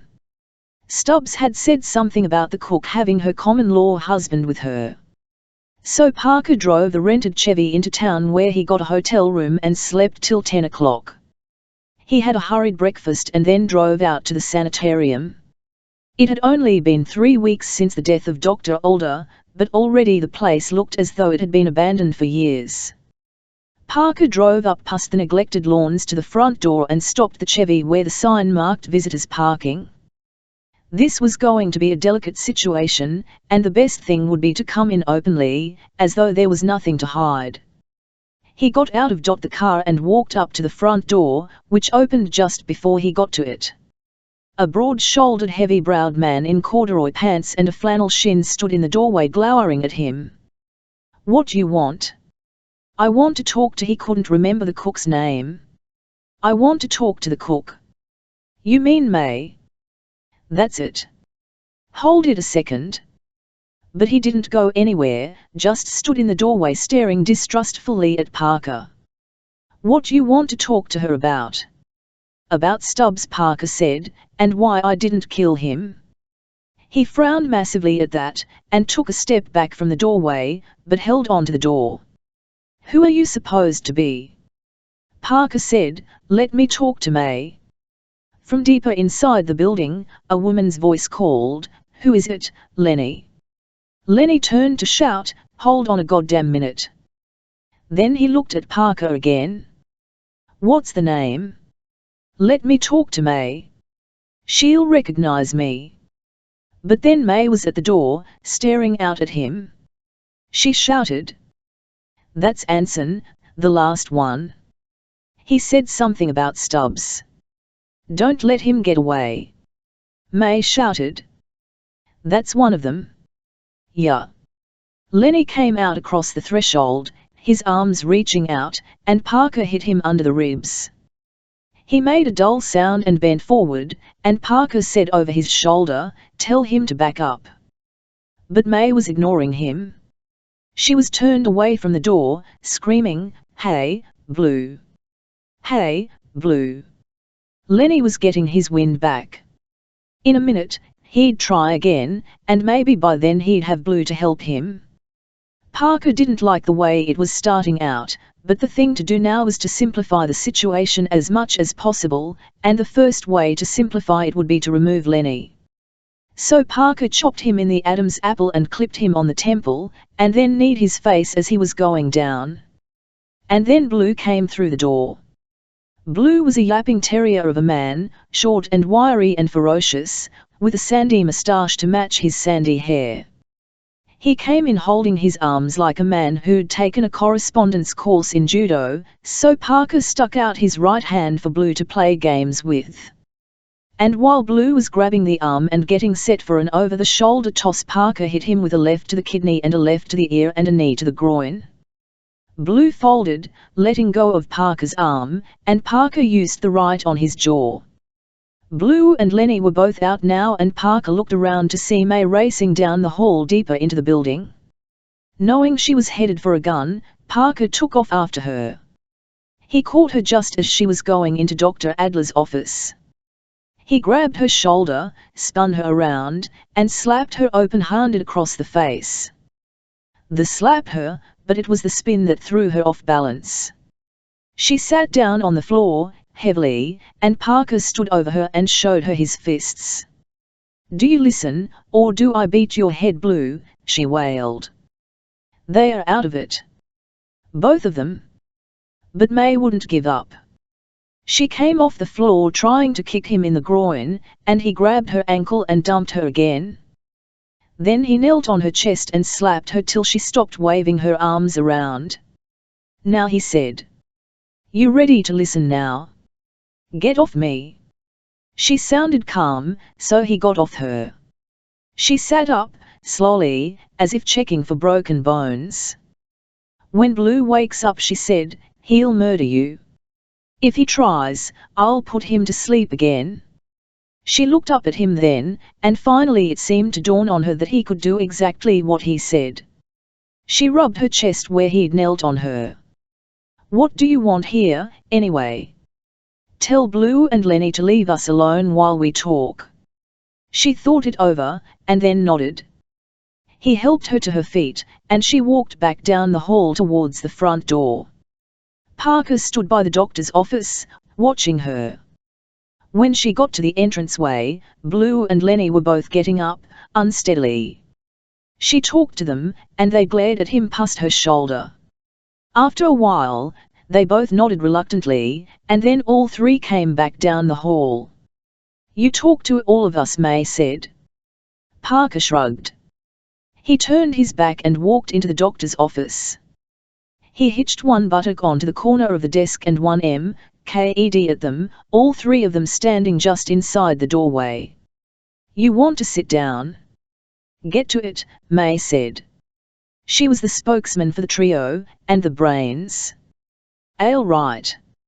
Stubbs braced me about 3 weeks ago, with an elephant gun." Lenny interrupted. "Where'd he get one of those?" "The automatic," Parker said patiently. "I took it away from him and heard his story. I had proof. I was in New Jersey the Saturday the doctor was killed. Stubbs heard me out, and he was satisfied. But then he wanted to go after the other two. He said there was 3 he was looking for." The woman nodded. "The other 2 just watched. I didn't let him go. Stubbs is willing, but he's stupid.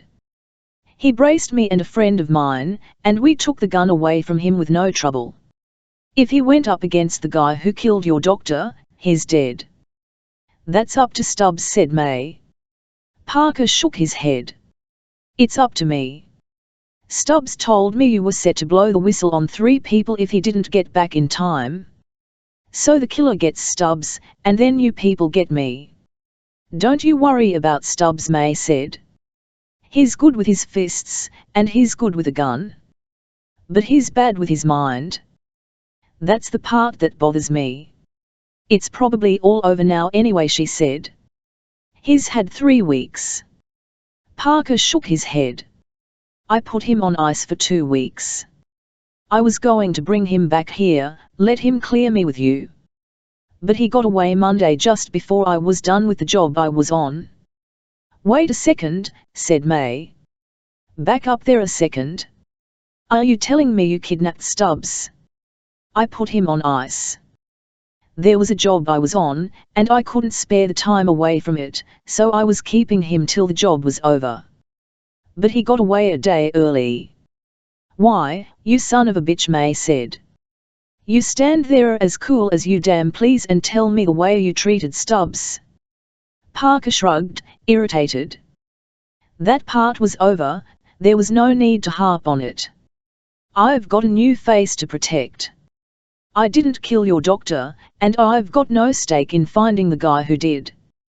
There was no reason to let you and Stubbs louse up a job I was working on." Lenny said, softly, "Blue and I could take him, May, if we was to come at him together." "No," May said. "He hasn't got to what he wants yet. She was brighter than Stubbs anyway." Parker said to her, "I want to know who he's going after now. Number 2 and number 3. I want to catch up with him before he gets himself killed, and bring him back here so I'm in the clear. Are you out of your mind?"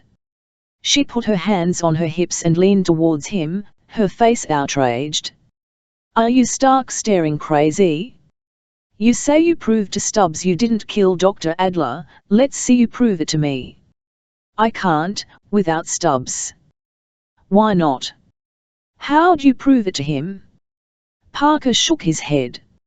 "It was taking too long, and not getting anywhere. "I was in a diner that Saturday," he said. "I had Stubbs check with a waitress who knew me there. So I'll call her now. Long distance. She's dead." May nodded, as though he'd just proved a point for her. "That's real convenient, isn't it?" "I want to know where Stubbs is," Parker said. "The reason I gave you is the truth." "What other reason would make sense?" "Maybe you want to catch up with him and kill him because he knows you really did kill Dr. Adler." "Then why would he be still going after the other two?" May's face was closed. She'd made up her mind. "I wouldn't know about that." Parker tried one last time. "If I wanted to kill him, why didn't I do it? When I had my hands on him?" "Maybe you never did," said Blue. His voice was yappish, like a terrier's. "You're as stupid as Stubbs. How would I know about you people here if I hadn't talked to Stubbs?" "The hell with you," Mr. May said. "We don't tell you anything. When Stubbs comes back, he can tell us about you himself. And if he doesn't come back, we'll let the outfit know about your new face." There was no sense talking anymore. Parker looked at Lenny and Blue, trying to decide which was the common-law husband, and picked Blue, the one with the moustache. He took the sour out from under his jacket and shot Blue in the left elbow. It was a quick loud clap of sound in the room, and Blue screamed and sat down on the floor. His face drained white, and his right hand came over, shaking, to touch his shattered elbow. Parker looked at May. "The next one I give him is in the knee. That's even tougher to fix. He'll never walk right again as long as he lives." May and Lenny were both staring at the gun, their faces as white as Blue's. May's mouth opened, but no sound came out. Parker felt the heft of the gun in his hand. "The simplest way," he said thoughtfully, talking more to himself than to them, "would be to kill the three of you.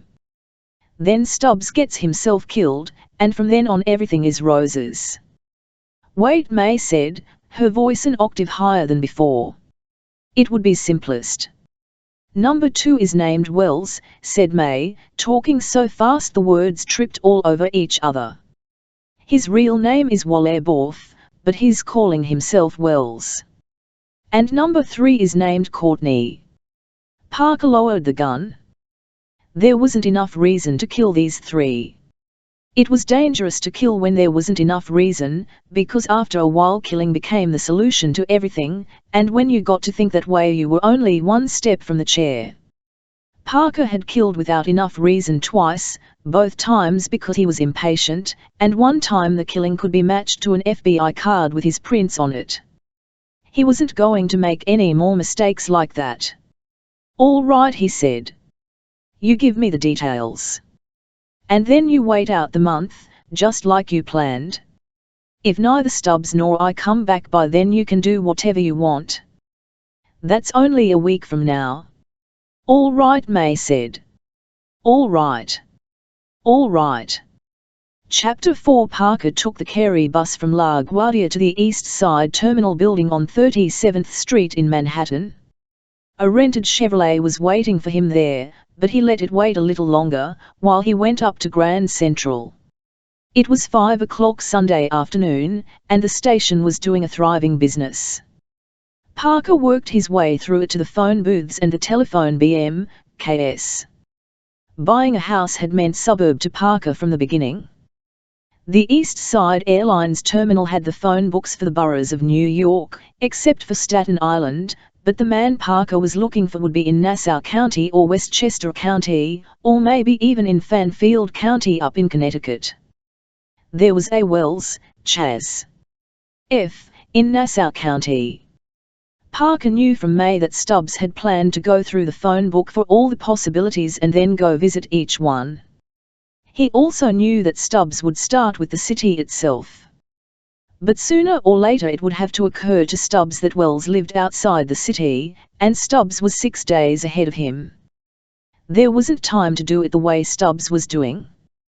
Parker looked at the phone number for this Nassau County Wells, got some change out of his pocket and went into one of the booths.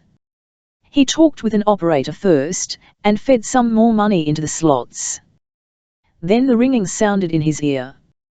He was just about to give up, after 10 rings, when the phone was answered by a male voice. Parker said, "I want to talk to Charles F. Wells." "Speaking." "This is Wally Borf." If he was the wrong Wells, he'd be baffled. If he was the right Wells, the naming coming at him this way might throw him off base. It did. There was a pause, and then the voice, wary and careful. "What was that name, please?" "Dr. Adler," Parker said. "Just to be absolutely sure." The wait was longer this time, and the voice this time was low and vicious. "Who are you? What do you want?" Parker hung up. He left the booth and went back across the crowded terminal floor and took a cab back to the airline's terminal. It was the right Wells, and he was still alive. That could mean Stubbs hadn't found him yet, even though he'd had 6 days. Or it could mean Stubbs had found him and Wells had proved his innocence. It could also mean that Stubbs had found him and was now dead. The address wasn't much to go on. Reardon Road, Huntington, Long Island. There was a map in the glove compartment of the rented Chevrolet, and Parker found Huntington and figured out his best route. The Queens Midtown Tunnel, because it was handy to the terminal, and then the Long Island Expressway. Glen Cove Road up to North Hempstead Turnpike, which was also 25er, and that road into Huntington. When he got there, he could ask directions to Reardon Road. He put the map back in the glove compartment. Chapter 5 Parker walked into the bar and ordered a beer. Outside, evening was coming on, and this was the first bar he had come to in Huntington. All of the normal bar bric-a-brac was on display: the Pabst Blue Ribbon antique car, Miss Rheingold, the Budweiser hanging clock, the Miller's High Life dancing lights, the light shaped like a 7, the Schlitz clock against a pattern of spangled blue. Half a dozen locals sat along the length of the bar, and 3 more were playing the bowling machine in the back. One of them was a lefty. Parker drank half the beer. "I'm looking for Reardon Road." The bartender looked at him and said, "You, too." Then he turned to somebody else sitting at the bar. "Here's another guy looking for Reardon Road. Is that right? You mean my brother's been here already?" "Your brother? Older than me? Short and stocky and looks maybe a little punchy?" "Well, I'll be damned," said the bartender. The local the bartender had talked to come over to Parker. "He was high here maybe half an hour ago." "Less than that," said the bartender. Parker drained the rest of the beer. "I thought I was ahead of him." "Which way did you say it was?" "Reardon Road." The customer looked at the bartender. "How did we tell his brother to go?" Another customer came down the line. "I was the one told him." "Look, Mac, you go straight on through town on this street, see? And then you keep on going straight till you see the golf course." "The Crescent," said the first customer. "Right. The Huntington Crescent. And you make a left just the other side of the golf course." "First left," said the bartender. "Right," said the second customer again. He didn't like to be interrupted. "And then you make the second right and the first left." The other customer and the bartender nodded. "That's the way we told." Parker repeated it back. "First left after the golf course, then second right and first left." They all told him that was right, and he thanked them. Then he went back out to the car and drove through town, staying within the speed limit all the way. This was no time to waste 15 minutes arguing with a cop. The golf course was farther from town than he'd expected, but maybe that was because he was in such a hurry. Stubbs was less than half an hour ahead of him. But because of the phone call, Wells was forewarned. Distances are deceiving on narrow blacktop country roads. The second right was forever after the first left, and the next left was across the rim of the world in Asia someplace. Then at last he was on Reardon Road, and he had to crawl to be sure of reading the names on the mailboxes. He spotted Wells's name at last, and pulled the Chewy off the road. He couldn't see the black Lincoln parked anywhere, so Stubbs must have just blundered on in, driving the car. Parker got out of the Chewy, locked it, and walked down the private road among the trees. He came around a turn and there was the Lincoln, parked, blocking the road. He took the Sour out and moved up slowly, but the car was empty.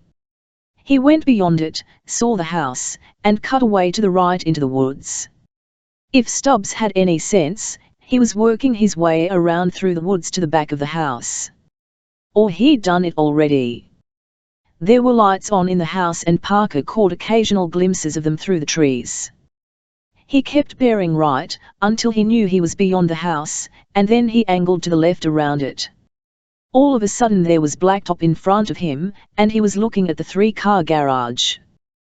He cursed under his breath and took a backward step, and then he heard the shot to his left.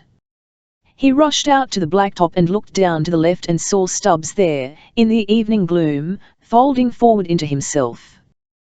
Beyond Stubbs was another man, distinguished-looking and white-haired, holding a gun. Wells looked past Stubbs and saw Parker, and his eyes widened as the gun came up, ready for another shot. "Don't kill him yet," Parker told himself, "and don't ruin his right hand." He fired low, and the bullet shattered Wells's ankle. Wells made a strange high-pitch "ah" and pitched forward onto the blacktop. The gun skittered away and stopped next to Stubbs's ear.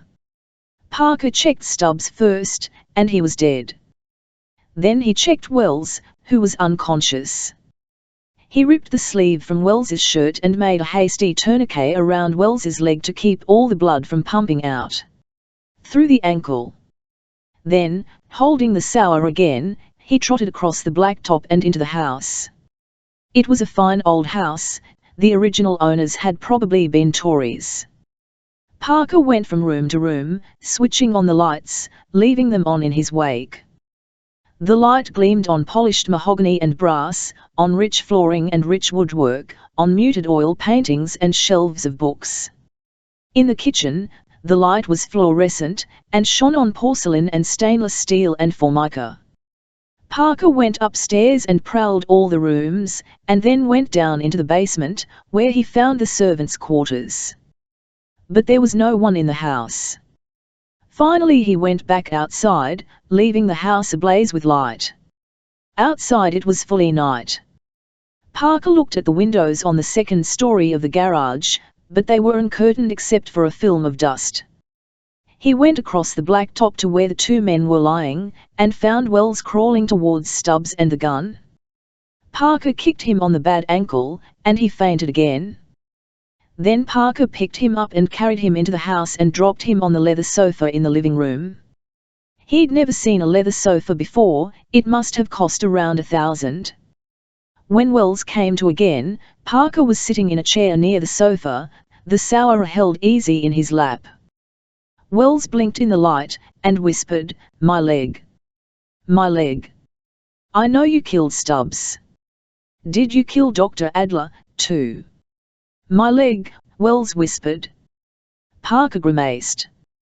He'd have to start with an easier question. "Where are the servants?"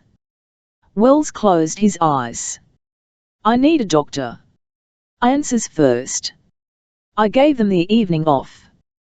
Parker nodded. "So there'd be no witnesses when you killed Stubbs? You killed Dr. Adler, too?" "My leg. I need a doctor, I can't stand the pain. I answers first." "You killed Dr. Adler?" "Yes." "Yes, you knew that already." "I wanted to hear it." Parker got to his feet and walked out of the room. Behind him, Wells cried, "For the love of God, I need a doctor." Parker remembered a study. He found it and searched through the desk drawers till he found pen and paper. On the way back he passed through the music room and took down an LP in its jacket to write on. Wells was still on the sofa, his eyes closed. When Parker came in he opened them. "Did you call a doctor?" "Not yet." "The pain, man?" "That's nothing." Parker lifted Wells to a sitting position, the bad leg straight out in front of him, heel on the floor. Then he loosened the tourniquet. "Watch the ankle." Wells watched, and saw the blood suddenly spurt. It had practically stopped before, and started to coagulate, but when the tourniquet was released the clot broke down. Wells groaned, and reached for the tourniquet. Parker slapped his hand away. "You've got something to write first." He gave Wells the LP and the paper and the pen. "Write how you killed Dr. Adler and Stubbs." "I'm too weak. I'm losing blood." "You could die," Parker said, "if you waste time arguing." Wells's hands were shaking, but he managed to write. "I leaned in the window from the porch, and shot Dr. Adler as he was sitting at his desk. I fired 4 times. I waited in the woods for." He paused and looked up. "What was the chauffeur's name?" "Stubbs. With 2 Bs. Stubbs, and shot him when he came into the open in front of my house." Parker read over his shoulder. "Sign it. Charles F. Wells." "The other name, too." "C. Frederick Wallerborf." "Fine." Parker took the confession away so no blood would get on it, and then fired the sourer once. The bullet caught Wells in the heart. Parker put the sour away under his jacket and waved the confession in the air till the ink dried. Then he folded it up and put it in his pocket, and went out to the kitchen to find a knife. Chapter 6. It took him only 3 days to drive to Lincoln, because he was on turnpikes most of the way. They'd given him a Pontiac instead of a Chevrolet for the one-way rental from New York to Lincoln, and it was just old enough to be broken in, so he made good time. He took only one side trip, to pick up the typewriter case full of money from the motel outside Pittsburgh. It was just 11 o'clock Thursday morning when he drove up to the sanitarium building. In the 4 days since he'd seen it, the further deterioration in the place was visible. It was falling apart fast, in the hands of May and her 2 men, and they'd probably abandon it before winter. As Parker got out of the car, carrying the overnight bag, Lenny and Blue came out onto the porch and stood looking at him. Blue's left arm was in a sling, and his color wasn't good. They both seemed surprised to see him. Parker came up onto the porch. "Where's May?" Lenny blinked. "We didn't expect to see you no more." Blue said, "Where's Stubbs?" His yapping voice was weaker than before, but still belligerent. "May first," Parker said. "Here I am." Parker looked past the 2 men and saw May in the semi-darkness just inside the doorway. She was glaring at him, and holding an old Colt Peacemaker in both hands, her right hand holding the grip and the trigger and her left hand holding the barrel. "You'll burn your hand off, you shoot that gun when you're holding it that way. And break a wrist while you're at it." "Don't you worry none about me," she said. "What are you doing back here?" "I said I'd be back." "Where's Stubbs?" "He's dead." "You killed him?" "Wells killed him." He walked towards her, between the 2 men, and the gun wavered in her hands. She seemed to be debating in her mind. When he was almost upon her, she lowered the gun, sullenly, and let it hang heavy and ineffectual from her right hand. "Come on," he said. He walked around her and led the way down the hall to the doctor's office. He could hear them whispering behind him, Lenny or Blue whispering urgently to May, and May making sounds of anger. In the office, he set the overnight bag down on the floor beside the desk, and turned around. The 3 of them were standing the same as the other time, just inside the door, May in front, Blue behind and to her right, Lenny behind and to her left. They looked like bowling pins. "All right," May said. I suppose you still got that funny-looking gun. But this time I've got one too, and don't let my skinniness fool you. You make one funny move and I'll shoot you before you can blink an eye. I'm sure of it. I'm going to get a piece of paper out of my pocket. Move slow, May warned him. Parker reached into his inside jacket pocket, and came out with the folded confession. He walked across the room and handed it to May. She didn't know what to do with the peacemaker. She couldn't unfold the paper while she was still holding it. Finally, reluctantly, she handed it over to Blue. Keep your eye on him. Don't you worry about that, Blue said. May read the confession and Blue and Lenny read it over her shoulder, Blue forgetting all about watching Parker. Parker could have walked over and taken the peacemaker away from Blue, but there was no point in it.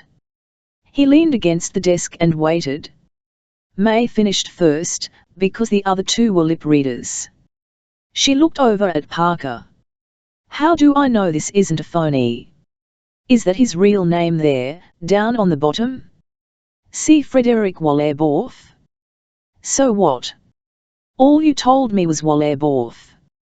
Not the first and middle names, or how he signed himself. That's right, May, Lenny said. It was a surprise to hear him talk. Parker looked at him and tried to decide if Lenny was still wearing the same undershirt he'd had on last Saturday. The corduroy pants were the same. All right, said May.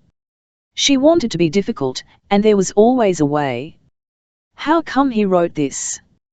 I'd shot him, and he wanted me to get him a doctor. You forced him? So maybe it's a pack of lies. What for? Like the last time, Parker was having trouble keeping hold of his temper. But he didn't want to get too impatient, because then he'd killed host 3 morons, and that would be their brand of stupidity. So we'd think it wasn't you killed Dr. Adler and Stubbs. Why did I kill Dr. Adler and Stubbs? So they wouldn't tell nobody about your new face. Then why didn't I kill you 3 the last time I was here? That's right, May, Lenny said. Parker looked at him, surprised again. Maybe Lenny was the one with a mind in his head. All he's trying to do is fast talk us again, May said. But why would he kill the doctor and Stubbs, and then not try to kill us? Why should he try to fast talk us? Lenny asked. May shook her head, truculently. I just don't trust this man. I don't think I should trust you either, Parker said. I trusted the doctor because he had a brain, and because a friend of mine vouched for him. But you 3 are morons. Hold on there. The peacemaker had been dangling from the end of Blue's arm, but now he managed to bring the barrel up and aim it at Parker.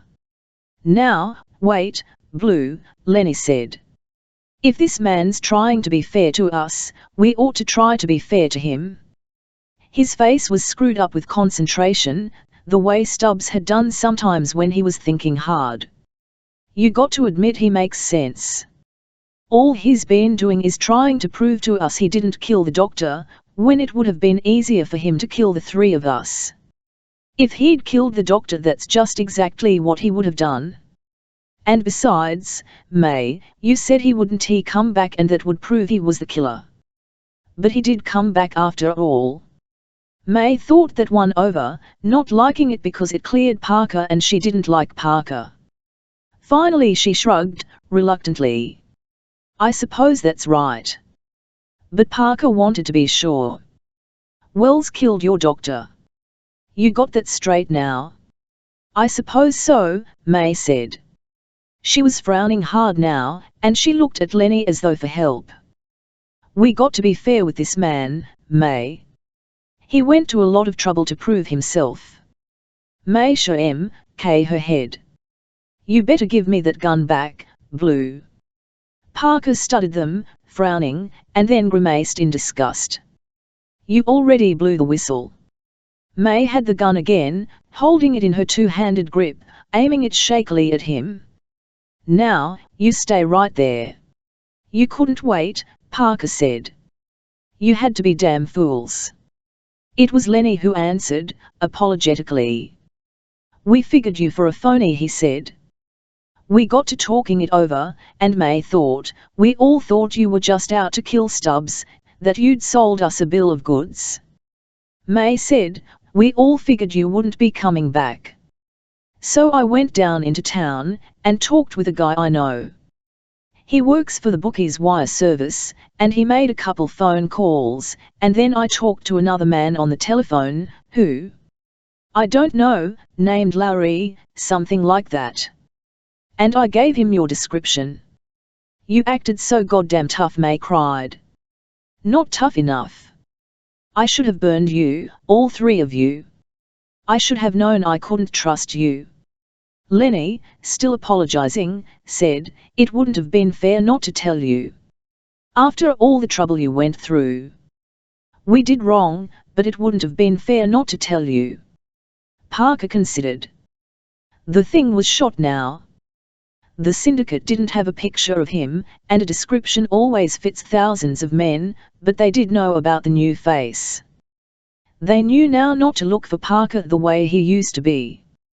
He felt like taking the peacemaker away from May and using it on the three of them, but it wouldn't do any good.